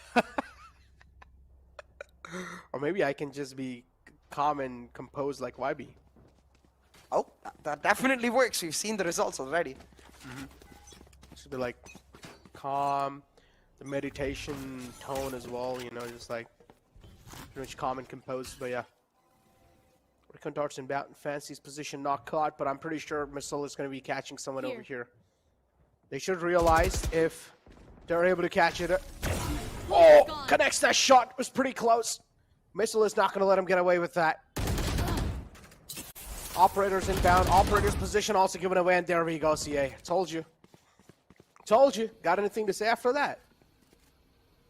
Here. I mean, still a 2v4 Necro. The round is on. The wall available too. Solo trying to make that lurk work. There we go. Pyro will shut them down. And you can see why, guys. You can see why Necro just doesn't believe, because just when Exceeli get comfortable, it seems like there is an unstoppable force in their mind that shuts them down. Again, I don't want to just harp on the mistakes of Exceeli, because I do want to give props to Missile and friends too. Yeah, the mentality they've had is something to admire. They haven't really given up despite those 2 close losses, because honestly, if I was in their position, I mean, that's why I'm not a pro player, to demonstrate, but if I was in their position and I lost those 2 close maps, I'd be like, yeah, guys, let's just go wild card. Like, I can't be bothered anymore. Yeah, I would have cracked under the pressure as well, man. That's I do not want to be in Missile and Friends position, because coming inside, there's all odds stacked against them, and especially Exceeli as well, just showing off their lineup. Yo, I just noticed in Missile's camera right above his bed, and this is what I'm talking about. These guys have got that champion mentality. Right above his bed, he has one of those show checks, you know, that you get in LANs. I do believe BD recently, a few months back, had a LAN, and you can see that champion check right above his bed. Like, clearly something to remind him that he was a champion in that tournament, and he can be that champion once again. So again, I love this mentality. Kyojin getting caught out because of the recon, but he just don't care. This is why I love the Reyna for him. Finds that duel, wins that duel, and he's back to, you know, he's not back to full HP, but he's back to safe rounds. Back to safe rounds indeed. 6-2 is the score line. Reyna ultimates inbound as well. And now, there we go. Another round of the, as I mentioned, for Missile and Friends. Exceeli just needs one more map in their hands to close out the entire best-of-5 series, but the opening frag again, another given to the Missile and Friends side, and now Mr. Red looking to catch this man off guard, and he does. Beautiful flick coming through. Crisp, clean flick to shut him down. The headshot connects, and the stars align. And now it's a 3-on-2 situation. Exceeli having the man disadvantage. Pull out your gun. Kyojin's right here. Pull out your gun. Does not expect. Oh no. Spike down A. Gotta expect. Hold on. Fancy's position is unknown, but not for long. Was it though? I don't think so. It was, because he already got a frag in the mid. So yeah, position was definitely not unknown. His position was known there. But yeah, again, there you go, CA. Imposter kill. The reason I was saying it's unknown was with regards to that push coming in from Hermione, right? Like, logically, if that Sova is running with his knives out, you have to assume that that Viper is already on site and telling him the site is clear. So maybe that's why I hope that they did not know Fancy's position. But clearly, logic is not the run of the mill here. It's simply just chaotic comms, because again, I feel like the reason we're being so critical is because we expect so much more from not just Exceeli, from Missile too, Missile and Friends. I don't want to just say Missile. From Exceeli and MNF, when they make these key errors, we know them to be these great players. Because, for example, from the side of Missile and Friends, we've seen them last year representing Exceeli, at least 3 of them. This year, we know Exceeli mentioned that they had upgraded their roster to a super team in the VCC launch party. But that's why I feel like we have the right to be extra critical, because especially coming into VCC2, every single other region that you look at that we've seen so far in India and Pakistan, it does feel like the teams have upgraded to a certain extent. It does seem like that. And yeah, and as you mentioned, they were just showing off so much, saying that, oh, they have upgraded their roster, they have like all-star lineup. So I feel like everyone over here, not just us, even in chat, people can be critical about their opinions, because you saw how the map of heaven started. There was a lot of BM going around. There were a lot of teabags. There were a lot of knives, as if like it was a complete disrespect against Missile and Friends. And now moving inside, look at this. hey, Each and every single map has been really close. We're on 4th map of Icebox. I 100% agree, but I will still say that as a math person, it's all about peaking at the right time. So you know what? If Exceeli's like story ends up being or even Missile and Friends, their story ends up being that they messed up in the Bangladesh qualifier just to correct everything, come back stronger in the wild card and the grand finals playoffs for whichever team makes it to the respective part of the tournament, then I'll take it. I think it's completely all right to make mistakes early on as long as you're able to understand and move on from them, because that's what I always say. Like, I don't judge a team or a player by the mistakes they make. I judge them by how they respond to it. And for these players, I think it's not just about those wildcard and grand final playoffs. It's also about these next 2 maps, because surely Missile and Friends have that in the back of their mind that they came so close and lost. And surely Exceeli realizing that even though they picked up Bind, they just did not play it like as if it was their comfortable map. So let's see which team can adapt faster. Indeed. Exceeli, Sami, present over here, all the way moved in the backside. B. Quite huge, but Sami not over here. There's a man right on Above top you. of him, and he will fall. R3D, He's man. dancing around. Yep, dancing around. Sami finally spots him out, but finally able to connect a few shots, so at least get some damage. It's not like he went away with a nothing. But yeah, Spike being planted now, looking to get the 7th round on the board. They also have a Resurrection available, which they can go Use for. that as a really nice bait. Yeah, they can definitely. Yep, that's what they're exactly going for. Resurrection coming through, using it as a bait. Both of them peek out. One man being taken care of, and now within a blink of an eye, man advantage shifting over. I'm curious because I saw Outlaw Scam in that moment. And you know, you have these moments where you're playing like race car games and stuff, and you're trying to turn to the left, and you inherently just turn your body to the left, even though you know that your body is not going to influence how your car actually turns. In that moment, I think while trying to correct his crosshair, Outlaw is like, move, move! And they're trying to, you know, use the force. It did not work out. And in this game face moment, you can see how Necro's prediction not even prediction, Necro's trauma. I'm disappointed. Most definitely justified. I'm As from disappointed. 6-1 down. Comeback is on, Necro. You already know who I'm disappointed by and impressed by. So yeah, don't really need to speak much about it. Hey, talking about being impressed, Missile now on the operator. He very much impressed us with the operator in several maps. Let's see if he can do it again. Let's see if he can do it again. Yeah, the consistency factor has been there for Missile, so I'm pretty sure he can pull it off again. Shouldn't really be that tough. It should be a piece of cake for this man. There you go. Oh my god, Pero is just being such a pain right now. It's just that, like, every single round we've seen this Viper play B anchor, yet they still run into B long, not expecting him to be there. Now he's able to set up his Viper spit and wait in for them, but Zolo's already run past. Fancy trying to catch him out, and Pero getting caught off guard. And this allows Fancy to set up his own Viper spit and try to go for the plant, but the Hunter's Fury tags 2 players but finds no kills. He's so back and forth like a roller coaster here now. Not even a back and forth, I'm just telling you, it's just complete fourth. Yeah, for now it's back, but yeah, in the front it'll be 4th for Missile and Friends. Oh! I told you. Okay. I told you it's gonna be 4th. Just keep watching, man. That was one shot. Yep, that was literally just one shot. One bullet needed to be connected, and it will connect it. From the back, Hyojin will just keep on lighting things up. Now 3 players alive. The Viper spotted in front of him. What was that? You cannot make rookie mistakes like that, Exceeli. How and why are these mistakes happening? Shoes being shut down too. But still the attackers win because did not really have a lot of time left. And look at Outlaw, he's already raging. I can see the tilt coming in. Yeah, and this is what I was talking about. He started running towards B long. I can't remember a single round where P-Roar on the Viper has not stayed disciplined and stayed on that side. He's never rotated super early. So there's no reason to assume that he's going to rotate super early. You have to either double peek him if you're going to run towards him, or just don't run towards him and let him know. But hey, it doesn't matter right now because Exceeli, they picked up the round, they still have the lead, and that's what is important at the end of the day, because despite losing that last map, Exceeli are 2-1 up in the series. All they need is one map to close it out. But on the other half, Missile and Friends with their stacked up economy still able to afford full buys now. Shuvspeaks trying to hunt down Missile. He doesn't find him, but he will find his co-duelist.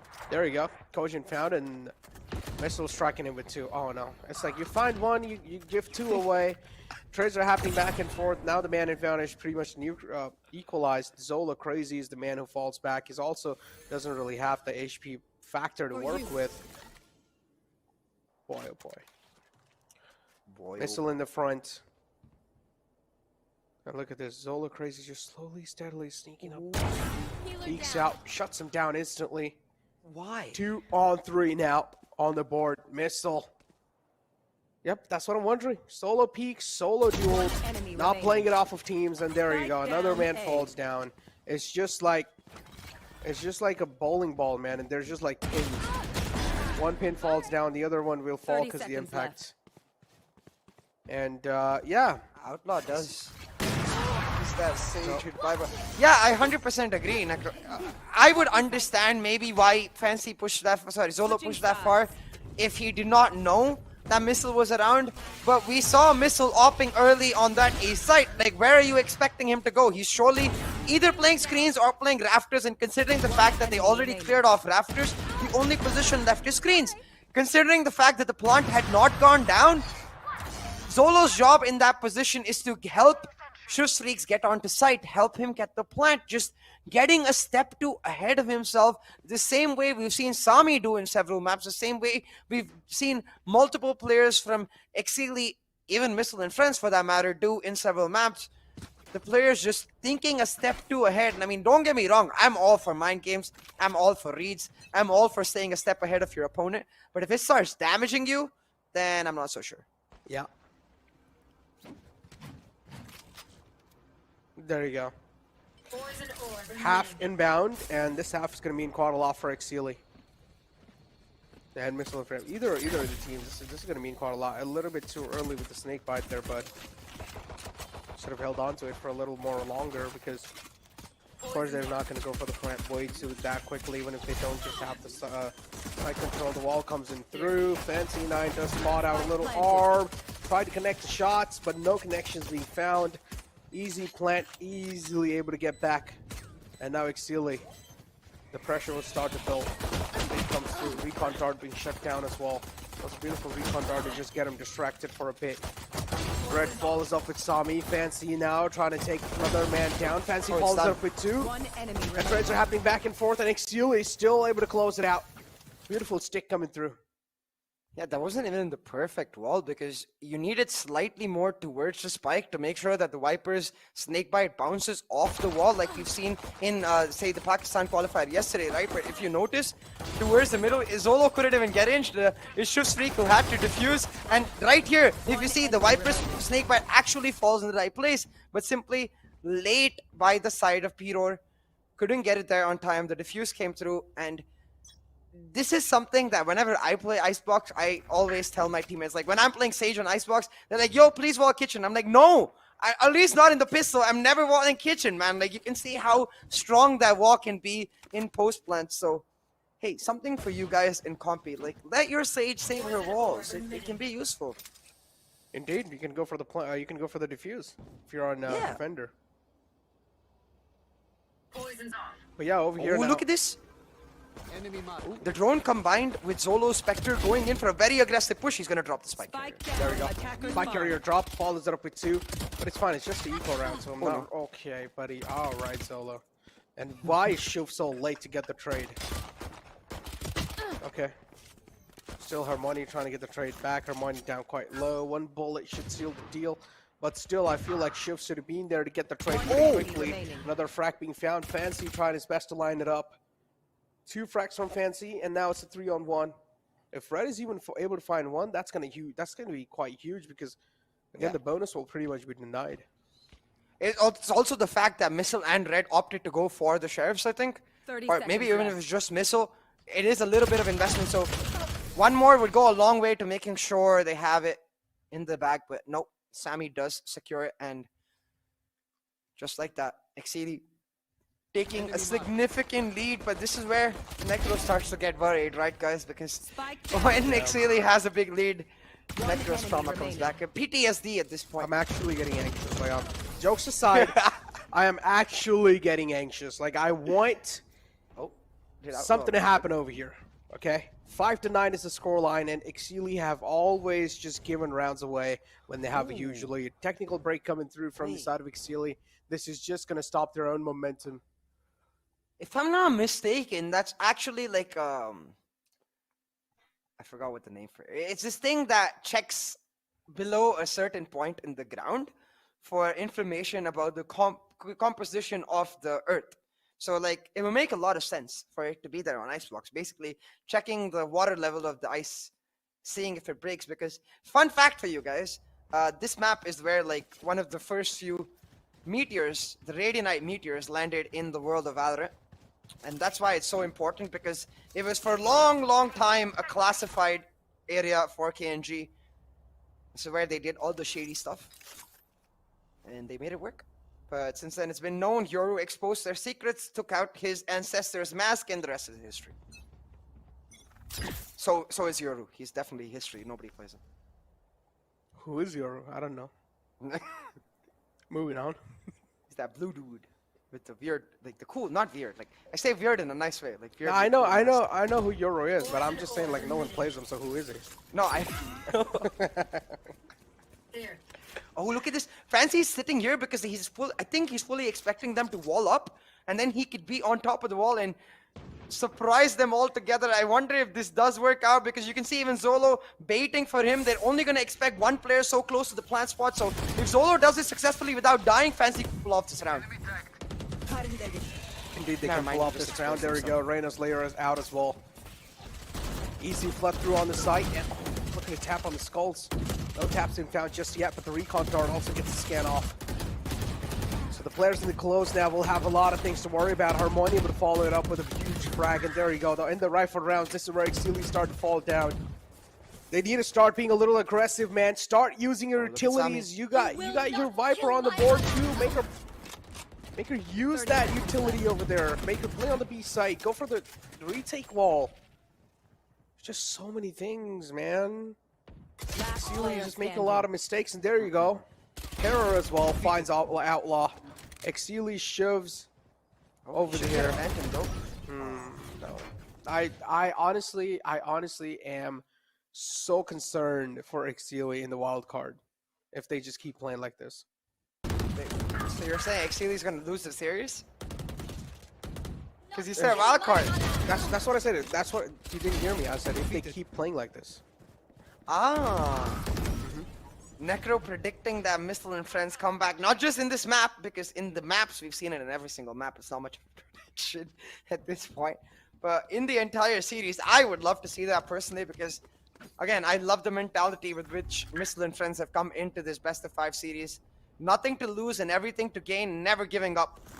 They are the definition of a champion, but they need to win 2 more to actually turn that definition into the reality and make themselves champions. Because still, Exceeli, they have the round lead, they have the series lead, and as long as they stay calm and composed, they should be able to close it out. But Sami getting blinded by that Lear. He's got himself in a very bad position, because now he has no backup from his teammates with respect to the fact that he's gonna have to take the initial fight and make sure he tailwinds on out, especially with that shock dart taking out both the that alarm bot as well as Nano Swarm. But instead, Missile and Friends opting for a mid-round rotation, trying to go over to the B side.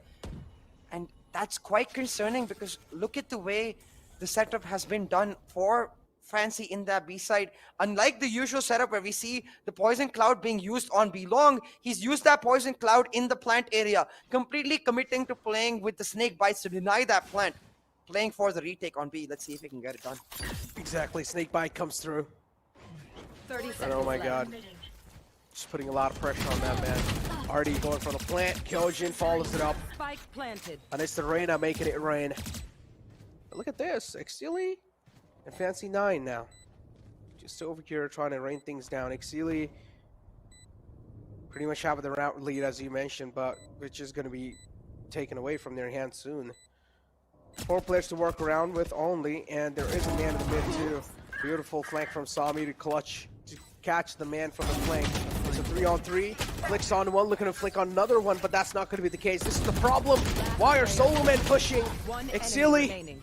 start wondering, please. The two players are in mid. There's solo man in yellow containers. Pretty much not in yellow, out in the open. Just trying to get those duels in. Where are the team comms? Yeah. Definitely chaotic team comms that we're seeing, but goes a long way to helping these players shine at their very best. That if that flick from Shreeks himself had landed, it could Last player have made standing. all of the difference, but Again, I feel that's like it's relying asking on too luck. much. But again, that's like Exactly. relying on luck. That's just not. asking I too feel like much. as soon as the Viper got taken out, the Sova should have at least fell back a little bit. He should have played a passive-aggressive angle. He just kept on aggressing forward. Oh boy.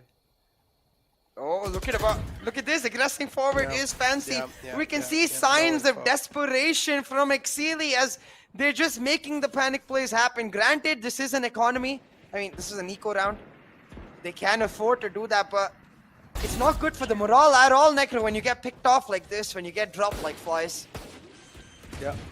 If they honestly lose this, they lose this whole best-of-5 series against Missile and Friends, this is going to be really embarrassing. And I hate to be this critical. I do not want to be a hater. But coming inside the series, man, I had a high expectations. Like, I was honestly expecting a complete different Exceeli. But what I'm seeing right now over here is not what I had imagined from compared to what they were saying. They were saying their lineup is this, their lineup is really good. Now coming inside, my whole hopes and dreams have been shattered. One enemy remaining. Flawless. Yeah, Necro is shattered. So is the... Now I actually have emotional damage. Now this is, now I actually have emotional damage. I think so might Exceeli just now because their lead has evaporated. 8-9 on the scoreline, and Exceeli on their bye now. Sami's got that operator. He needs to be the difference maker. He needs to rise up to that expectation of a star player. He needs to be the one leading from the front to make this push happen, and he's gonna find the first blood to do exactly that. Really needed to find that too. Viper's pitting down on the site. Gain a lot of sight. Oh my god, there we go, Sami. This is what I'm talking about. Pop-off king. You really need these pop-off moments. You're a duelist. You're supposed to do that, Sami. Already 3 frags on the board, if I'm not wrong, from Sami. Quite huge plays coming out. He also has the Blade Storm available, so... Okay, 2 frags. Looking to get the third one, though. It's not really that far behind him. Look at KJ. She can try to extend. Try to go ahead and try to get in there. There you go. Shoes finds it, and now maybe another flawless round from the side of Exceeli this time. Hey, Outlaw, what? There you go. Outlaw just completely the presence of mind lacking clearly, but it's fine. Fancy's got his back, and so we'll save the day for his team. You heard Piror, right? He started running and Yeah, he did. he He jumped, did. and there was a clear audio cue of him getting onto. I'm kind of confused over there about why Outlaw turned left, but hey, I'll tell you what. This is what I wanted from SS Sami. With some sexy shots, living up to his name indeed. Did you know that? That's what the SS stands for. Sexy Sami. Oh yeah, you told me this last year. But Oh, yeah. you know why I feel like Exceeli aren't really able to activate themselves? Guess why? Guess. Make a guess. Because they're not excelling? I don't know. It's gonna be it's gonna be something stupid that I'm gonna You're laugh wrong. You're wrong. They're not able to activate themselves because they haven't used the Gillette razor. They haven't gotten the game face on. True, They need to start using the Gillette razor. They need to start shaving themselves up. And when they get their game face on, an actual game face on, Well, that's when they'll start popping off. is that why Sami's popping off? Because like he can't really shave himself because he's still a kid, kind of. He doesn't really have much facial hair. But enough of the conversation. Actually, We've got the giga head strats right here. Look at this once again. Sami with that first blood, looking for another. Missile will not peek though. I like that about Missile. He is disciplined. Indeed, disciplined, but aggressive. He is aggressive, but at the same time, if he knows that, okay, maybe it's time to stop, he stops. He plays with the team, and that's what I like about Missile. He does not try to make any solo plays, but on the other hand, Exceeli, each and every single player just wants to make solo plays happen. But it's fine if you're going to be able to hit shots like that. Then solo plays, I'm down to work with solo plays all day if you're that correct. Look at Kyojin though, he's sneaking in through that mid area. It's gonna come down to timing because Outlaw and Sami just don't expect it, but thank the Lord for Exceeli is what they say. Fancy able to find the trade and... What? Oh no, you Zolo, can't do are that. you kidding me? 10 seconds He left. reses his teammate and doesn't even get a trade. At least he gets the round. At least he gets the round. Yeah, at least he gets the round, but please someone click You can see that. Sami's not happy about that. He's like, bro, come on. Like, are you kidding me? You're gonna res me like that and just not even cover me? Like, that's... It's not even about the cover. I think at least go for the trade. Like the bait res Yeah, we've seen a lot. That's what I'm right? saying. Yeah, that's what I'm saying. Like, it did not even go for the res. Like, cover means you pretty much, if someone's trying to push you, you'll probably get the trade. The cover was Also, just not 10 present. seconds left. I just noticed Enemy remaining. not a great wall from Missile and Friends. Leaving that gap for Sami, that should never happen with the Viper wall. We know it. Like, we've seen Icebox plenty of times. We know that that gap is never there. So they need to fix that if they're going back to that B side. You can't let an operator player like Sami find those off angles. He will catch you off guard. And 11 talking rounds about on the catching them board. off guard. Sorry? I just noticed 11 rounds, CA. Hey, yeah, you're right. They're at the 11 mark. You said if they're at the 11 mark and they have a big lead, you'll believe. Is 3 rounds a big lead? What do you think? Okay-ish lead, I would say. And yeah, maybe Exceeli have got this. Yeah, I think One more Sami is frag. starting to bring Yeah. Necro back into the Exceeli camp. Yeah, maybe. Still nothing. I don't You know. will The not resurrection, kill the my resurrection plays over there, and Sami, you should Why? go for it. Stop the resurrection instead of going to break the Soa dart. Well, oh my God, there we go. Well, I wish his teammate was there to break that dart. Instead, they're both in the back of side. A bit of miscoordination, and it's going to be the downfall of Exceeli and Necro. They've lost 3 frags in the blink of an eye. there we go. Yep, with it, indeed. Yeah, pretty much. But, well, within a blink of an eye, 3 players lost. Oh my Last lord. man alive. 1-on-4. Fancy just save. You have a lot of safety cushion. You can go for saves. I think maybe trying to get the operator, but it's nowhere close. No, it should not. Yep. Oh. I just don't understand. I don't understand. Just go for a save in that situation because you really need the economy as well. You've got 11 rounds on the board. One more round can be really instrumental. One AR in the team can be really instrumental. 100%. But once again, like, a bit of miscoordination where Sami is stuck in that gen area. He can't really, he can't really just try to get on out of there unless he commits his tailwind, which is unnecessary in that position, in my opinion, because he's trying to find peaks in where he's being forced to commit his tailwind, not just do it because he's stuck outside his team. Considering the fact that there's 2 more players on the side, I feel like 1 more player should at least be playing that sandwich or 410 angle so they can break that recon for Sami. And we've seen this so many times, even on Ascent, where in that 2v2 B-side retake, it was Sami being forced to look away and try to break that recon. These are small things that Exceeli really need to correct. There needs to be a hierarchy in the team that, hey, if Sami is alive, the other person, as long as we're expecting a recon, somebody needs to be breaking that recon for him. That's literally the best thing you can do for a duelist in that situation. Let him focus on what's ahead. Let him focus on picking out the frags, not on breaking everything and playing it like it's solo queue. True. Not wrong there, man. 9-11 is the scoreline, and time's ticking off too. This next round's going to start, and it's going to be mean quite a lot. Tactical timeout was taken. Is there a little technical break as well falling through? Yep, it seems like there is a little technical break from Missile and Friends. So yeah, the technical break should also give them a decent amount of time to actually get some breathers in and get their head back in the game because they really need a lot of time over here. And 9-11 being the scoreline, 1 more round. 1 more round to get to match point. Not that hard, man. 1 more round, Exceeli. You guys are able to make it up till so far. Just 1 more round. 3-on-1 series can be closed out. Yeah, absolutely. Wait, 2 more rounds, Necro.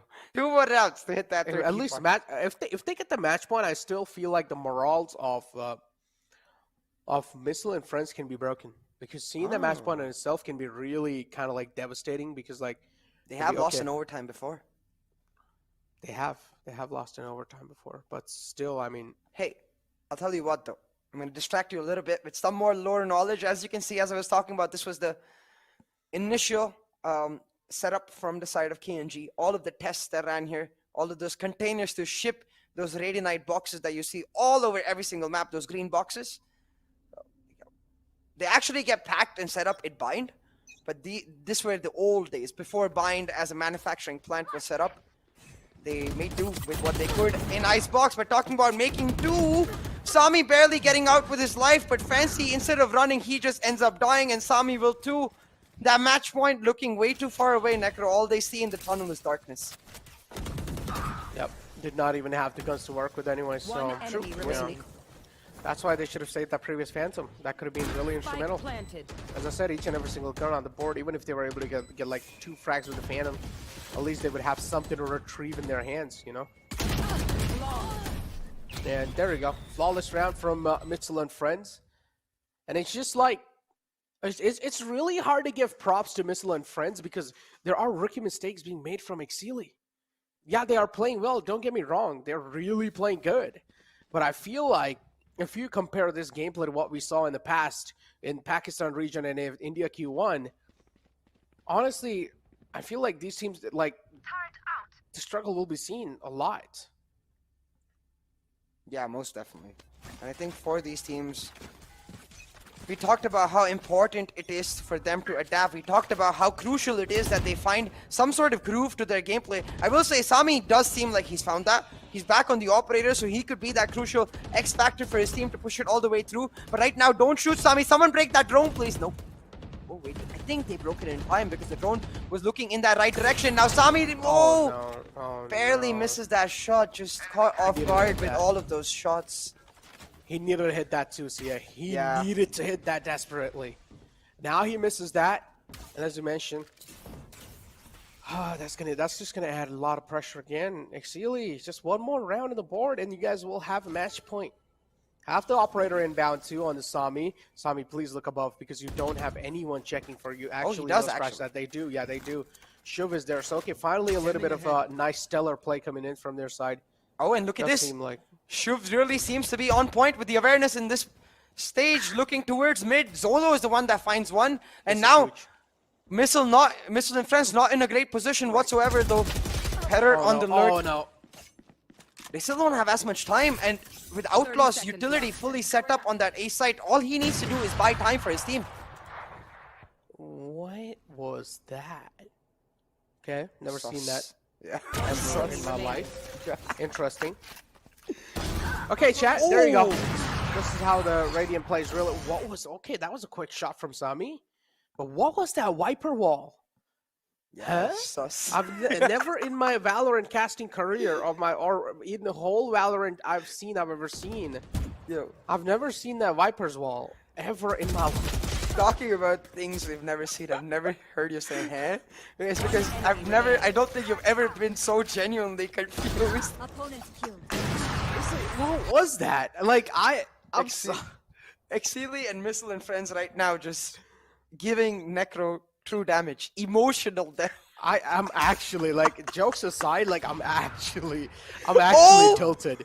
I am actually tilted with what's happening in the game right now. And these players I feel like they know I'm getting tilted, so they're just like adding on the tilt. Yeah, do not peek out, please, Zolo. Don't do it. Peeks out. He's fine, alive. He's still alive. Okay, he's gonna make it back to safety, or is he? Really needs to back up. I feel like, yeah, he has the Killjoy lockdown. Yeah, perfect. Take that screens area. Don't use it just yet. Should have waited for the plant, in my opinion, but fair enough. Trying to deny the plant itself and play for that time factor. Mr. Red still going for the plant. He won't be able to make it out in time. He won't be, yeah. There should be at least one player. Yep, there we go. One player being detained. Nice recon dart coming through, but it doesn't matter. Oh, finally they're able to spot bounce back. Fancy with 2 huge frags. Oh my God. No. They're challenging the fight single-handedly. Hermione's a man. He's pretty cracked. I know this guy. He's not tapping. He can make. Oh my God. Oh my freaking God. There you go. There you go. Missile and Friends getting another round on the board. And yeah, Exceeli, not surprised. They're just letting these rounds pass away. Exceeli, momentum easily now shifted over to Missile and Friends. Look at the plant, Necro. It was not an open plant. There is a location where you can sit behind 410 and go for the defuse. As you can see, Hermione, when he jiggles, he can see the plant. There's no reason for Outlaw to push in there. There is absolutely no reason for Outlaw to push in there, but he does so nevertheless, and that's gonna hurt Exceeli a lot. Like, surely they saw the finish line right then and there. Surely they saw the victory right then and there, but nope. Just not gonna happen. Still, match point for Exceeli. They've got one more shot at the victory before they're forced into overtime, before they're forced into that mental state where they need to stay strong to pull it back. Because right now, Missile and friends, they are not giving up. They will not back down. They are pushing and trying their hardest to make it happen. And also give Necro emotional damage. The Viper's wall. It's hard. It's honestly hard for me to get my eyes off of that Viper's wall. Please send contacts in the chat where you need help for Necro. I've not seen that Viper wall in my entire life, CA. Spam hashtag help Necro in chat. It's really interesting. Really interesting. But yeah, 12 rounds on the board. Again, Exceeli just need one more round. Sami will need to be the star player as he has been throughout his whole Valorant Pro career. He's ready. Backstretch. The posture is on point. But what's not on point is Exceeli. Get out of my way. Yeah. Currently, Exceeli faltering at the wrong location. See, hey, they've got that revive. I wish Sami wouldn't push in alone. I wish he had a teammate with him, but he's gonna do it nevertheless. Backs off in time though, so fair enough. Thank God. At least he got the info too. So that's something that they can work off with. So also getting the info, also backing off. Again, pretty much, so look at that, right? The kitchen push comes in from Zolo. Normally in the India or even the Pakistan qualifier, whenever he's able to push on that much, we would just see the wall being used to cut off that mid area, and then he can back up and play on that double side. But perhaps a little too greedy with that wall. But I was the one who said you don't need to use that early. Surely in those situations, you should use it and deny that mid rotation given the fact that we've seen those flanks come in. Instead, he commits it over at kitchen. And now Fancy playing on top of these containers. This is either going to be disaster for Exceeli or disaster for Missile and friends. And before I even complete my sentence, Fancy make sure is this. Oh, never mind. Just never mind. Just never. Oi, oi, oi. What's going on? All these expressions. One-on-one trades coming through, and Outlaw. Exceeli. Oh, okay. There we go. Exceeli lined him up like that. That's good. That's what I like to see. And there you go. Finally, Exceeli able to close it out and take down Missile and friends, and they've booked their slot in the grand final playoff. But again, if you talk about impressed by the performance or not, clearly I am personally not impressed. But hey, congratulations for making it a grand final playoff. And the competition is just going to keep on elevating. So you guys have got a lot to learn over here, a lot to research from. So good luck. Yeah, I will give props to Outlaw, like the fact that his mental is not broken after that last round where I think he would have realized he might have made a mistake in the push. Yeah. He's like, I don't care, I'm going to be solid, I'm going to look forward, and I'm going to make it happen. Finds the 3K to enable his team to find the victory in the map and the series. Rovsan the Chotabai. Hey, his videos are also always like that, where like it starts off a little slow, but it always ends on a nice note. So Exceeli, as you said, Necro, this is not the end of the journey. Very rightfully, they should celebrate, at least for tonight. But back to tomorrow, you've got to get those ward reviews on and fix those small things. Like, it's sort of in massive errors. Like, you know, we might see in Compy. But in this competitive aspect, when the teams are so close, those small things, they add up a lot. Indeed, man. The small things, the trade-offs, the knowing when to push, knowing when to not push. We saw a lot of solo plays, a lot of aim duels, not really proper executions. These are the kind of things they need to start because, as I said, moving forward, moving in the grand final playoffs, the competition is just going to keep on elevating. So things are going to be really tough. So over here, though, Perro, I got to give props to this man, Perro over here. He was actually so instrumental on that Viper role. And I am honestly really impressed with this individual man. Missile, of course, was really able to do a lot. But I feel like Perro is one of those players. He was, of course, being a Viper, he was already being really annoying with, you know, all the utility, but also able to connect those shots really well. And then Sami as well with 18. Perro, not just on the Viper, right? Even on the Astra, I feel like amongst all of these 10 players, okay, maybe amongst, I'll say, with the exception of Sami and Missile, besides them, Petter, I feel like, was the only one in that consistent form. Every single map, he was leading the charge for his team. Every single map, not just delivering in terms of the one-taps, but like you said, not just in terms of the aim, but so damn consistent in that controller role. And for me, that's a big deal because Hermione, Kyojin, Missile, all of these 3 players we saw in VCC1, Petter and Mr. we did not, and Petter most definitely impressed, I think, establishing himself as one of the best controller players in Bangladesh. Yeah, one of the best controller players, might as well we can call him. But again, as I said, these Grand Final playoffs, I really didn't feel like this was like a true test of skills for any of these teams or any of these players.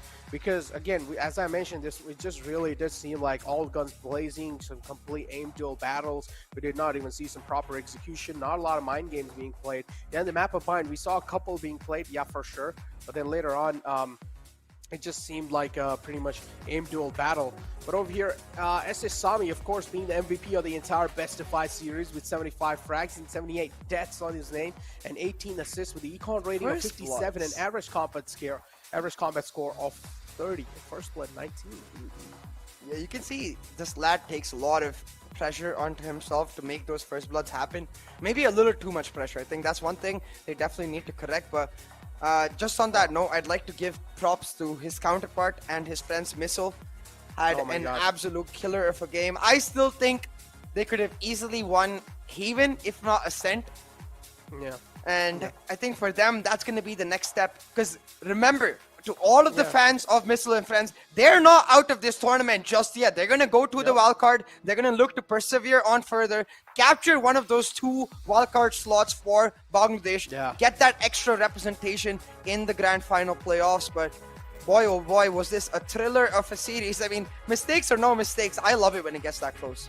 Exactly. So as you said, 2 wildcard slots, not 1, 2 slots. So one more slot, one more chance, and anything can happen. Again, I mean, Missile and Friends, I am personally really impressed with how Missile and Perra played. And I honestly feel like Perra is one of the best, kind of like, as you mentioned, controller player in the entire Bangladesh region. So he should keep on pursuing the career. He should try and keep on improving, because somewhere down the line in the future, maybe there might just be that someone, like, no one's at his level. Because for now, again, top players in front of you guys for the Bangladesh Qualifiers, and Zolo Crazy pretty much is leading the charts over here. Kyojin on 2nd place. And look at the next 4 though. Yeah, look at the next 4. Yeah, it's just Zolo, and then you can see that this is why Missile and Friends impressed us, I'd say. Yeah, because they were really damn good.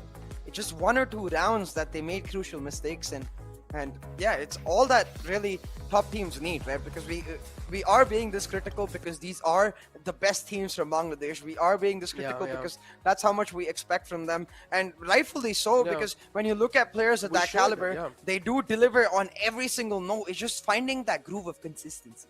And exactly that. That's what I said. Missile and Friends, I mean, they're not a proper organization, though. They don't get paid to play. They're just playing over here to have fun. They're friends, like they're Missile and Friends. They're Missile's friend.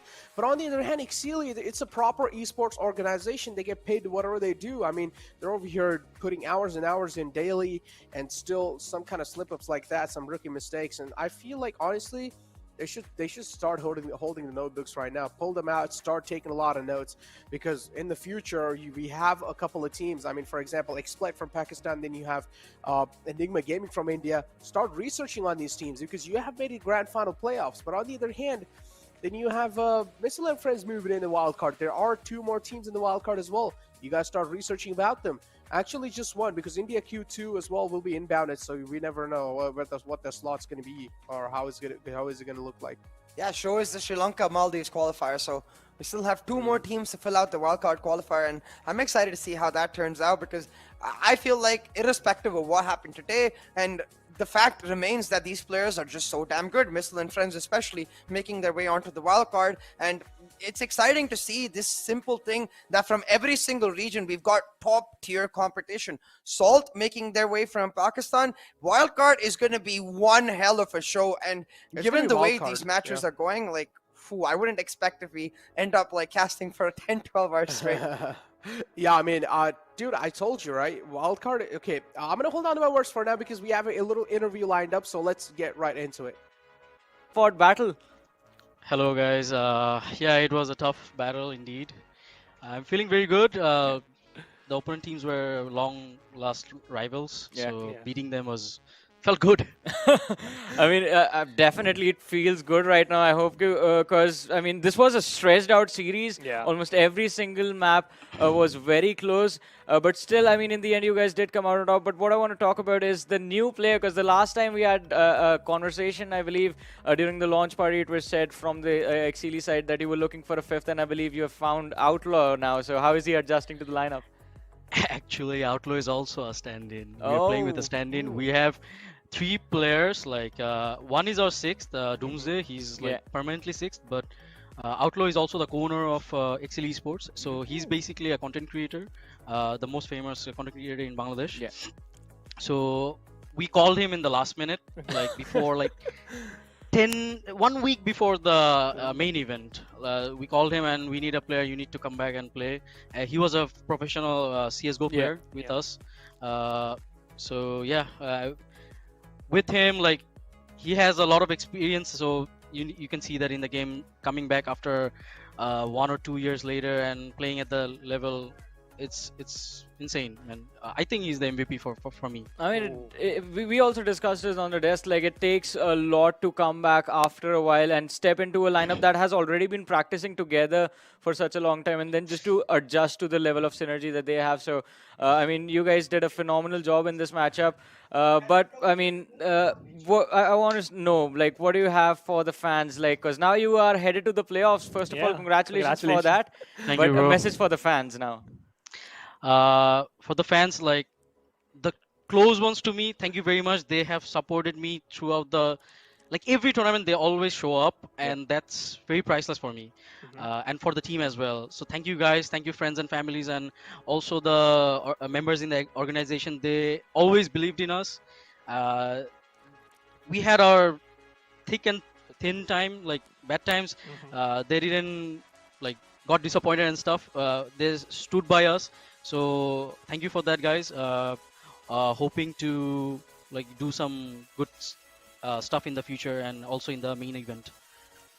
Well, I mean, after this series, there are going to be a lot more fans that are going to be cheering for you once you head to the playoffs. Zolo Crazy, thank you so much for giving us your time. It was a pleasure. Yeah. Thank I you, know bro. you Thank you, guys bro. need a breather. Thank you so much for giving us your Yeah. time, and congratulations. Thank you, bro. Thank you, bro. Goodbye. There you go. I mean, we finally found out their fifth man was pretty much called in at the last moment, and he's also the co-owner, and he used to be a pro player in the past FPS games, so makes a lot of sense. Still got to give props, man. Just joining the lineup a week ago and still doing that great. Pretty much final round was won because of him. Exactly, like, and not giving up. You could see that years of experience that Zolo mentioned really coming in clutch with respect to the mental aspect of the team. You can see how exhausted Zolo is even, so it must be really nice for him as an IGL to have that extra bit of experience coming in from Outlaw to help with the leadership in that team regard. So right now for Exceeli, the focus, I guess, has to just be now. They didn't get much practice before VCC, just 10 days. Use this time that they've created for themselves by winning the Bangladesh Qualifier to really get that practice in. Yeah, exactly. I mean, also winning that, and also you still have a lot of days for the grand finals to kick off. So yeah, go ahead and take out your notebooks and start noting down a lot of strats, because there's going to be a lot of strats even from the teams that are in grand finals that will be hidden under the sleeves. So this is where you will need that adaptive nature as well. So try and work on it. But without wasting any time, let's just find out who the giveaway winner is, and it's Rhythm Mondo, who he has won this giveaway. So congratulations, Rhythm. I hope you enjoy all the goodies, all the exclusive VCC merchandise that's going to be shipped over to your home. Yeah, because we're both actually certainly still trying to get our hands on some of those. I really want that mouse pad, man. Especially after a game like this, I feel like when I go back home, get a game or two on myself, that mouse pad is just perfect for me to remind myself to just chill out. Talking about mousepad, honestly, mousepad is not really what I'm looking for. I need the backpack, dude. The backpack looks sick.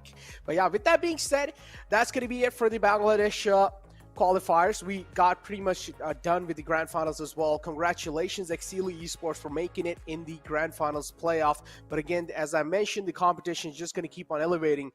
So it's time to end the day as well, man. It's time for CA and Necro to sign off, and we're going to be doing so. We'll catch you guys later.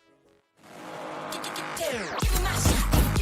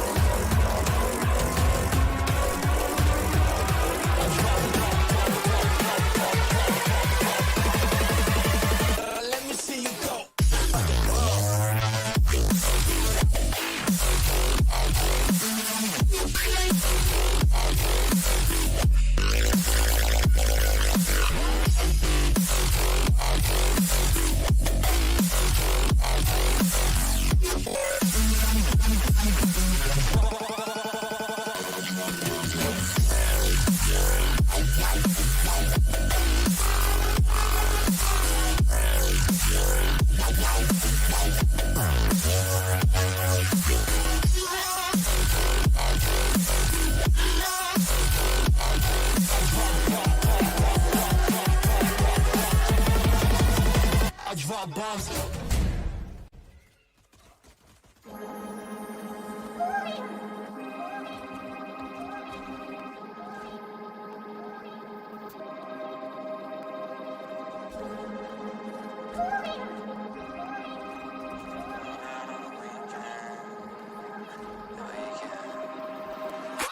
Chilling in the chair, I'll be sipping it. Watch a bunch of shows, I'm getting it. Yeah, I understand it's a quarantine, I got to be chilling all alone, but I'm getting sick. People who be running after the office, signing politics, scrambling to tell the kid to stop. I ain't gonna leave the room, I don't wanna kill a few with that, this shit that is inside my top. With the drop, taking it bigger than now, taking it part of the crowd, don't wanna pop, I don't want anyone down, better be kicking them out, make it a rock, smoking loud up in my damn house, solo though I know I'm never going on and out. Party on my own, y'all. Look at all the people trying to hold me back, going so loud. Look at all the people trying to hold me back, slow down. Fuck going out, getting high on the weekend. So loud, I'll party on my own. Party on my own. I'm doing what I'm doing, I don't got a lot to prove. And if I'm moving, then I'm grooving, cause I wanna do it. Stupid, got my music and I lose it to another tune or two. If I don't get to move it even real can do it. When I'm cooking, then you know I'm cooking bacon. You don't wanna check under the apron. Vacuum the whole room naked, facing windows so people who out getting the greatness. Telling me better to hate this, really though it ain't shit when you could compare to what the other people facing. So what I am drinking, still half full is true. I'm comparing to the nation. Party on my own, y'all. Look at all the people trying to hold me back, going so loud. Look at all the people trying to hold me back, slow down. Fuck going out, getting high on the weekend. So loud, I'll party on my own. Party on my own.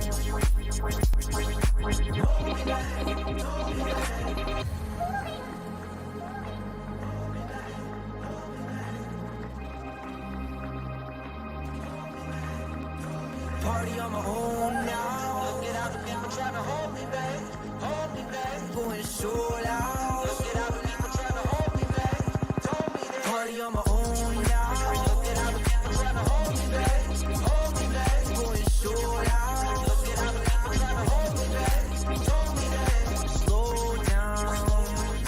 Fuck going out, getting high on the weekend. So loud, I'll party on my own.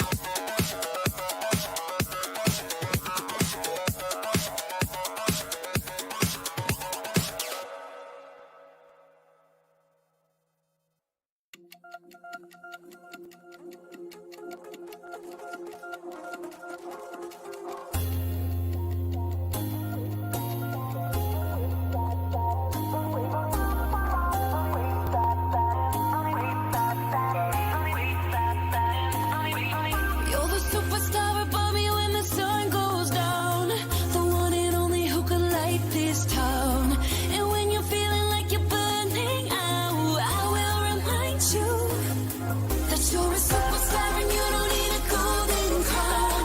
'Cause everybody